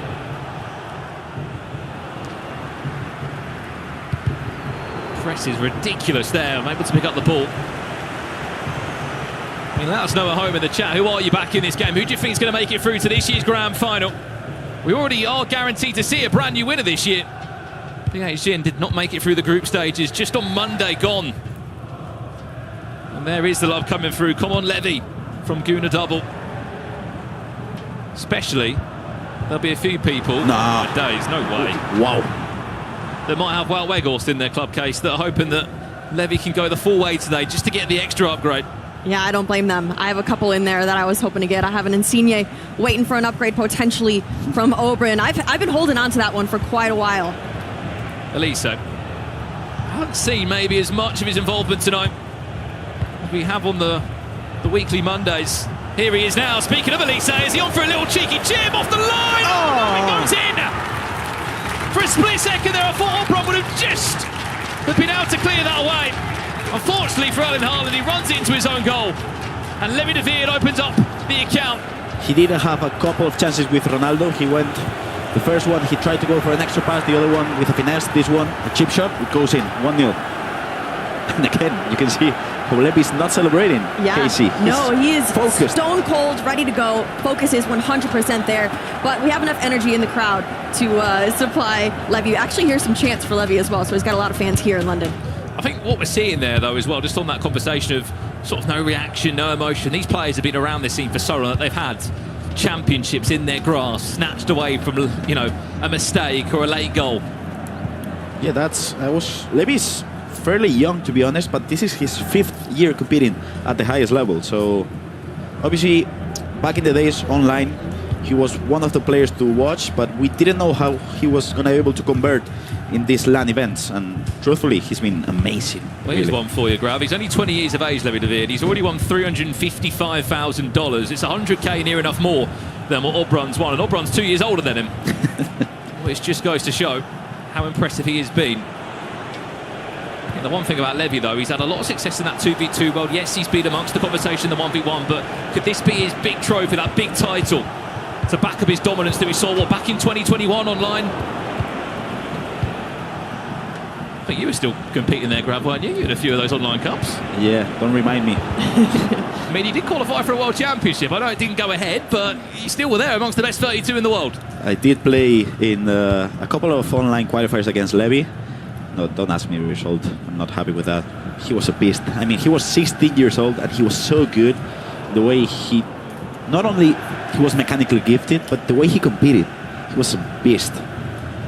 So I was looking forward back in 2021 to see how Levy was going to play here on LAN, and he's not disappointing anyone because he's top 4 in the world at the moment in this tournament. I still remember, like it was yesterday, he was 16 years of age. He was playing in PlayStation tournaments with Liverpool, I think, against Real Madrid as his ball comes in. He was competing for about $200 back then, and he was just grinding out these tournaments in the midweek, head-to-head tournaments. Now he's playing for $100,000 tonight. Just goes to show the journey he's had. No, it's fantastic to see. Seeing some of these players really grow into the players that they are now is fantastic. They travel around the world playing the game that they love so much, and obviously winning money, getting silverware, playing in front of the fans. It's really, really awesome to see. 25 minutes in here. Only one goal between the two of them. Remember, our other semi-final will feature Anders Verga against Leandro Peixoto. Those 4 players plus, of course, this game here have all qualified for next year's FC Pro Open. It's on nine! It's a red time shot! You beg to ask the question, if it was time green, would it have gone in? I mean, yes, of course. We look at the replay, Aitana Bonmati, what a pass to the version. Red time, I do feel like, not even red. If it was non-time, should have went in. Case, we might as well check in with the chat. Mystery Nation, where are we at? Have we got a guess yet for Mystery Nation, or? You know, it's funny, because I just saw someone in chat ask for the Secret Land. Maybe we'll rebrand it to the Secret Land, but no. We have the Mystery Nation. I do have another hint for you guys. There is one player that competed today from this nation. Only one player. So that should narrow it down, considering we only have 12 players here. We'll go one step further and say that this player was also in the final 8.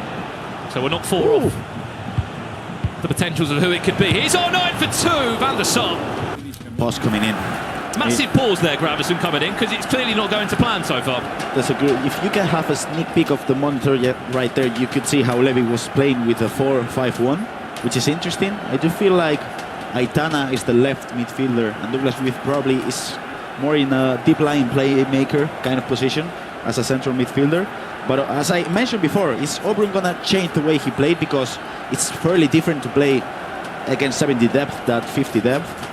And he did start with a couple of great chances with Rafa Leao, but apart from that, we've not seen much really. I've just seen the best comment in the chat as well. Someone said, "Stop stalling" on the Mystery Nation. When I'm in packs, you can guess the Mystery Nation. Let us know. We can see the chat, and we will keep interacting with you guys. As we said, we've still got 2 massive games to come off this one. Our next semi-final featuring Anders Verjang against Leandro Peixoto, and the big one for the one player that's going to pick up that trophy today to get their name engraved on it just below PH Jin's name, you can see there, and to pick up $100,000. What an opportunity just to build momentum going into the rest of the season. Absolutely. It really kickstarts your season. We see a lot of players rise to the occasion here, and it propels them the momentum that they need, whether they're competing in their own leagues, leading into the World Championship. There's so many amazing tournaments that happen in the summer. And so winning something like this, or even having a good finish, making it to a semifinal, can give you the confidence that you need to really excel in the rest of the year.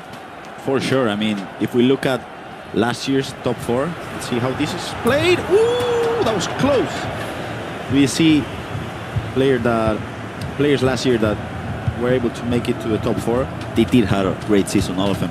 And Anders was able to go and win the World Championship at the end. So I do feel like if you start really well at the start of the season, it's going to probably end up the same for you in a winning mentality.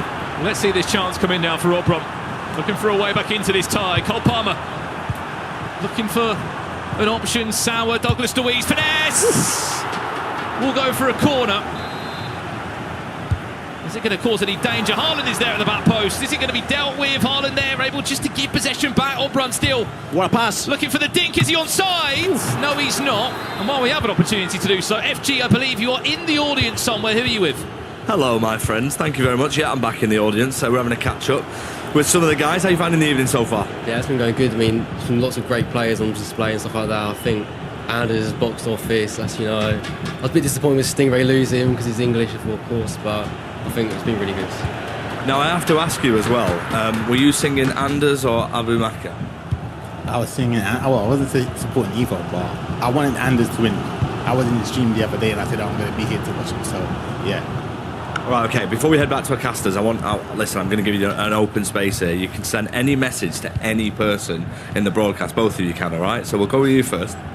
We'll go Grav. How did you feel about losing that penalty shootout to Harry Hesketh from FIFA 20? All right, stand by on that one, Grav. He's already taken his headset off. He's ready to answer that one. And for you as well. Brandon, what did it feel like to win the best commentator, best esports commentator? Right, okay, well, there you go, lads. Let's head back to the casters, though. We've got some questions to answer. Yeah. I'll ask Casey as well, by the way, how many wins she gets in the weekend league. But you know, I've done quite well on the questions. I mean, who wants to answer first? Harry Hesketh? Pens? What was that all about? I mean, it was tough, yeah. You got to bring it back. Come on, it was 5 years ago. 5 years ago. But yeah, I did lose against Harry, against the PK's King, so nothing wrong with that. I mean, Harry is just... Hello! We'll come back to that in a second. Obrun's just made it 1-1 in this game. And suddenly, he's straight back amongst it. It's Cole Palmer where it all came from. What a goal. He's the big money man in the team, Thierry Henry. Showing his worth there. Massive goal. As you were saying, Gravison, about penalties. Want to talk about any more? I don't know. I want to send a public invite to Harry Hesketh for a rematch in PKs. Whenever he wants, I'll be over to the hashtag house. Happy to play. Yeah. You need a game against FG at some point as well. Another one. Another one, because I did win one of the games. You did? I did. And I get 8 wins in the weekend league. Thank you very much, FG. And to answer my question as well, what a moment it was to win that in November last year. Again, thank you very much for coming in and supporting us here today live in London. He wants that rematch. I'm sure he will get it in due course. 2 minutes away from half-time here in our first semi-final. 1-1 is the scoreline so far. Such an important goal just before the halfway point, Gravison, for Obrun to bring that momentum and that confidence back. And probably it all came with the pause, right? He paused the game, he was able to attack fairly differently in a couple of chances. He opened up the space with R9, but he decided to go with with Liao, but he decided to go for a pass, and this is good. This could be a perfect way to end the half. Any time it's been played, is the angle too much? Oh! Pre-patch, that's a goal. It really is. The goalkeepers have been improved from those angles to stop those shots going in. Can Levy find the finesse? The idea was there with a sauna time green. And that will do us for the halfway point. Still, so much to unfold in this game. Yeah, this game is so end-to-end. I think that there honestly could have been maybe 3 or 4 other scoring opportunities. I would have predicted it to be a little higher scoring match, but man, I honestly don't know how this one's going to go, because as we look at some of the highlights here, we only saw a couple goals in this match, but they were good ones. As we see Olise coming in, I mean, Van der Sar's all the way out there, pretty much in Narnia. You can see how, in this instance, Team of the Year Cole Palmer passing to Henry, again passing to Liao, and a beautiful finesse for the 1-1. A really, really important goal just before the first half ended. I do feel like it's all to play in the second half, and I don't know. Any predictions? Well, I'm not one for predictions, Gravison, funny enough. I think Neither am I. Yeah, we aren't. So, do you fancy it was your idea? Then it will be me. I said in the quarterfinals the match between Nico and Levy, the one who won that match was going to be the champion, so I'm sticking by it. Levy to win the whole thing. Levy to win the whole thing. Yeah. Right. We'll just sit on the fence case. Yep. We're happy to let us know at home who is winning this game. 1.5 time, 45 minutes to play. You win this game, you're guaranteed $60,000. Again, we are so early into the season. We've still got leagues to come, the FC Pro Partner Leagues, the World Championships, and each Champions League at some point as well. What a way this would be to round out and kick off the first few months of 2025 for our pro players here. Back underway for this one. The winner will play Anders Vergang or Leandro Peixoto in this year's FC Pro Open Grand Final. We can only hope it will give us as much drama as it did last year. Oh, that was good. And that's the reason why, at the moment, Levy is using the 4-5-1 to try to counter the way Sawa as a cam goes for those first-time passes. Could be through pass, but it could be a lob pass as well, but it's working out well for him with Douglas With in that position. Hello, massive chance to break. Is there another chip? Trying to angle up a finesse shot. What a touch, though. Yeah. It was an instant touch, wasn't it, from Levy? Next to you, Elise was through. I'm surprised he didn't go for a chip there, because he did it before and it worked. To be honest, one time he went for a cancel, didn't work out. 2 times he went for finesses, they didn't work out. Go for the chip shot, it works. Trivella wasn't green, but it's still pulled Van der Sar into a finish. This is good. Holland! Oh. Carried away, another corner to come in for Levy. It's non-stop pressure from the Dutchman. Holland again! Oh, he's close. 4th corner to come in now. 5th corner to come in. How many more corners does he want? And every time he's looking for a different variation of corner. Different way to try and unlock the door to Obrun's defence. Big tackle there that time from Erling Haaland. Nice press. And still, just about able to get possession. A question for you, Gravison. I just saw it in the chat from someone under the name of Mez. He said, what do the coaches actually do?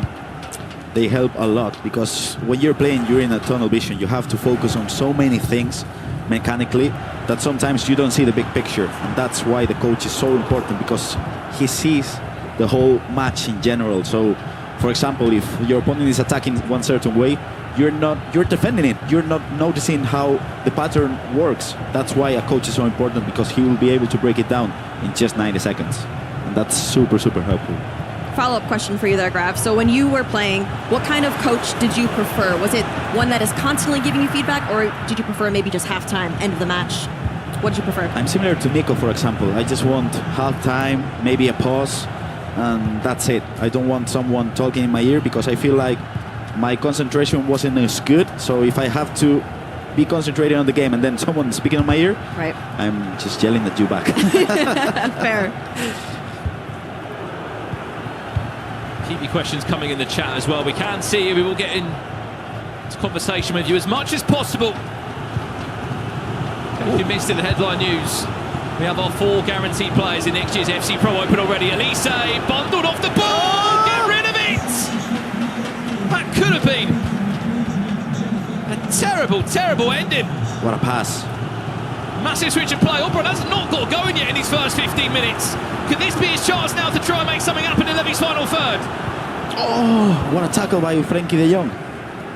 Now he's through for a counter-attack. This is a brilliant FC match. Actually, it's just 1-1, but sometimes these tactical battles, these low-scoring matches, I feel like they are beautiful in a way. Well, it just means the chances when they land, Gravison, there's just so much more weighing on them. How crazy is it that we're in a scenario, we're in a 1-1 game on FC25? It doesn't feel right. It doesn't, but in a way, if you break it down, it just feels like it's a chess battle. Sometimes they're switching formation, they're switching tactics. It's just the small margins. And you have to say the XG is so in the favour of Levy. He has been so on top in this game. I mean, I think you can count the chances that Oberon's had on one hand. Yeah. Sauer, play a lot. Can he find the run of Henri? Is he onside though? Is it in? Just about! I think Oberon enjoyed that one. We have to see that again on the replay. Speak about just sending a runner and just teasing your opponent. Watch this again. I mean, the main mistake is not pressing possession holder because, wow, I mean, it's just incredible. The offside line there is ridiculous. The timing of that pass case, look at him, he enjoyed it. No, that was insane because the patience to hold it to the exact moment that he needed to send that off, send the chip in, was absolute perfection. You can see the reactions from the crowd. I mean, that was three of us probably as well, because the player lock was just amazing. The timing, as Casey mentioned, was incredible as well. And you know, as a pro, I like to break out things. He should have went to try to tackle the ball holder because Sawa is just clinical in those instances. She had a lot of space. If you get the timing right, it's going to be a goal. This is where it gets difficult for Levy. Ball comes in, R9, can he win it in the air up against Haaland? It's asking a lot. You've had so many chances in this game. You're sitting there and you're thinking, how am I 2-1 down? It happens sometimes. Doesn't matter how many chances you got. If you don't take them correctly, if you don't chip them in that instance, you're losing the game 2-1.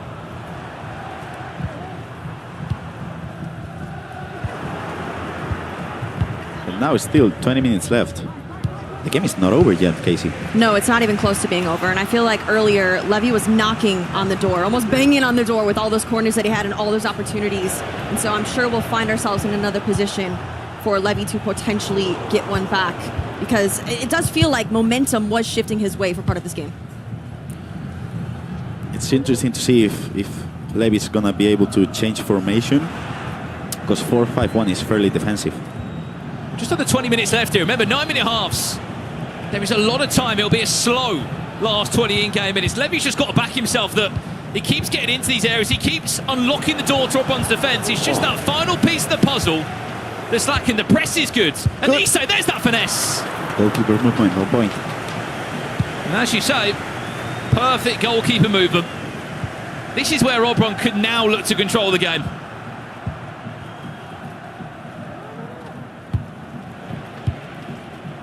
Is there a flick on potentially? You're asking a lot there. Sauer up against McManaman in the air. Fantastic turn from Bonmati. Where's that incisive pass? What a tackle! An outstretched leg of the English hero. As that one runs out of play. Big pause coming in now. Second big pause of the game. The first one was crucial for Oberon to have a comeback. I do feel like Levy needs this because the momentum shifted, as you mentioned, Casey. Do you think he changes formation now? Because you did say that that is a more defensive formation. So for sure. If you had to guess, what do you think he'd switch to? Probably a 4-4-2. That's Levy's main formation. He did win a couple of tournaments with that one. And you have two strikers, two midfielders. You got to go for it. Maybe a cam as well with a 4-4-1-1. Could be, because it could work, but I feel like it's going to be a 4-4-2. There's a player, a former player I should say, and a coach that can see it all is Renzo. He's been part of that Team Hullet team for a long time. He's been good friends and teammates with Levy de Veer. Once upon a time they were teammates at Vitesse in the Eredivisie. In the last 2 years they've been on an unbelievable journey together. The consistency he has had, he really needs to lean into his coach to get him out of this situation now as he looks on. Leandro Peixoto backstage live now. He is waiting patiently for his game up against Anders Vergang, which comes up straight after this one. Another huge semi-final there. I cannot wait for it. 12 minutes left to work out who is $60,000 richer, who's picked up some massive ranking points on the FC Pro World Ranking leaderboard. Could be enough to put you first, could be enough to put you second, depending on where you currently sit. What are we thinking from here then? A direct shot, or is it too far out? I'm taking a shot and hoping for a corner at least. Okay, well, Elise steps over. R9's there. It looks like Elise will be the player to take a shot if one does come in. Sort of got the third person eye of this one. This one is played short. Goes for a finesse! Oh! Well, how about that? They didn't expect it. Neither did we. He had to bring something out to surprise Orbron. And I think he may have just achieved that. And Tana Bonmati from 30 plus yards, game on 2-2. The only team of the year player that's being used at the moment, it's Aitana Bonmati, and that's the reason why. He opened up the angle for a finesse, it went in, 2-2 all to play. I feel like those two passes were so big in the game. First in the first half with Obrun, now Levy. Now what's the momentum like? No, I feel like I was holding my breath. It took him so long to get from the start of that free kick to when he actually took it. Obviously, the pass was very quick. Aitana was able to finish, but he definitely took his time. Patience is key in this game. From both these players, we've had very, very key patient situations that allowed them to score. These are my favorite FC matches, competitive-wise. Those matches in which you're not attacking that well, your opponent's defending incredibly, and you gotta take a moment to just breathe in, try to think what you gotta do. And obviously, many players would have just gone for a direct free kick. No, I gotta take my time, take it short, open up the angle, score 2-2. Well, they're enjoying it here in London. As we said, we are getting closer and closer to finding one of our grand finalists here tonight. But for the first time tonight, how does some extra time sound? Because I think I'm quite up for it. I'm here for it. Yeah, we are, the three of us. Let's go. Well, it was extra time to decide last year's champion. We might need it again, but it's going to be a long old 10 minutes. 2-2 the scoreline. Levy David pulling back a huge goal from the free kick. How long is it going to last? Has Obrun got another gear? That's a really high line that Obrun's played there. He's been fortunate on that occasion. This could be big. Look at Theo. Has that goal sprung to life? Levy David, Teo Hernandez! Oh! Just wide. If you're Obrun, you gotta take it. Now, take a deep breath. Try to be much more patient because that defensive line was way out of position. What's that run there of Sauer? It's been triggered a couple of times now as Obrun looks just to trigger these runs. It's an idea to try and disrupt the team. What a ball that could be. Can he get round Haaland? He can! Thierry Henry! That is incredible! Bellissimo from the Italian in a time where he needed something quite beautiful. What a ball that is on the replay again. Aitana Bonmati again, not the team of the year version, but that was a beautiful, beautiful passing through Thierry Henry. You can see the reactions from the crowd because, I mean, Thierry Henry, I thought he was going to lose that battle against Haaland, but he's strong. 3-2. Yeah, I wish I could afford that man on my team. I really, really do. But as I look into the crowd, I see some upset faces as we had some Levy fans in there. But there is, in my opinion, plenty of time. I hope we go into extra time here. It's the incisive pass of dreams, isn't it? Every single time. You speak about what's a really important play style this year, Gravison. Everyone can have their say about different play styles, but the pass, it's just different. When you get someone with an incisive pass play style, they play the ball, it is perfect.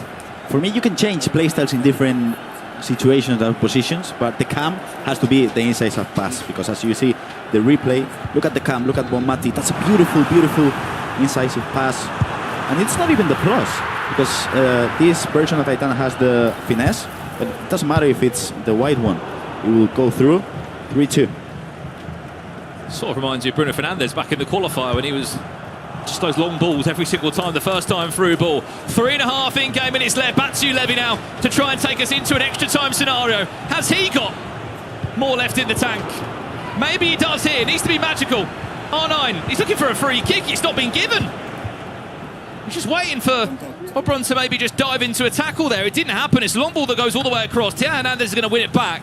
2 minutes left plus additional time to come in now. Levy with one of his final real chances to take this game into extra time. Obron now, just look after possession. Let's see how the added time is. I think it's going to be so important. Maybe 3 minutes, 4. We had a long pause. You're in this situation now, Grabs. You look to get one more. Surely. You got to go for it. Let's see the added time. 3 minutes, that's a long time. Added time of 3 minutes. Obron hugging onto the ball now. He is seconds away from a grand final. Seconds away from $60,000.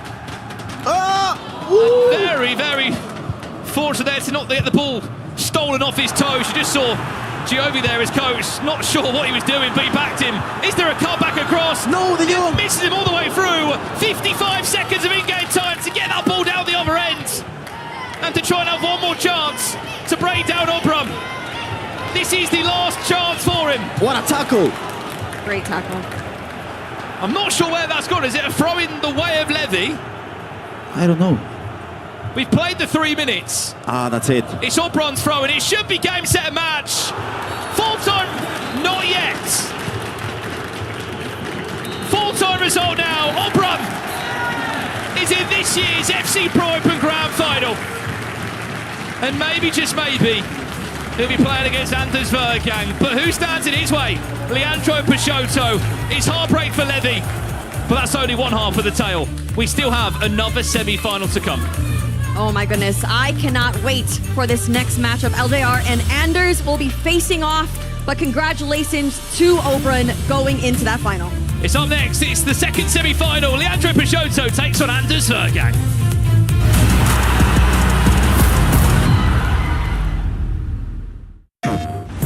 PlayStation tournaments are on PS5.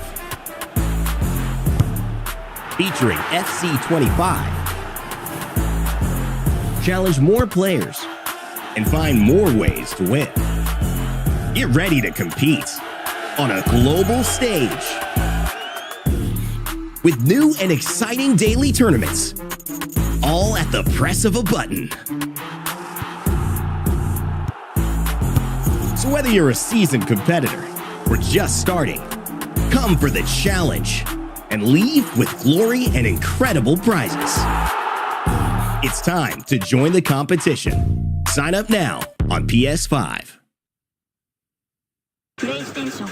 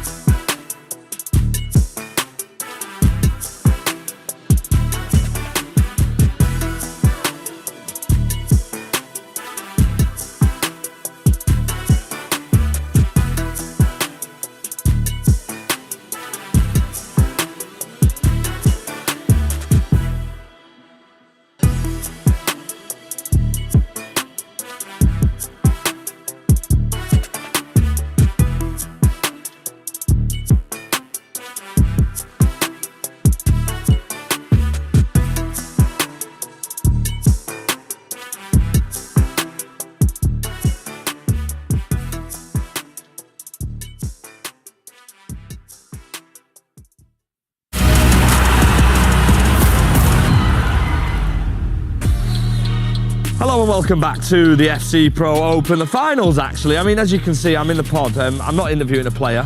I'm interviewing a semi-professional player who's played against one of our audience members, Mr. Pie. Hello. How you feeling, pal? Mate, no, don't do that because I'm going to concede. Oh my God, I nearly go.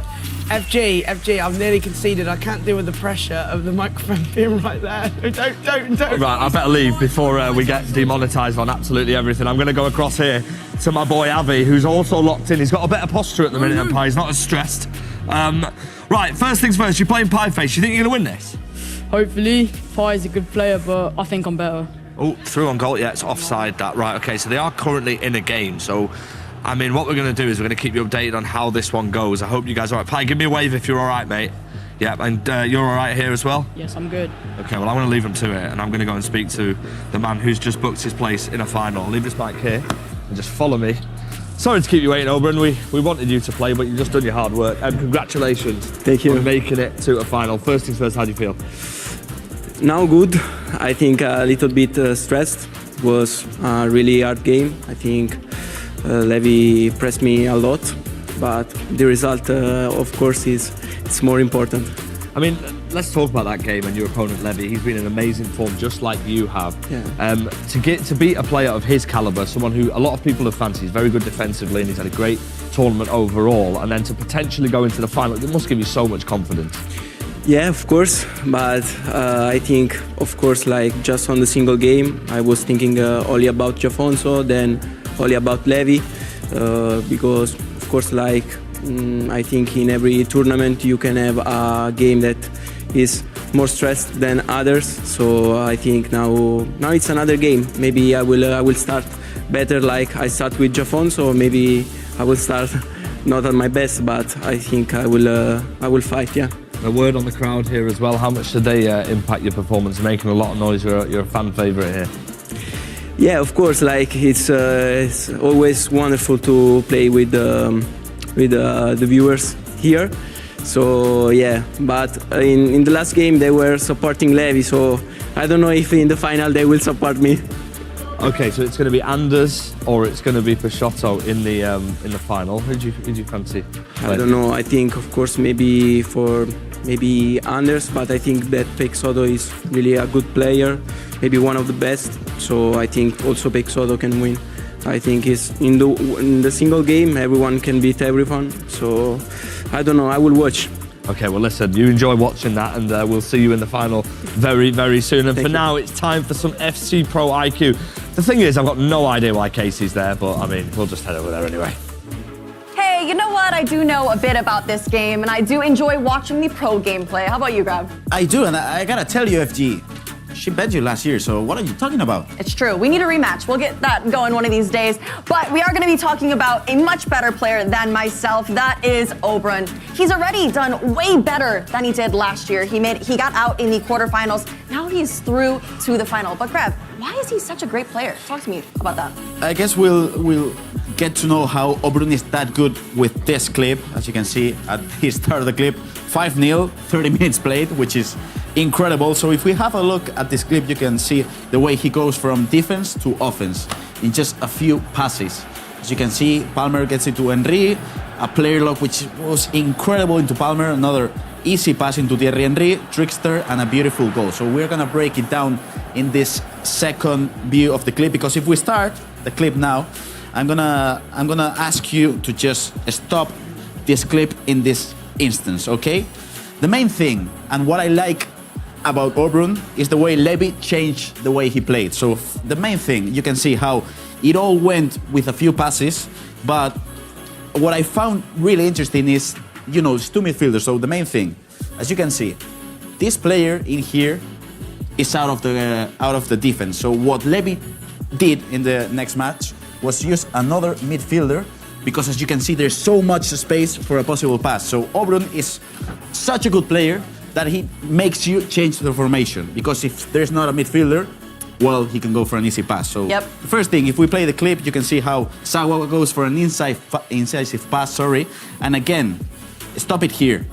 This is a really hard defense, because you have two areas in which you can attack, which is this one and that one. You have only just two defenders, and you have three strikers. So you're in a really tough position to defend.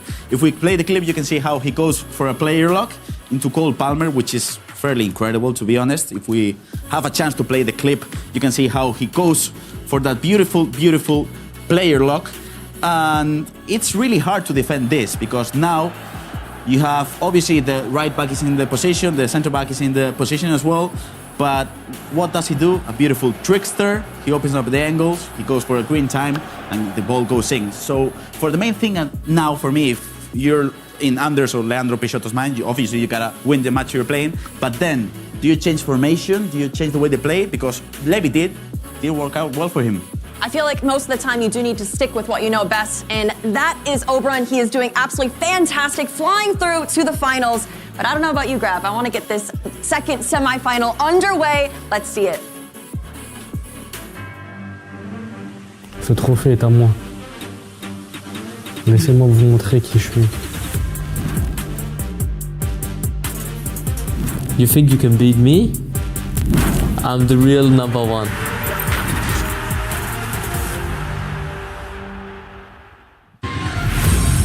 Well, here you go, semi-final number 2, LJR Peixoto representing FC Lorient, and the fan favourite, the world champion Anders Bergang, representing RB Leipzig. Richard Buckley and Ryan Pessoa to guide you through this semi-final.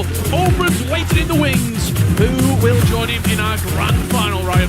He said fan favourite. I'm sure after the antics towards the crowd, is he still fan favourite? Look at him staring at me over there. Anders preparing for his massive game against LJR Peixoto. I don't know how this game will go. They obviously played in the group stage. It's a rematch from this year's group stage where Anders won both games, but I'm not sure how LJR will approach this one. When you look back at those previous matchups, 3-2, 7-3. Pretty convincing victories the last time out they played, that Anders was able to beat LJR Peixoto. But LJR, the only player today who has played every single round. And when you look at that last performance, the 4-3 win against Stingray, it's a massive win. It's a big, big confidence booster. Yeah, I'll be honest, coming into it, I would have thought Stingray would have been the favourite coming into that game. I thought Stingray would have won that game, but LJR performed extremely well. He's dangerous with the first time through ball. You notice that with Cantona in behind, and I'm sure Anders would have had time to realise that, but I don't think you can even stop it if he's in full flow. Well, let's ask the crowd who are joining us here. Semi-final number 2. Let's have a cheer if you think LJR Peixoto is going to win this game. Bit subdued. And if you think Anders Bergang is going to go into the grand final, let's hear a cheer. Oh, a few boos! A few boos! This is going to be feisty, and I'm sure Anders knows that as well. Final moments. There was a bit of a bite between him and Abu Makr in that game. I feel like there was previous history, of course. Anders up against Saudi fan bases, etc. So I feel like there was more in that game. You've been in these positions before. You've played at the very highest level. When you're in the booth and you're just getting things ready, getting the headset on, and those final few moments, what's going through your mind? Is there a game plan? Is it trying to control the nerves? Is it thinking ahead of what's to come? Like, what do you actually think when you're in there now? Honestly, I don't think you'll be nervous, especially if the first game of the day, I feel like you're always nervous. But in this moment, Anders is used to this stuff. And he plays into the crowd a lot. I feel like the crowd helps him more than it detters him. Let's say so maybe for LJR it might work against him, but for Anders, I feel like it improves him. I mean, when you look behind them as well, on one side you've got your brother, you've got a pro player in his own right, Blood. Yep. And then Anders, he's had a continuous sort of person behind him. Changing. He seems very comfortable now. Yeah, absolutely. This one I feel like he's set in stone. It's someone that works well with him. Can't get up how close he is to the screen. Yes. And that's what they're fighting for. A chance to be in our grand final. Oberon is there. We got 2 games left of the FC Pro Open for the 2025 season before our grand final. If you're Oberon, are you watching this, or are you locked away? I would. I remember Levy saying earlier that he didn't even watch the previous round. Yeah. For me, I think you kind of have to, though. You just want to see what your opponent does, because again, if it's repetitions that you could maybe adapt to, it might help you in that last game. I'm just having a look at the chat as well. There's a lot of LJR fans, and I don't know if it's LJR fans or people who want to see Anders lose.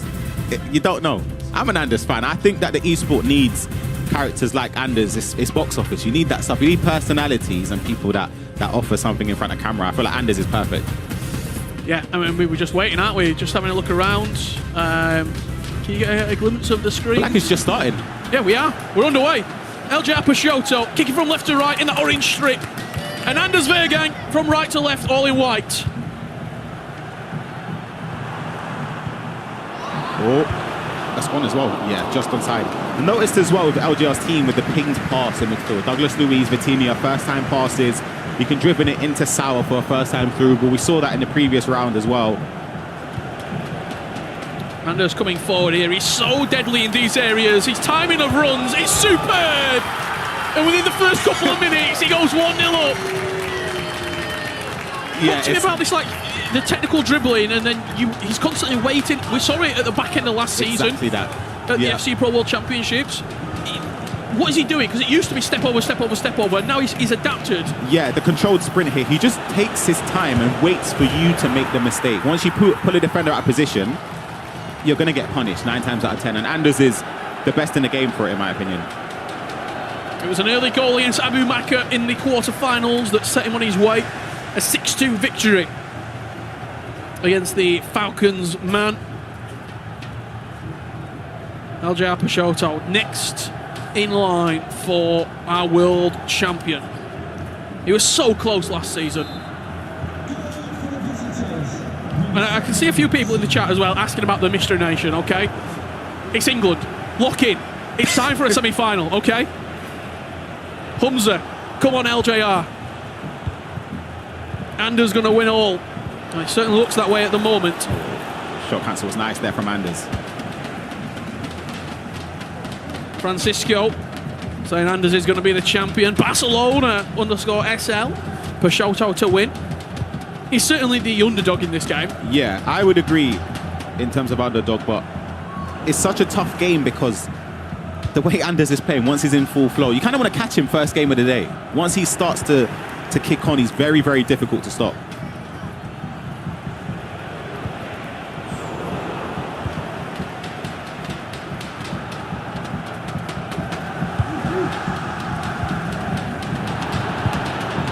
Wins the ball high up the pitch once again. A couple of step overs coming on from Thierry Henry. Good defending from LJR, stepping in with McManaman. You're looking for that first time over the top through ball. There's no support though, unless you look at Sauer to recycle the play here.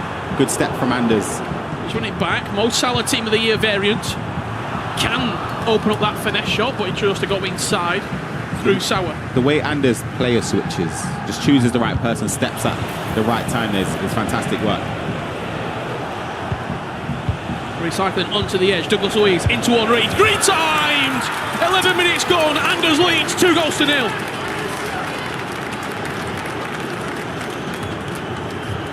Got Pie Face in the crowd giving out balls as well, signed by the players, but more importantly, Anders 2-0, the through ball in behind.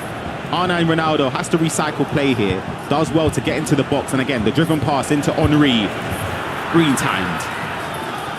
And it's a great, great start from Anders in this game.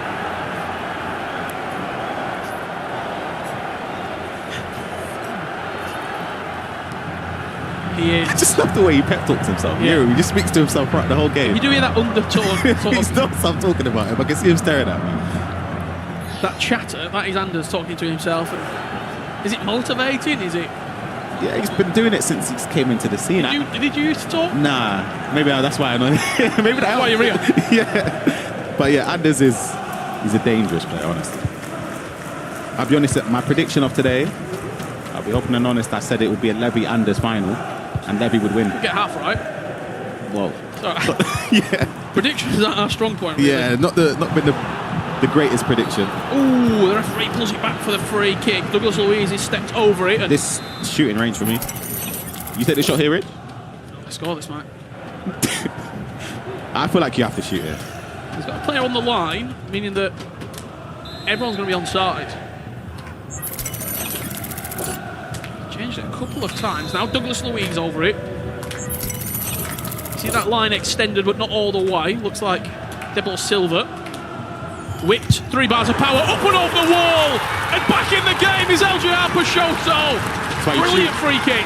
You have to take it. It's in dangerous territory. A free kick there is a very good opportunity to score. LGR needed that straight back into the game. You'll see it. Douglas Luiz stepping up, puts just over 3 bars of power, and the pace of the ball there, whip over the defender on the line. You can't stop it.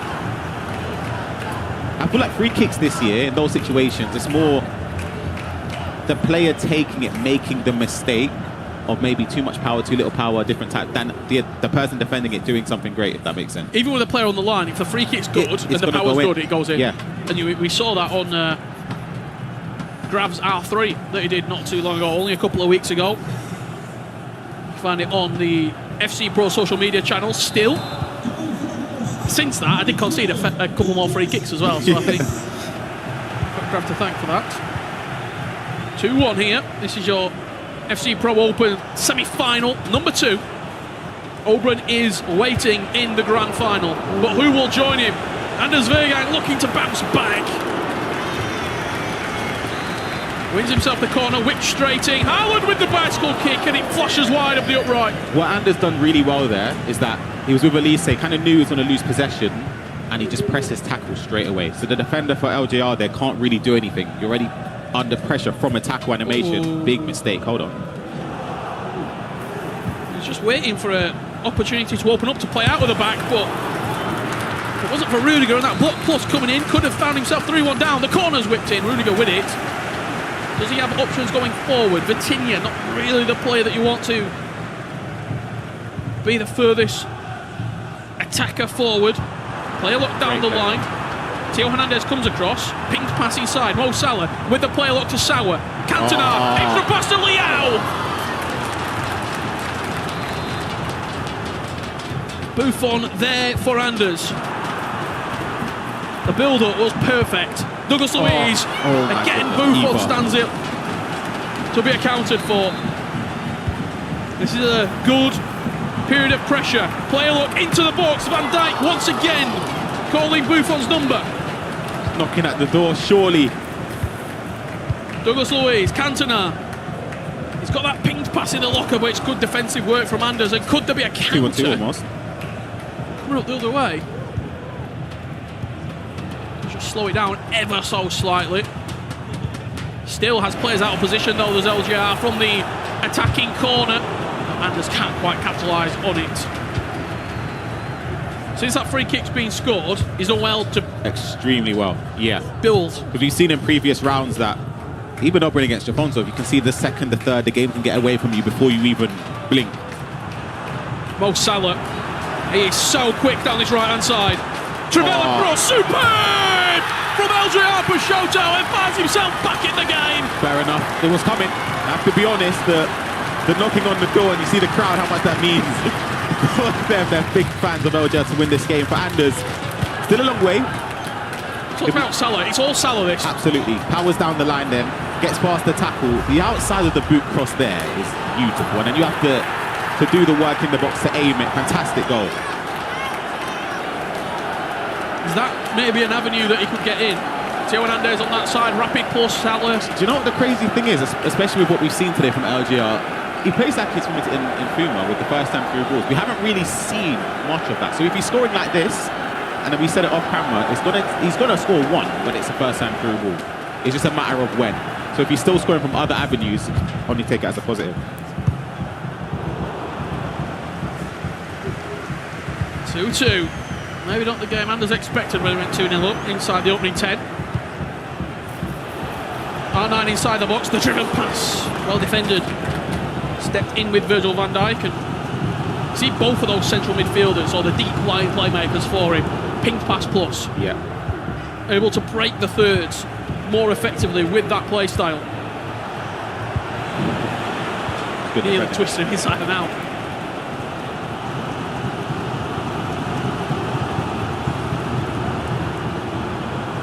Look teased with Cantona. That's going to fall nicely for him. And Mo Salah just can't quite get away from Theo Hernandez.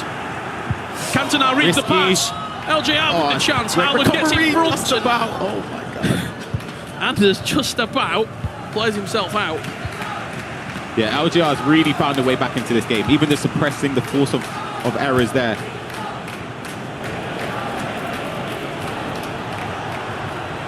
Anders comes forward with a chance. It's again that Rudiger just putting himself in the way. What you made of this first 33? But that through ball was on with a triggered run. The first half of the first half has been obviously the start. When Anders went 2-0 up, I felt it could have been a nasty game for LJ. He's done really, really well to come back into it. Could argue he maybe should be in front. Bit of fortune there for Anders, blocked by Rudiger there again. Oh, what lovely pass just into the heart of that defence. The way that Peugeot was defending though, is it viable? A lot of blocks, a lot of last-ditch sort of tackles on the edge. Anders presses way high up the pitch and wins it higher up in the attacking third.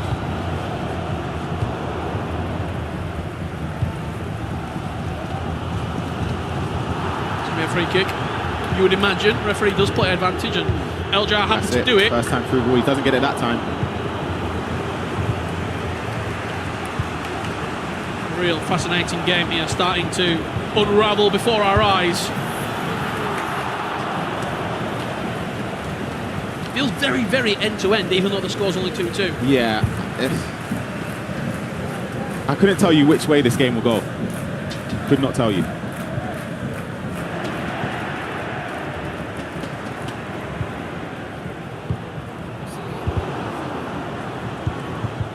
First time through ball again. Doesn't manage to get behind the defensive line, but you can just see how quickly he can turn defense into attack. Just 2 passes and then he's potentially in on goal.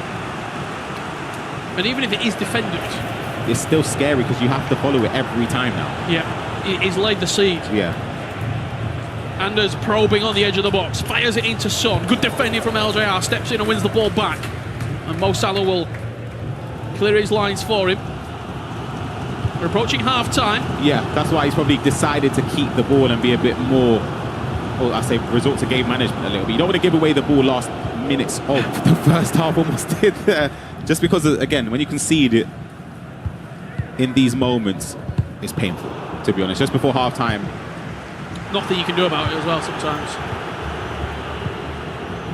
How many additional minutes are we going to get? Anders with the last chance to go in front at the break, leading. Good step. Driven again. pass into Van Dijk's path. But that high pressure pays off once again for the day. Lovely play on the edge of the box. It's Douglas Luiz. Douglas Luiz action at the moment in the middle of the park. See the goalkeeper movement there as well. Moved him from early, stood him in place as well. Does LJR just go long here? See himself into half-time. 2-2 the scoreline. That he does. It's a switch of play, and that will do us. Ryan Pessoa, your thoughts after 45 minutes? I think 2-2 is fair. You could maybe even argue LJR could be up by 1, I would say. But I feel like a 2-2 result right now is fair. Still a long way left in this game, halfway through it. And Anders, I know, will be upset that he was 2-0 up and now it's 2-2. It's really, really interesting game. Let's have a look at those goals at the halfway point. I was just having a look at the team, actually. I was looking down to see who maybe could change it for either player at this moment. These were Anders' 2 goals to put him in front. And then the turning point in that game, 15 minutes in, Douglas Luiz stepping over the free kick. That Trevella cross is on the money. And then from 25 to 45, there wasn't a lot of clear-cut chances. You had a look at those teams. Was there anything that you saw? I mean, Dalglish, probably not going to feature. Elise, we've not seen much of so far from LJR. Yeah, I don't think it's... I was just curiously just checking just to see potentially if the game does stick like this. It's a lovely pass on the play along. LJR in on goal. Goes for the chip. It's heroic from Buffon to stand up to it. That's a big, big chance squandered in the opening stage of this second half. Anders teases his way forward. Since he conceded that second goal, Peugeot, you've got to say, has defended heroically. Yeah, he's been incredible. That's right. Yeah. Sauer holding off Haaland. Great build-up from LJR in this game. And Leao's got the pace to get past Stam. Nice little McGeady cancel. Couple of step-overs. Opens up the space in the hole for Douglas Luiz. That big pass. Very unlucky. Anders can counter here, though. Oh, he's past the DMs now, isn't he? He's onto a a back four, and that's all he's got to cope with. One thing I'll say about Anders, maybe famous last words, he might actually score from this attack. Great play! Oh, it's beautiful. What were you going to say? Nothing. It's great play from Anders. I was actually going to say, I feel like a lot of the players, when it comes to the meta of the game, first time through balls, wherever it is, you never really see that from Anders. Don't know if that could be to detriment of some of his games, but just look at the way he can just dissect his opponent. First time passes, choosing the right option every time. When you look at that, he stepped with Van Dijk, Yep. and that was the one. As soon as he moves out and didn't win it. And in the previous times, when he hasn't stepped, or when he does correctly with the right player, wins the ball back. The moment you make that one mistake against somebody like Just Anders, opens up, you're done. and then you start panicking Finished. defensively. Yeah. All over the place. I still wouldn't be too deflated if I was LJ. I feel like played well. Played extremely well. There's still options and a lot of time available to get back into it. Yeah, this is the closest game we've seen from Anders. Obviously, we saw him against Abu Maka earlier on today in the quarterfinals. Yeah. But even when you look back at his group, he was top with a game to spare going into the last round.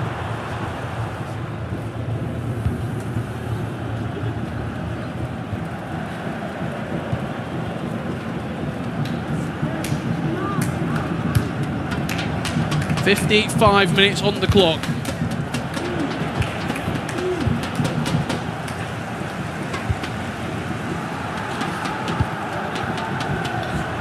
Great play lock again. See this attack come through here. Eric Cantona into Sauer. That dink over the top doesn't come to anything. Let's head on over to FG in the audience. FG, who you got?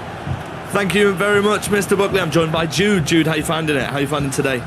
Yeah, it's been a good day. Like, the players have been putting in like a lot of work, a lot of goals, a lot of good passing. Yeah. Who do you think's going to win this game then between Anders and Peixoto? I think LDR can come back in it and still win, I think. Okay, and also I want to throw, before we throw back to Mr. Ryan Pessoa, who seems to find himself on the red list all the time. And what's been your best pack with FC25? I packed Team of the Year Salah, so yeah. How many wins do you get in the weekend league? More than Mr. Buckley? Probably not. He's being too modest, mate. All right, we're going to throw back to the commentary team. Nice. Thank you, mate. That's a smart man right there. Should have asked if it was more than FG. It's not hard. Just got to require.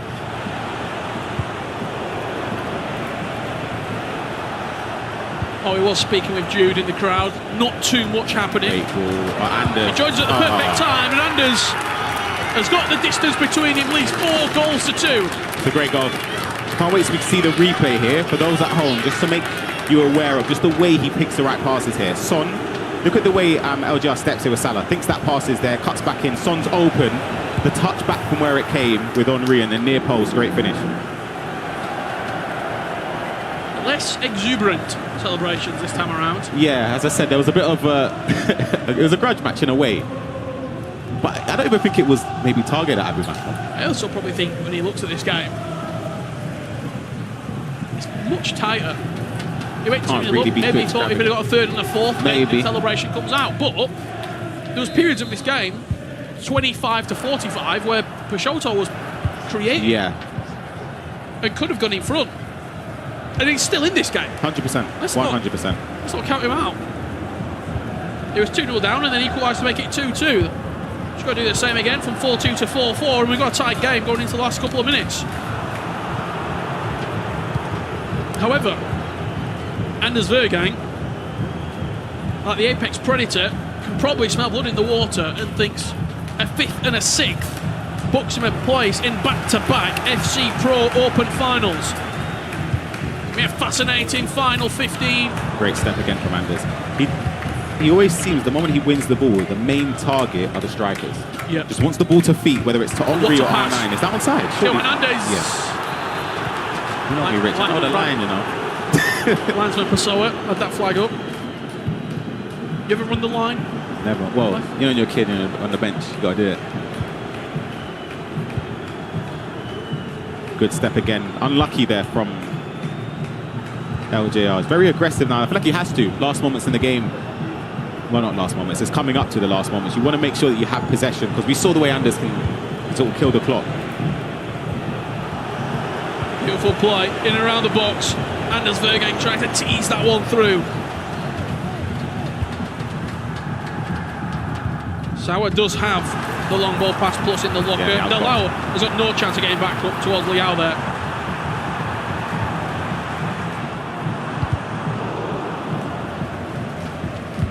This attack quite not over yet. Lovely driven pass. Cantona, twisting, turning. The shot cancels. Oh, it's lovely. Unbelievable from Peixoto. The reverse elastic goal back into the space. And he's back in this game. It's a great goal from LJR. He needed that as well. The shot cancel in the box was perfect because it would have been blocked. It was great defending from Anders initially. The driven pass there, you'll see Leao in the box. Cantona, this is where the magic happens. He shot cancels there, reverse elastico. And then a shot across the goalkeeper there. That's a massive goal. It's what, 15 minutes or so left, Richard, in this game. Game on. Game well and truly on.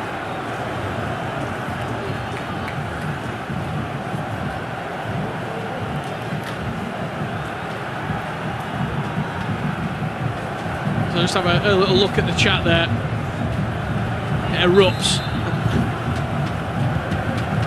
In Peixoto, celebration. 4 goals to 3. Anders Vergang leads. If you are just joining us, this is the semi-finals of the FC Pro Open 2025. The winner will play the Italian Oberon in our grand final. Taking home. It's rushed that. The trophy, the accolade, and $100,000. But who will be taking him on? Anders Vergang looks to go 5-3 up. What a tackle from Rudiger. Great tackle. The pass there from Anders was timed to perfection as well. Was play along once again, just proving pivotal. He doesn't have the right back to be able to contest with Leao and Tio. Cantona in the box. Haaland comes across and bundles him off it. Did he overcomplicate it? I will ask Ryan as soon as this attack is finished, because at the moment there is no time to take your eyes off this. Oh my goodness, I thought Anders was going to try and play a first time pass. The chance in the box there is difficult because Anders sort of cuts he's got the defender between the goal there, so it's hard to get a shot at goal that you'd expect to go in. You can't understate how impressive this game is right now. Yeah. 2 of the best players on the planet going head to head is an unbelievable level that they're setting. The quarterfinals, there were some real big scorelines. Both semi-finals, super competitive, super tight.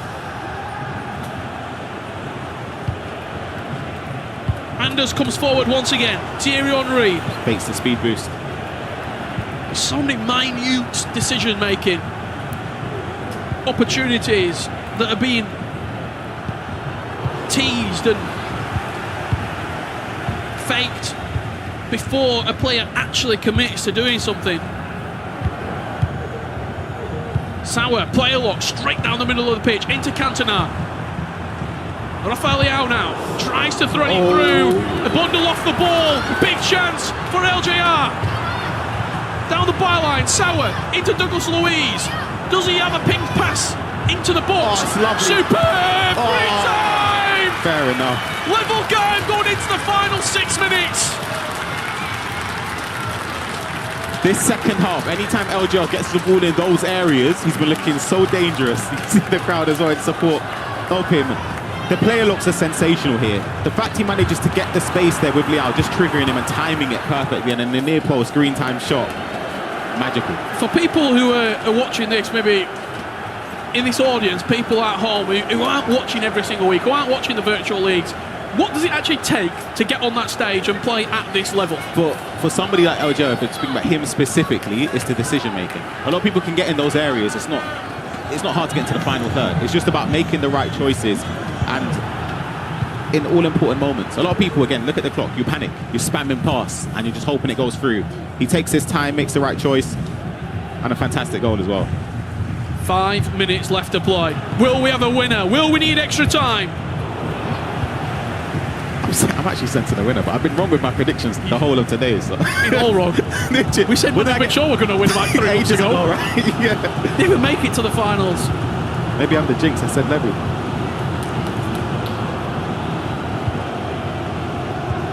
Anders has given LJR potentially the last chance in regulation time to win this ball game. He's on 88 minutes on the clock. I think for Anders, he has to play for last attack. You'd assume anyway, at least until you see how long's added on.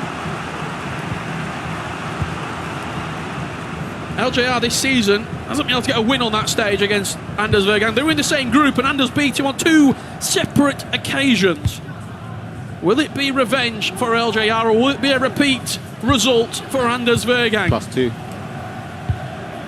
There's only one way to find out, and we're going to see one final attack here from Anders Vergang. He waits for the clock to tick down. His triggers, runs forward. Can't lose it. Son into Gravenberch. Douglas Luiz, does he try and fire this ball through the pitch? He doesn't. Now he goes forward, can't go backwards. Son into Henry. The touch just didn't quite bring it under. We're going to extra time. Let's get a bit of applause for these two. This is an unbelievable game. A fantastic game. I thought just at the end there, it was around the 90th minute with about a couple seconds gone. I feel like he could have played it down line. They wanted to wait just to make sure that if he did lose the ball, he couldn't be punished. And you can't really argue with that. We're going to see the goals again in this game. We spoke about Anders starting off very, very well. 2 minutes in, took the lead. 10 minutes in again. Finds his way in the area, Green to the near post. But this is where LJR, the tide started to shift, Richard, from the free kick. Yeah, it certainly did. 5 minutes later, look at that. Eric Cantona, diving header. Cantona was his. Player to turn to in desperation. 51 minutes, 60 minutes. Anders got a 4th, and I think for a lot of people in here, for a lot of people online, Ryan, they thought Anders were going to sail away to victory, but it wasn't meant to be. Yeah, all of the goals in the second half were unbelievable. Just the way they worked and dissected their opponents. Again, there's a skill to that. It might look simple, but then you try it and do it in the champs. It's not easy. It's a long extra time period. 9-minute halves. It feels very rarely do we actually get to penalties because of the extra time, the length of it. Who's going to come out firing? Vitinha into Douglas Luiz. Great keeper movement as well. Fantastic keeper movement. He knows that if he shoots across goal, it will be blocked. He has to move the keeper to the near post. LJR Peixoto trying to create something from the corner. Wins the bundle versus Elise. Mohamed Salah. It's aggressive defending. Wow. Is it aggressive defending or is it perfect defending? Can you get there? Just about. Borrells away from Rudiger. Couple of step overs, looks to accelerate into the space. As LJR looks for that first time over the top through ball that he's become so familiar for. Stepping out, stopping the finesse from Elise. R9, does he have a skill move in the locker? What can Anders cook up? Nothing on this occasion. As we go into Thought it's going to be a pen. Another attack for LJR Peixoto. Look at the triggered run there. Superb. In behind. Cantona in the space, waiting. Is he overplayed? Sauer with the chance. Teo Hernandez takes it off her toe. There had to be a shot earlier. A little bit too much there, and you're going to get punished like that against Anders. Anders up against Van Dijk, and LJR is reckless defending. That's the only word for it with Teo Hernandez. Will he get punished for it? Yes, he will. Anders Vergang back in front. Should have scored at one end, concedes at the other. That's how brutal FC competitive team can be. You make a mistake offensively there, straight down the other end. Anders with the composure and the decision making. You'll see here just a pass, first time into Henry. Gets a bit fortunate, to be honest, because Van Dijk does sort of get animated off the ball there. Is this the best game level-wise we've seen on the stage this season? 100%. Yeah. It has to be. Yeah. The minute details, the fakes, the player locks, utilising the play styles to perfection, the aggressive defending. It's all there. It's the decision making for me that I have to keep honing in on. Again, for those at home, it looks easy because you're just choosing the right passes, the right moments to dribble and shoot. It's not easy at all. This is LJR's best performance on the stage. Oh yeah.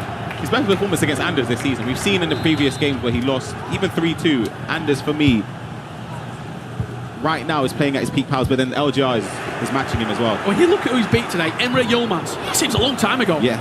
He then took Stingray on, 4 goals to 3. Yeah. Now he's up against Anders. It's a gauntlet that he's had to get through. And if he was to beat Anders Vergang here, well and truly deserving of that grand final. But Anders will not lie down. He will not go without a fight, and he will look to come forward. Michael Elise, who stings the hands of Edwin van der Sar.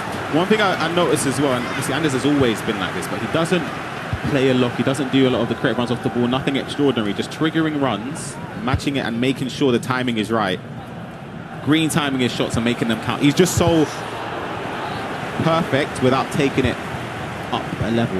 And for a lot of people, Peixoto he's a fantastic player, but we've not seen a lot of him in the, shall we say, sort of FC era. Yeah, not in recent. Yeah, agreed. We're going to see a lot more of him this season. 100%. World Championship spot already.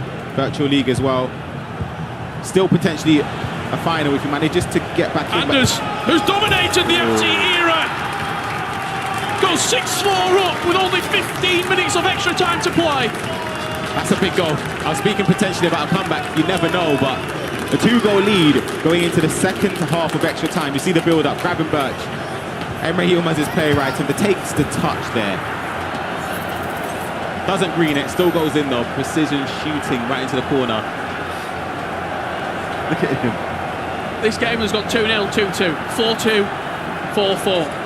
6-4. Okay, you're sensing LJ has got 15 minutes to get 2 goals to level it up 6 apiece. It's not a lot of time. It's not a lot of time, especially in extra time, because you know Anders will just look to keep the ball. Not necessarily for the whole duration, it's impossible, but you can kill 3-4 minutes quite easily.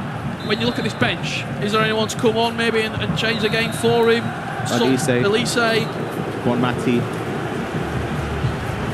Is now the time to throw the kitchen sink? I don't think you go all out at the start. But then maybe you do. We'll see the goals in extra time. This is one to make it 5-4. Elise, that pass there from Son is great. Again, I still think it's quite lucky. Yeah, Van Dijk should have tackled it. It is quite lucky, to be honest with you. I feel like it is. But then this goal, no elements of luck, just crucial build-up play, and then the passing. You just waited for him to change cursor, and then look, he's in no man's land. You kind of just sort of fluttering between who. Do you step? Do you try and track the run? If that's the other way around, if it's Van Dijk who's stepping in to try and block that, does he get the block plus animation? I think he does, yeah. But then he's already too deep into the box. It kind of gives the advantage to Anders. It's favourable. But look at Anders from now compared to the Abu Maka game. It's almost different people. Yeah, it is. But there was a grudge match. It was a grudge match, I'm telling you. It was for the Saudi fans. And again, that won't be the last we see of that this season. No. I can guarantee you. Just having a look, actually, I'm trying to see LJR's screen. If there is any changes being made, I think he's ready to go, by the looks of it. Let us know at home. Who wins this game? 15 minutes left to play. It is going to be a grandstand extra time period.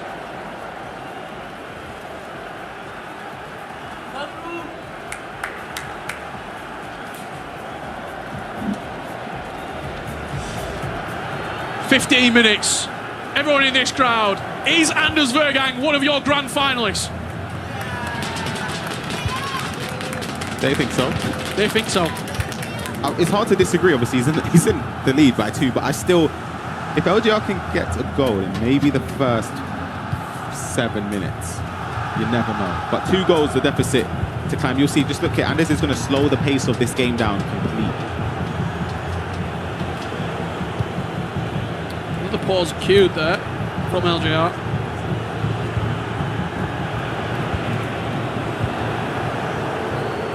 This is what I mean. You're just chasing shadows, and before you know it, look, 3 minutes have gone already. I don't know who's throwing that is, but I think he got the nod of approval. It quickly dwindles, doesn't it, at the time? Yeah, he got the nod of approval. It's time to go all out. You have to. Now you do. I think at the start, maybe, I didn't know who would have kickoff, to be honest, at the start, but there's time left, but I just don't, I would back Anders to see it out. You've done some pretty heroic comebacks in your time. For and against. I remember one at the G-Finity Arena. What, 2019? Yep. Yeah, insane comeback, I'll be honest. So got that saved, don't you? Clicked. Somewhere. Yeah.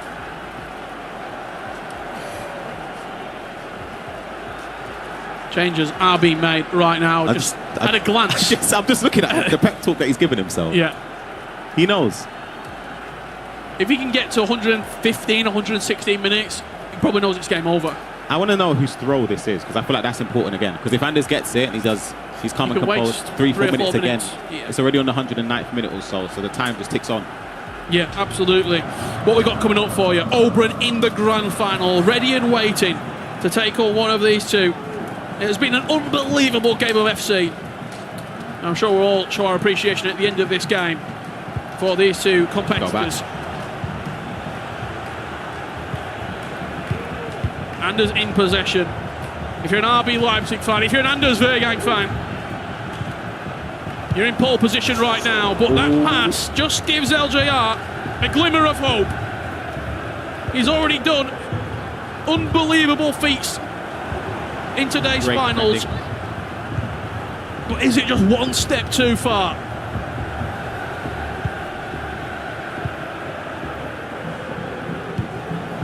This ball gets knocked around at a leisurely pace for Anders Wehrgang. The press from LJR is intense. He's high up the pitch. That's going to fall Anders' way. And as Son wheels away, does he look for another goal? Does he play the possession game? Son at the near post forces the save from Van der Sar. It's up, but it's not away. And LJR gets a chance. Rushed it. But then I don't blame him either. I feel like you kind of have to. Has to be rushed. When you play against, that's what I'm saying, when you play against people that, or players that are time wasting a little bit there, rightly so, to be honest, you panic when you retrieve possession. I mean, you're time wasting for $60,000. Worth it, absolutely. Game management in this situation. Everyone in here 100% would see the club down for $60,000. 100%. People do it for free on Champ. To get terrible rewards as well. Like, I'm getting 88 plus picks, getting endless. An extra team of the week. Endlessly. People are keeping the ball. Yeah. And even here, just looking, you see the clock, it might be 5 seconds, but you just watch the replay and try and get as many seconds off the clock. It's a tough moment though for LJ because I feel like he's played a great game. So close, isn't it? On another day, it could be 6-4 the other way. Anders' closest shave so far in the knockouts. Coming to the hands of LJR Peixoto. Representing FC Lorient. As that's dinked over the top. Cantona brings it under, but can't get away from Erling Haalanders. Anders Wehrgang runs back to his own goal. I think he realises. Who shouted that? Was that him? That was Anders. Yeah, Anders knows. Job done. Talk to me about this game, Ryan. Two of the highest, to me, it's the highest level from both competitors. We've seen it where it's one player is a blowout. Puma against Paulo Neto on Monday, 14-3 or whatever it was. We've seen top level from one player, but from both, I don't think we've seen it at this level. And Anders with a green time shot. And there's the celebration. He stands up and he talks the crowd. Anders Wehrgang. Back-to-back FC Pro Open Grand Finals. He lost in heartbreaking fashion last year against PHZ. He's got a chance to go one step further and lift that trophy. A win on the other side for LJR Peixoto. It's a round of applause situation from me. We'll see the goal here as well, just quickly. The green times finesse into the corner. LJR's been superb. Genuinely, very, very good performance today. Not just in this game, but in the previous rounds, and to secure a spot at the World Championships later this season would have been one of the aims, and of course he managed to do that. As you said, Anders, it's not a rematch. I would have loved to see a rematch, but he's up against somebody of equal level, Oberon. And there you have it, full-time. Anders Wehrgang, full-time result, 7-4 against LJR Peixoto. You can hear the round of applause in this arena for both of these two players. An unbelievable feat. And Anders marches into the grand final. One game away from FC Pro Open glory. Spoke to him earlier and I asked him, would he win? It was a firm no. But he's one step away, Richard. One step. He was here last year. And of course it didn't work in his favour. That big of a step. Literally. Last minute goal, Pierre's in. This year, different opposition, and I feel like Anders has matured a lot. Yeah, it's a different person and player. He still talks to the crowd though, but gameplay-wise, I feel like Anders is in a prime position to potentially get his hands on the trophy. Well, let's hear from Anders Vergang right now. He's joined with Kex. Yes, I am here with Anders, back-to-back grand finalist here at the FC Pro Open. How does it feel? I'm very happy, of course. Like, this was first time in a long time, honestly, where I like struggle in a big game. Like, you know, I usually win high, but again, I showed that I also can clutch, and I mean, I'm feeling very comfortable. I think I'm playing very good, but Open has been my kryptonite for years, so I hope it's time to get the revenge on him. Now, I do have to know, it seems like this crowd here in London is a bit split between rooting for you and also against you. Do you have anything to say to all those people in the crowd maybe rooting for your opponent for all of these matches? I mean, it's always like that. Either you love me, either you hate me, and I mean, it's some small kids. I don't know how old they are, probably 5 years. I don't care about them. Let's see where they are in life when they're 19. I don't think they'll become world champion at that time and has probably, what, 800k earnings. So I don't care about what they say. They're just motivating me in a positive way. And now I'm in the final and all their idols are out so far. All right, well, Anders, I wish you the best of luck. You are back in this position again. We will see how this one is going to end up. I cannot wait. I will let you get back to it. But guys, do not go anywhere because this final matchup between Anders and Oberon is about to be an amazing one. We'll see you after the break.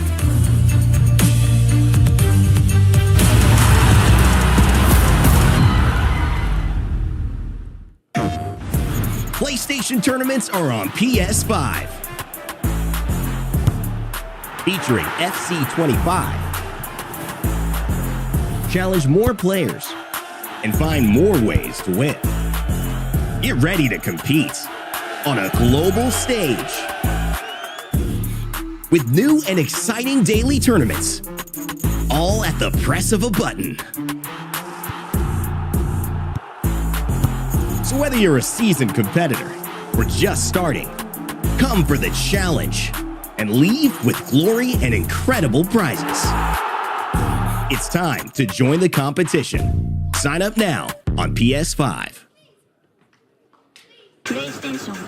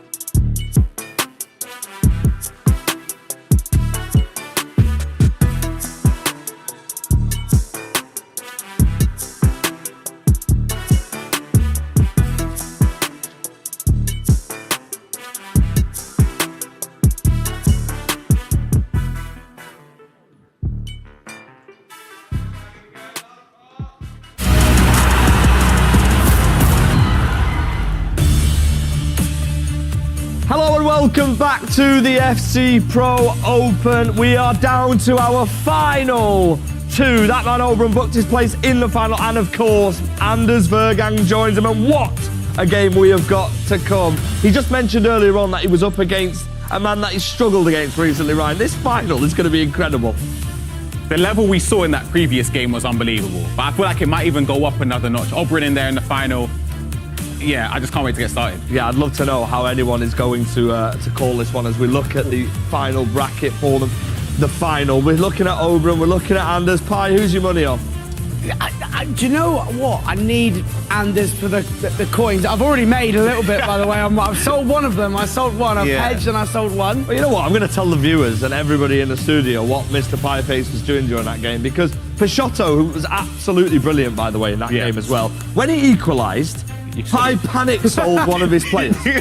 So he's bought Xavi Simons, the FC Pro Live items, which are an amazing part of this show anyway. Yeah. And he looked at me, I told him to cash out, and I said when Anders was winning. Yeah. And he didn't. And then he panic sold. Well, I hedged. I bought them, right? I bought 3 for about 500 odd K, and I just sold one for 790. Oh, you take that? But yeah, and now I've got 2 more. Oh, no, that's fine. He could have sold it for 850. Yeah, a little bit more, but I've got 2. I'm holding 2. I'm playing, but I take the profit when I see it. I mean, listen, I'd be intrigued to know if anyone else has been investing in the FC Pro Live items. I invested in Nathan Ake. It's all right, mate. It's okay. Cheers for that text, mate. Really appreciate it. Lost a million coins. Never mind. Should we move on to the highlights, shall we, and take a look at the game? I'd love to watch this again. It's first, we'll start with Oberyn against Levi David. I mean, Levy's been fantastic all tournament. Yeah. And that is a token to his opponent, Oberyn, who made it through. He's in the final, and he's been playing. I think he's had a really, really good season. It started to, I would say, go under the radar a little bit. But that's similar to LJR as well. But then this was the goal in that game in extra time between Anders and LJR. And that one sealed the deal there. It's a difficult pill to swallow. It's, again, for Levy as well, because you played so well, but you've lost. So you kind of, but it's a tough moment. You can't really take the positives from it because you're out. So it's tough. I mean, yeah, it's extremely tough, but he was sensational. That was probably some of the best FC we've ever seen. I think it's one of the best games I've ever watched. It was fast-paced, some ridiculous attacking play, some great defence.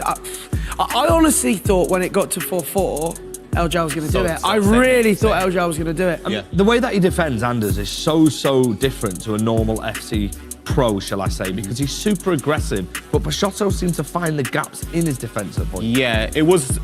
They were both probably, the way they were going forward anyway, it kind of felt like anytime Anders went forward, he was going to score. Anytime LJR went forward, he was going to score. And he was stopped because of the defensive stability from their opponent. So I feel as if, similar to our R3 segment earlier, right stick switching is so important. I feel like it's something you need to select the right player to step perfectly, and Anders done it every time. Yeah, and I still can't do that, by the way. You have to do it. Let's talk about Oberyn, shall we, okay? Because it's only right. This final is made up of 2 absolutely amazing FC25 players. Oberyn's got an incredible opportunity. Like Ryan just said, he's gone under the radar so much. How do you see this one going? I think it could be another mad, high-scoring game. 6-5, maybe? Yeah, well, we had a 6-4, nearly. We nearly got it in that one. But no, I mean, when I watched Oberyn in the group, he was unbelievable then. He's taken that form through today. Yeah, I think it's almost too close to call. What's the prediction? You're not going to do a case. Okay, I'm going to go 6-5. 4 Anders. Oh, he's changed his score. He's actually got a scoreline there. Yeah. Last time I saw Anders in the final, FC Pro World Championship, comprehensive beatdown.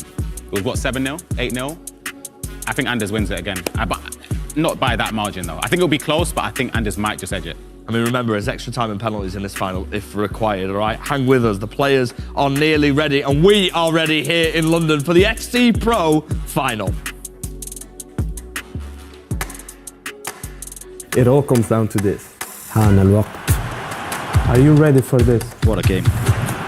Over 50,000 signed up online. What a turnaround! After 4 months of play. Countless goals. Surely not from there. Endless drama. All of the tears. All of the passion. La agonie. La intensidad. باقي 2 and only one can become champion. It's time to show the world who is #1. For the glory. For the club. The FC Pro Open Final. The final. Well then, here we go. Grand final time in the FC Pro Open, live from London.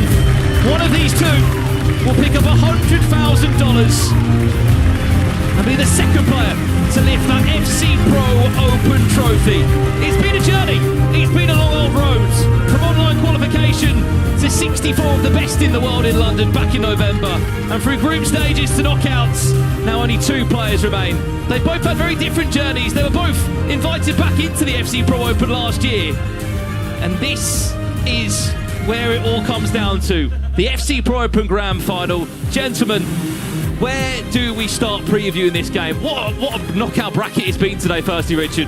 Yeah, it's been an unbelievable knockout bracket when you consider the trials and tribulations that players had to go through, the hoops that they had to jump through to get here. From over 50, 60,000 players online to 2 in London. I mean, I'll tell you a bit about Oberon's journey. It's not been simple.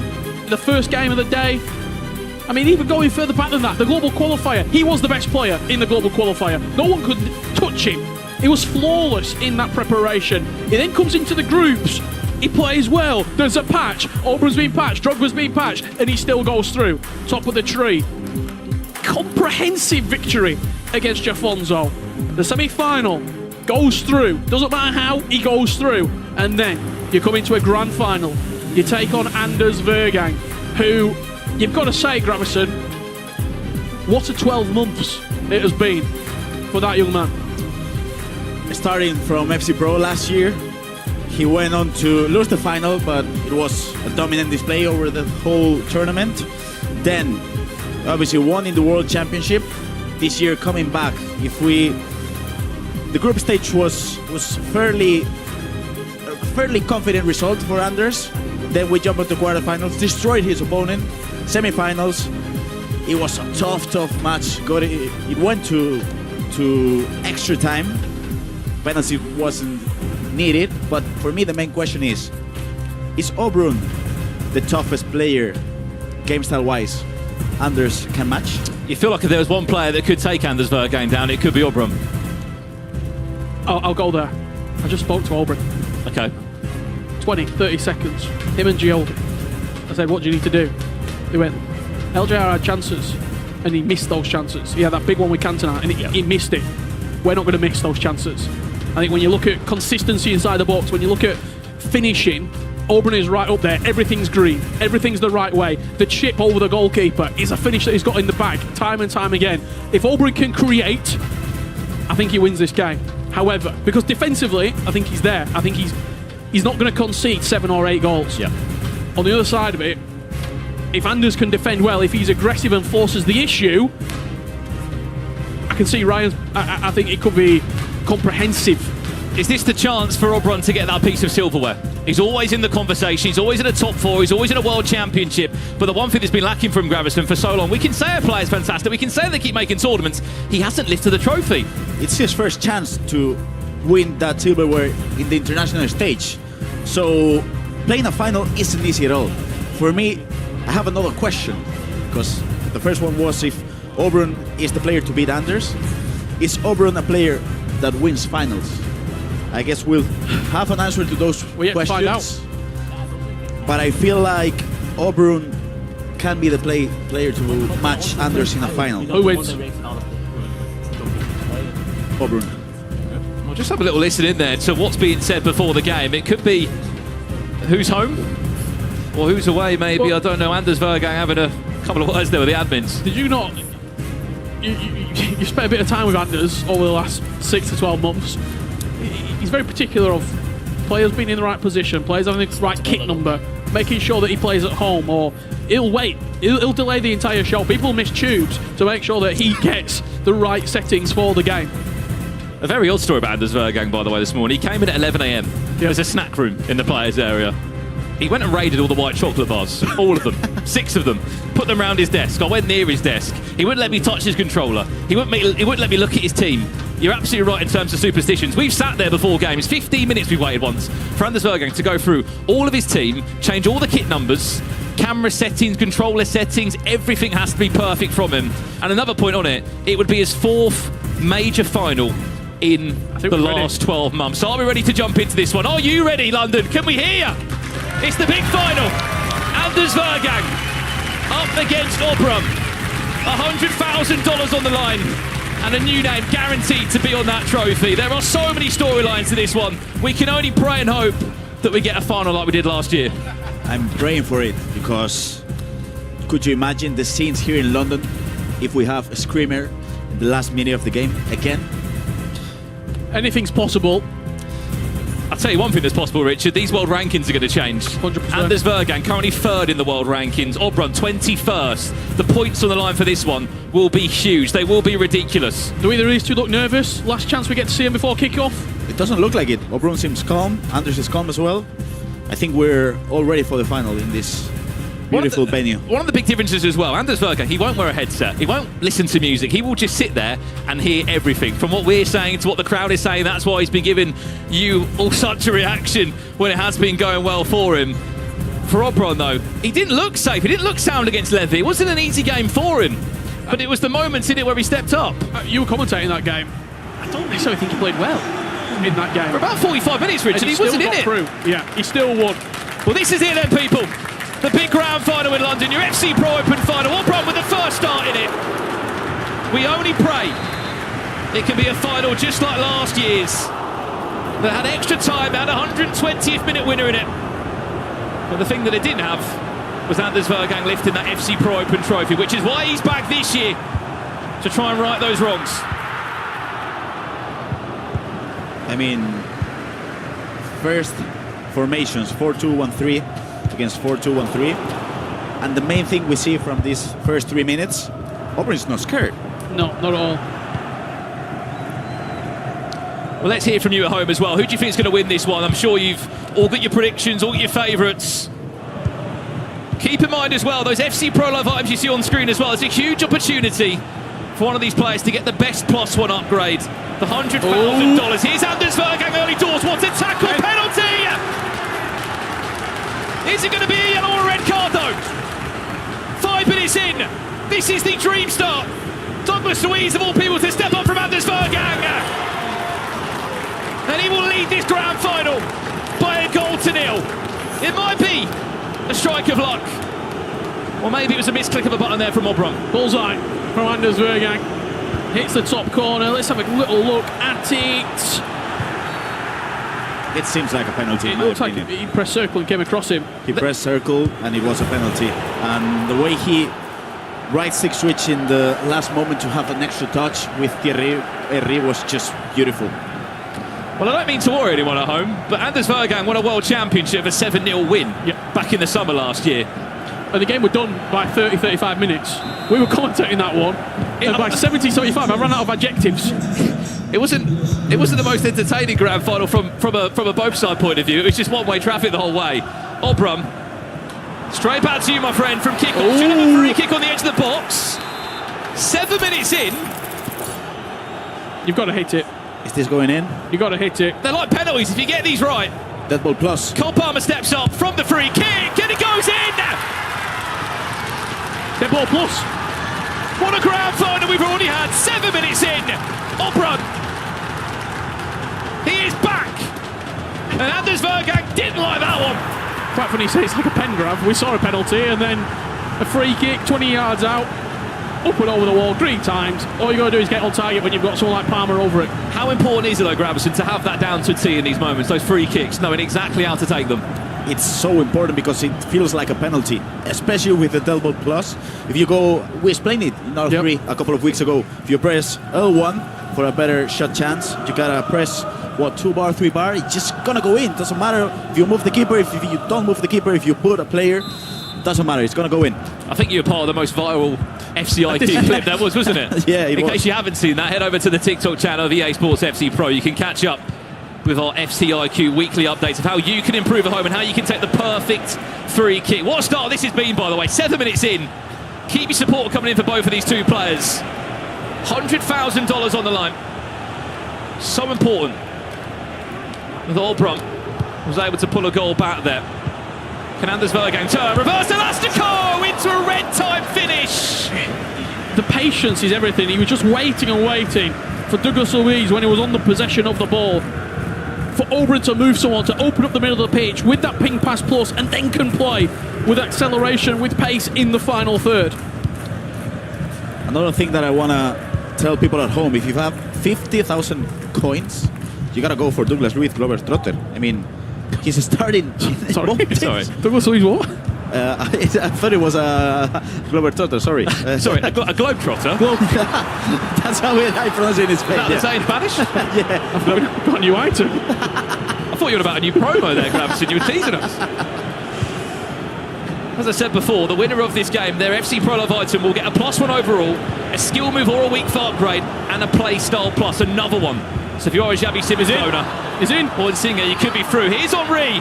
Can Haaland track it back? He did, but Gigi Buffon also tracked the save as well. Quick corner to play, and this is Obram. Where's this one going to end up? Saliba. Oh, that was good. Off the back of the boot, Hernandez. Another corner comes in. This has been a fast-paced final. Haaland on the bicycle kick, cleared off the line by Amsterdam. Nice Still press. not dealt with the Obram, looking to recycle again. Another chance. Little fake shot inside. Cole Palmer miskicks the ball and it goes out for a goal kick. This is all Obram. The defensive work from Anders on the first try to push Henry onto the left foot, even though he's perfect really on either side.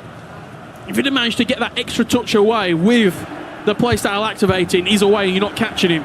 Those corners, a couple of different variations, which I like. The short one all the way to the edge and then recycled in.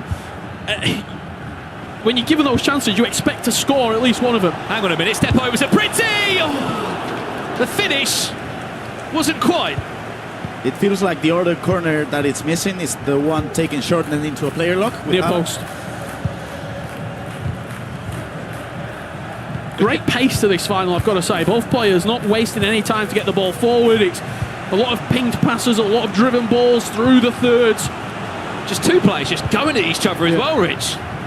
It's what you want in the grand final. Oh, what a pass. Cole Palmer, is he on for a brace? Goalkeeper movement's really aggressive from Anders. Ballbrunt doesn't fall into the trap. He tried to ball roll it, in fact, through the legs of Teo Hernandez. And just about Anders holding on to the ball there, Gravison. One thing that we didn't know back in the years is that Anders is a great defender. Yep. The way he player switches into the center backs, the way he tackles. He might not keep a defensive line, but it doesn't matter because he's so quick player switching. Speaking of Anders, here's Elise! The world champion is back in front. It's relentless, not only with the defending but with the attacking as well. He's always creating chances. That pass there opening up the pitch, and I think what you see with his squad selection as well with the draft, he's got utmost confidence in all the attacking players. Whether it's Elise, Henry, Ronaldo, they can all do the business for him. We saw it at the FC Pro World Championships with Saka off the right-hand side. Not many people picked him, but he's got so much confidence in the team he's built, in the players that he's utilising, that they will deliver when he calls upon them. I feel like sometimes you put a cheap player in your team, and you know it's a cheap player, so you might just pass with him, just maybe go, if he has a playstyle plus or finesse. Like Reinders. Yeah. But when you're using Michael Olise in the way Anders is using him, you gotta trust him, because he scores everything. Doesn't matter if it's just a finesse, a normal shot, it goes in. Well, just look down here on my notes. The last player I had on a Ultimate Team database website was Michael Elise. It's funny that we're speaking about him again. 115k, just over that. If you've got the coins laying around, you're looking for a reliable attacker. He's worth every penny. He is. He has to be one of the MVPs of the whole competition. What a water ball. Has he got the legs in him? R9, can he pull away from Haaland?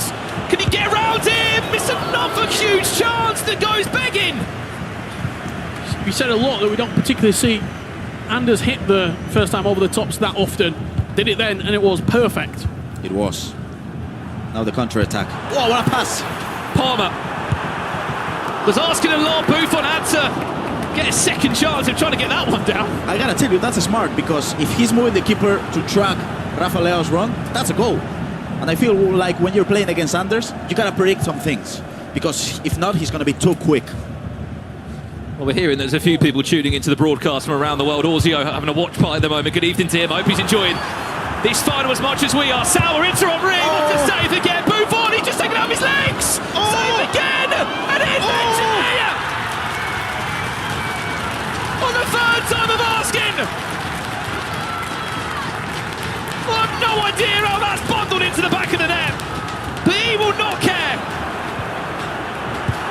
All the build-up play up to that was really nice. The goal is horrific. It is. But it doesn't matter, because you're in a grand final and you're playing for 100k, and you'll take any goal if it's going to get you back into the game. You might be able to see Obron's reaction there again on the replay. It sums up that goal. He's just confused. Absolutely. He doesn't know how it's gone in. We don't know how it's gone in. There'll be one man that certainly won't want to see it again. There you go, look. That's one way to sum it up.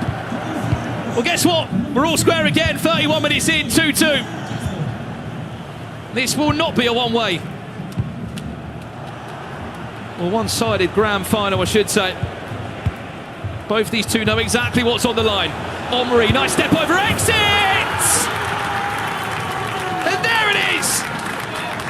He's been trying to perfect that finish 1 or 2 times before. But that's the exit he needed, Gravison. I think it's a poor defense, in my opinion, in the way I think he had all the time in the world to go for a tackle earlier with Saliba. But again, he had 2 chances with R9. He missed them because of the precision shooting, which wasn't precise enough. He would leave Anders a space for a 3rd chance. He's going to go in. You can't allow him to continue to create chances and chances and chances, because the scoreline will also start to mount up. You'll find yourself 5, 6, 7 goals down. If we compare this final to the one we had in Berlin a few months ago, it's fairly different in the way Obron's putting up a fight. It's a very different final, isn't it? But it's similar to the one he had in FC Pro against PH last year. I mean, both players are fighting against each other. 3-2, all to play. I score, you score. Quite literally. Just offside. Just looking as well, that Omri. He's in a lot of teams this evening. Again, if you haven't followed the draft and requirements here at the FC Pro Open, this time round for our grand finals, 15 million coins.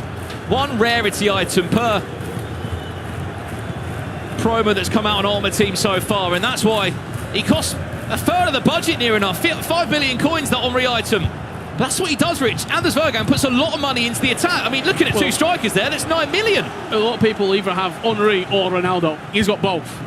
And he's not really got a Palmer or a Salah in that team, because he knows that he can do all the business with 2 strikers. Quick corner comes in, Haaland on the defensive end for Obron.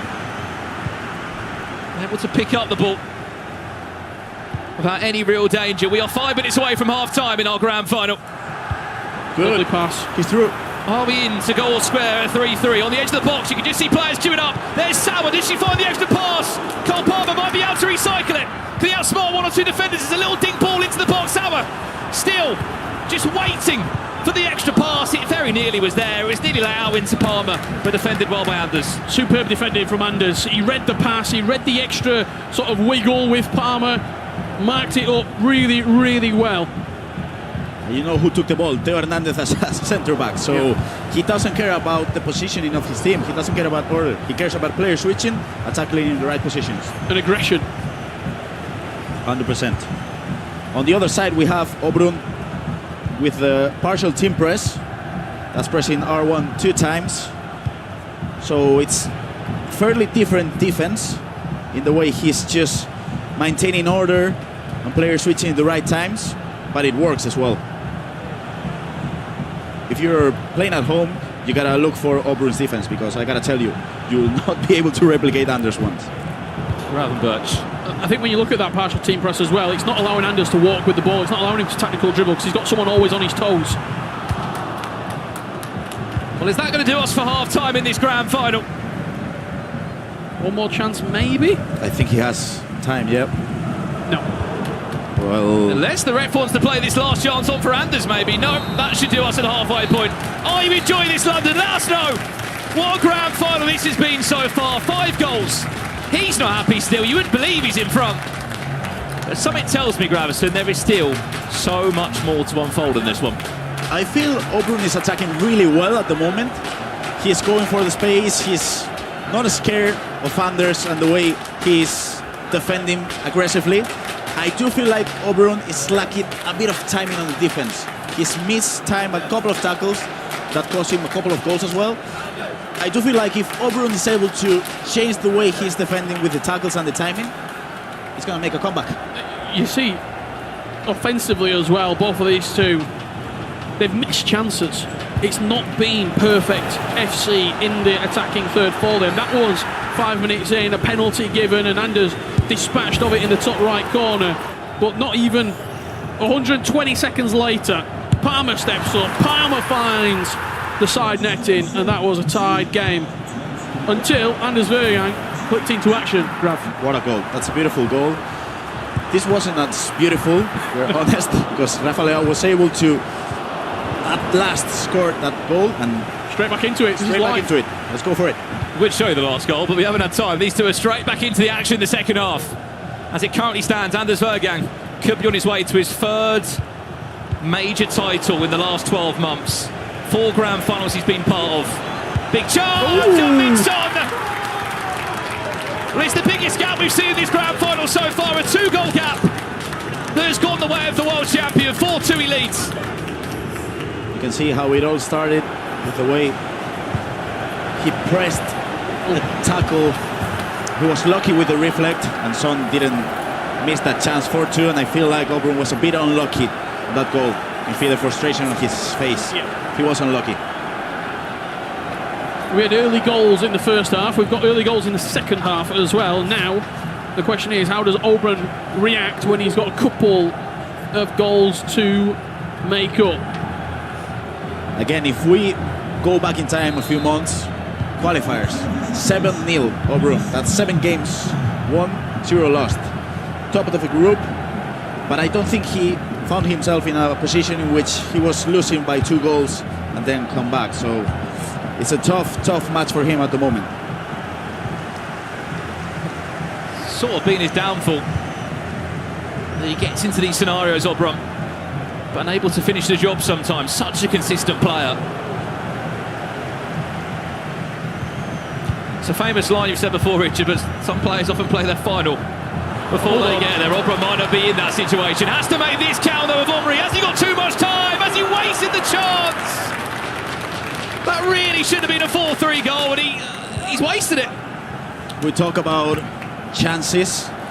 We talk about how if you want to win a final, you gotta score every single chance you have. That's huge. Finesse plus. Why didn't he just open up his body and Henry-esque just place it past him into the opposite corner? I think that was a big mistake. Yeah. This could be. Is that the tipping point? It could be. Yeah.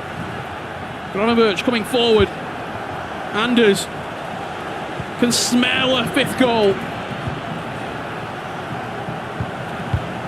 If he can find it, it would just give him that all-important breathing space that he needs. This was that chance. Speed boost, electric. He's through on goal. Anders teased him with the goalkeeper. He brought it. He's dropped back. He brought it. He dropped back. Look at that. Saying he's in his head. I gotta watch the replay. I think he decided to go for the finesse, and at the last moment he cancelled it. He double bluffed himself. Yeah, he did. Well, he could find an all-important 5th now. It's a lot of space though when he goes forward, I'll be honest. It's aggressive there from Jaap Stam. Is he going to be caught out? Maybe he will. Thierry Henry! That time! He didn't waste the opportunity. You've almost got 2 completely opposite players. When the way that Anders is defending is playing into Auburn's best attribute, which is those first time through balls around the corner. And the space which is there in behind that defence is allowing him to be in this game still. Okay, if we break down defensively how Anders defends, he's going to play switch into a centre back and try to cover the driven pass. So what can you do? You go for a triangle inside the pitch. So to do that, you gotta go for a winger and then an incisive pass. That's what he's doing, and I feel like that's the answer to match the way Anders defends. Yeah, it's such a fascinating game. And that time as well, the finish, no messing about.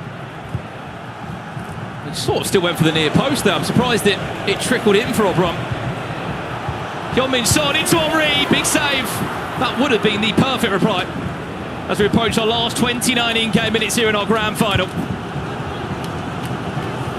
It's crazy to think for Anders Vergaan. This is only technically his 3rd full season he's been able to compete. He sort of joined the season halfway through back in, what would it be now? Played the Nations tournament in 2022. He came and played a 2v2, won a 2v2 World Championship title as well. And ever since then, what a ball. He's made 3 out of 3 World Championships. Ah. And if he wins this now, at 19 years of age, it was only his 19th birthday just a few days ago, he would have $800,000 at 19, with still so much to play this season. Can't quite fathom what he's been able to achieve. R9, step overs are nice.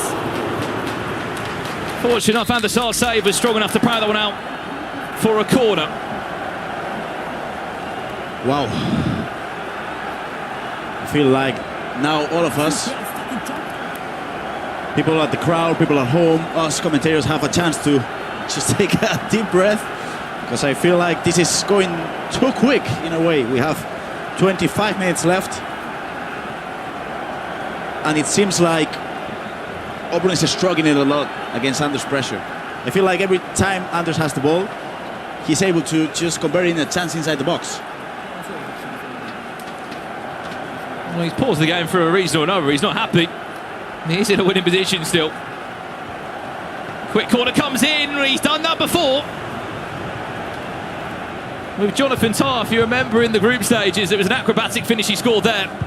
Against Nicholas, yes. Very nearly, Gravison finding a goal that has already been scored today, the acrobatic finish with Erling Haaland.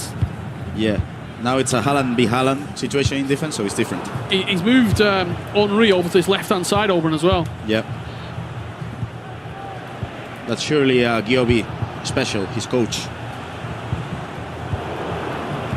Maybe a finesse shot, opening up on the right foot. Probably, yeah. I mean, it's Diogo Dalot. It's arguably the weakest That's player. why you do it, yeah. But Douglas Luiz is everywhere. That's offside. Is he on? No, he's not. Can he get around the goalkeeper? Anders Vergang back in pole position. Oh, you can tell how much he wants it. You wait until that full-time whistle goes. He will let everybody know. Did you think it was offside for a second? I thought it was offside. I think everyone thought it was offside. What's more impressive though, Gravison, you get into that area, you've got so much time to think about it. He remained composed. For me, that in that instance, you can go for a chip shot, you can go for a finesse shot. What about just letting go of the controller? Wait. Press circle. That's it. Incredible. Which, believe it or not, sounds the most simplest thing to do. But it's the hardest thing to do as well. One of the things that I think people don't sort of realise he does so much, very Tex-esque, when Tex would just stand on the ball. He'll wait, give it half a second, and then quickly move. Anders is really good at just technical dribbling, just slowing the pace right down, waiting to see how people will move, and then exploiting the space. This was the offside. It's so tight. Look at the boot. You can see the blue boot in there. It was just so close. If CAR wants to come into FC26, that might have been an arm offside. I'd have the flag up. I would argue with that. The blue boot was just... Yeah, our defender. It's always side with the defenders. Not long to go. Change has been made by Auburn. I won't say what I'm looking at the screen because Anders' headset is off, and that will give him a competitive advantage. But obviously, Auburn is changing things up at the moment.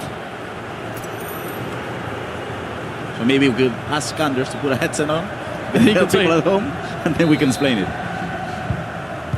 Here we go. 20 minutes, Brandon. 20 minutes to find out if Anders can have one of the best 12 months ever that any player has had. Well, I was just looking here. A win here would guarantee $530,000 in 12 months. In 12 months. It's not bad, is it? No. And that's not even including his salary, which I don't even. What a player think how much that's going to be. Cole Palmer, big chance for Auburn. He's not done yet. It's not over. One lapse in concentration, and Auburn will jump straight onto that. He made the changes, and there is still so much time to play. Look at the player switching to Haaland. Again, that was beautiful, but then he panicked. I don't think that pass was necessary. Cole Palmer took the chance, scored it. 4-5. What a final. What a final. I think there were a lot of people a little bit nervous about where this final could go. if Anders was come out and dominate and dominate and dominate and go 5, 6, 7, 8-0 up, and we've seen games like that today. Those quarterfinals were so convincing. But as we've drawn closer, as we got into the semis, the games got tighter, the nerves picked up, and the quality of matches that we've seen from semi-finals to final is exquisite. It's how he reacts. It's how he reacts. Oh! It's 3 big chances throughout this game where he's got into those areas. It's a trademark Anders Vergang step over into a finish, and they've just been off target. Henry back down the middle. Hello, what's predicted? That is Thierry Henry. He could pull away from Amsterdam, but he just didn't have enough in him to get past Erling Haaland. That was a beautiful, beautiful manual tackle in the way Jan Stam looked for the ball, and now he has another chance. Look! How confident is Obron feeling? It's a really clever pass. Theo Hernandez. Bundling between a few players there. Did he go to the wrong side? I don't think he did. I just didn't expect Theo Hernandez to win that battle. But it's just Theo Hernandez. You've been doing this for a long time this season. You never doubt Theo Hernandez. He's the best player on the game. Even at his team of the week we're looking at. Still ridiculous. A long 12 minutes left in this one still. The ball just seems to be bouncing Obron's way. Especially in the last 5 minutes, Richard. Anders got a chance to kill it right now. The goal would certainly do that, plus all the confidence that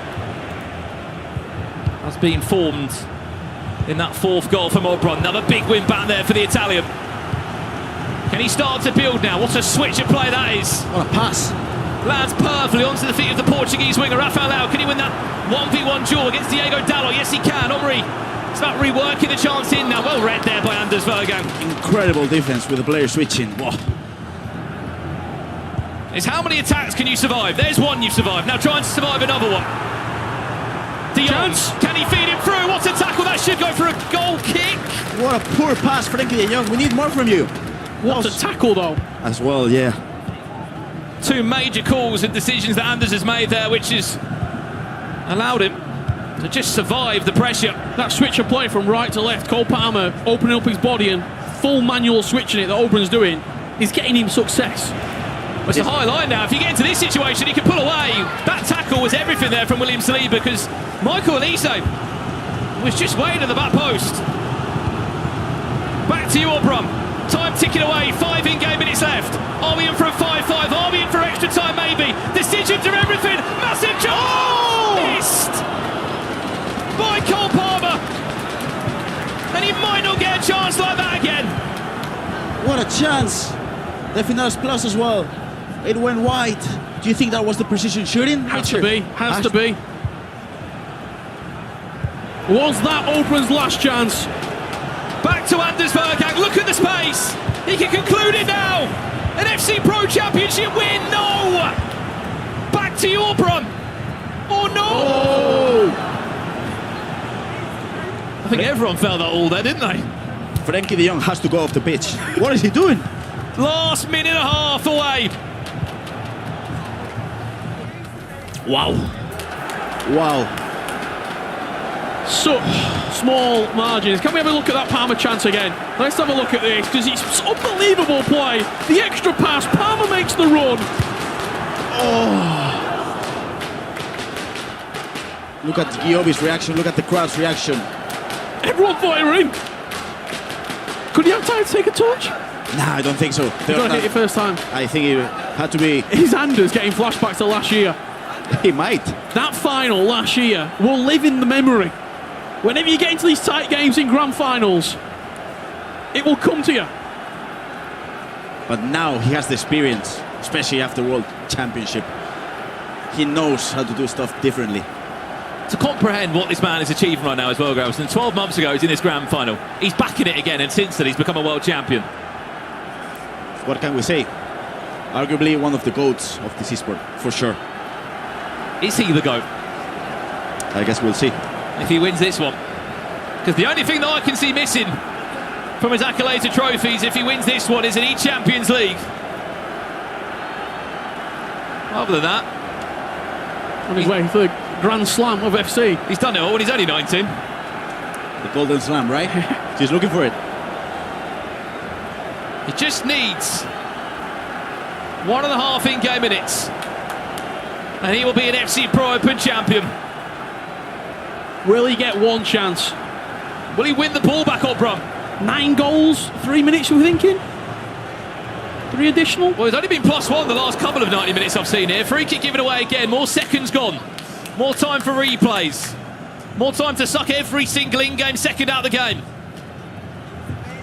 We saw this earlier from Anders. He didn't waste any time whatsoever in terms of... He wasted as much time as possible, shall I say.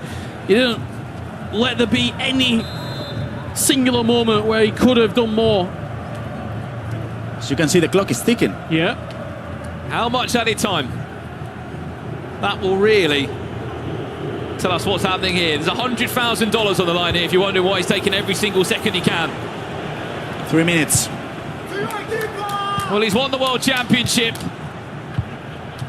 He's won the Euros and Epochal as well in Germany last year. Is he about to be an FC Pro Open champion winner as Obram? One chance. Got one perfect chance in him. Everything has to be perfect from the Italian. Wins it back, Anders. Ball goes back in the hands of Obram. Where's that one going to bounce to? 45 in-game seconds away from an FC Pro Open win. You'd like to say he's home and dry. Are we witnessing one of the best FC Pro players we have ever seen? Anders Vergang, FC Pro Open champion. Incredible, absolutely incredible from Anders Vergang. The best player that we've seen in the FC era, and on his way to being the best player to have ever picked up a controller. Anders Vergang is the name.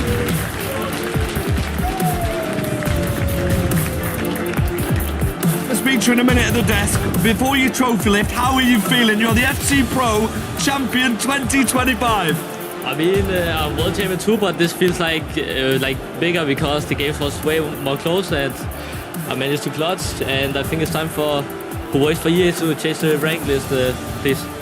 Okay, we'll get to the rank list in a minute. You head over there. You're about to lift your trophy. Congratulations. Let's make some noise in the studio for our FC Pro champion, Anders Vergang.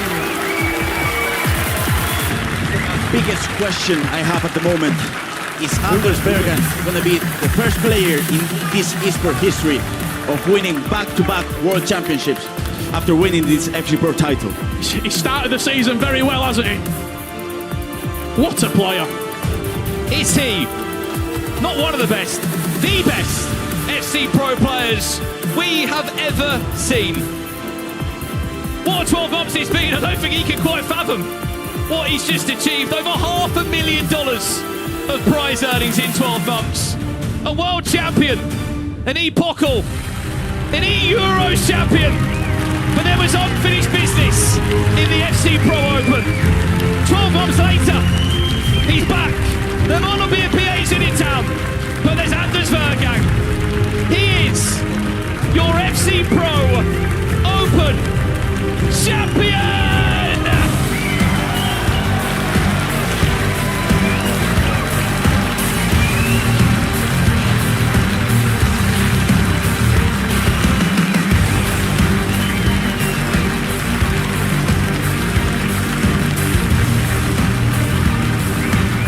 His introduction onto this scene, it was meant to be that he would be lifting silverware. It's another one for the mantelpiece. He's approaching $1 million from this game that he's earned. And it looks like it's just another day in the park for Anders Vergang. He was built to win, and he was built to be a champion. I feel like we have to be talking about possibly one of the GOATs of this sport. And I feel like he's managed to prove everyone wrong. The best player in FC history at the moment. Well, let's hear from him now. He joins FG and the gang at the desk. He is your FC Pro Open champion. Yeah, Mike. Yeah, thank you very much, Mr. Anders Vergang. We'll wait for a second. We'll get you a mic in a minute. But Ryan, quick word on this man. You know what, Anders? Obviously, congratulations. I spoke to you earlier, yesterday. I asked you, would you win? You said no. What changed? Was it just as you start to get rhythm, start to win games, you start to believe a bit more? Oh wait, no mic. There we go, there's the mic now. We lost the mic in the celebrations. I have a superstitious all the time that before every game I play, I say I'm gonna lose. I mean, it happens very rarely that I lose, but I'm very happy that I won. And I will tell EA to please put I saw PHN on my trophy, and they've been talking so a lot. Now I'm world champion, now I'm pro open champion. It was such a big tournament for all the Brazilians. So EA, can you please remove his name and put my on it? Thank you. You are the PlayStation Tournament Player of the Day anyway. If we were to go back to last year's final in the last moments, was that extra motivation this year in this tournament? Not really, honestly. Like, I mean, it has been talking up a lot, and I always want revenge when people celebrate against me, and I'm very happy that I won today. I mean, first game was quite easy. He didn't shake my hands. The last 2 games was very tough, but I managed to clutch in the end, and I'm very happy that I finally beat Obrun. I've been losing to him many years in a row, and this is the big one, and that's what I mean. Every time there's a trophy on the line, I'm way better than everyone else. I always get better, and all my opponents always get worse. Now, Anders, we have to talk about, you said earlier that you wanted to beat Abu Maka because he was that #1 position. Do you think you are now the #1 player in the world? I think I was before too, but now there's definitely like no way that I'm not gonna be. Like, I mean, Abu Maka he lost qualifying top 8. Who was it before Jafonso? He also probably top 8. I mean, I think I've shown enough, and I hope people like soon will realize how good I am. And thanks to everyone who has been supporting me there, and thanks to all the kids who also was hating on me. You can see me lift 1 more trophy, and I don't care about you. Thank you. Anders, let's talk real quick about the game with Peixoto, because it was an incredible high-quality game of FC25, that one. Would you say that was your toughest game this evening? It's hard to say. I mean, I think also when I qualified for the World Championship, I said when I was commentating the game that Peixoto has been the best I've played this year so far. I think he's very underrated. He was very good. I could easily have lost. Obrun also, like, honestly, when I saw him play today, I didn't think he looked that good, but I was surprised. He also played very good, and if I wasn't playing at the level I did, I would not even be here for sure. As you can see, we've been joined by the full cast right now. Mr. Buckley, you are itching to say something. Did you think Palmer scored when he went through? 86th minute, finesse? Yeah, but I also thought that Carvalho would have scored for Nico in 88, so there was a big chance that I wouldn't even stay here, and I mean, that was not only the only chance he had. I think he had 5 big chances. I could also have closed it, but I'm very happy that I won it in the end, and that's the only thing that matters. Anders Vergang, world champion, FC Pro Open. What's missing? Champions League, the best player we've ever seen already? I would say so, but I always want to win more, and if I'm gonna lose my motivation now, my career is not like great, so I want to keep going. And I heard you say when I was leading that I qualified for Champions League. Is it true or what? Those words didn't come out of my mouth. I don't know what you were hearing. He's always listening. He's always listening. One thing is, Anders, listen, we absolutely love you. I'm pretty sure, well, I'd say like 70% of the audience love you here as well. But your family and your friends are over there waiting for you. So you head over there, go and enjoy another trophy. Congratulations, you've been amazing. We'll let you head off over there. Yeah, I'll keep a hold of that. Now, Mr. Grav, a word on Mr. Vergang real quick. I mean, look, if we didn't expect it already from him, he just keeps surprising us. I feel like every single one of us knows that he's a great attacker, but I don't feel we talk about his defense enough. And not only the way he defends, the way he adapts. You know, he was player switching into the center back to try to tackle, and he saw that wasn't working. So he defended in another way in which he was holding with L2 the sprint jockey. I feel like he's so smart, and I feel like we don't talk about his defense enough. Now, Pai, a word on our live audience there. Of course, we drafted you in for the final. You've been absolutely amazing all throughout the season. I sort of think we should do live audiences all the time. I loved it. I don't know what you think. Loved it. I had some good chats. We've had some good football discussion with a few people, some FC discussion. Well, now's the time for everyone in the audience. Give yourselves a round of applause. Make some noise if you want to see more live action. We really appreciate you guys being here. Mr. Buckley, I mean, what an evening. What an FC Pro season campaign. Do you know what I think it is? Like, we always, at the start of the season, it feels easy to predict him to win, and we always, I think this person might win. I think I said Manu might win it. Same. Like, we sometimes forget how good he is because we're looking at what else is there. There's no one near him when he plays well. And that's a message not only to us when we're doing predictions, but the rest of the players. Like, when he plays at his peak, I don't think anyone beats him. Well, one thing's for certain, we know who the FC Pro Champion 2025 is. A massive thank you, firstly, to all of our amazing cast who've been incredible throughout the... I'm just a host, mate, it's all right. A massive thank you to our live audience, every single person who's tuned in to every part of it. Our production team, Sticky as well, Kerry, everyone. Thank you guys so, so much. We have crowned our FC Pro Champion 2025. And I mean, to be quite honest, a lot of people predicted it at the start. Thanks for watching, everyone.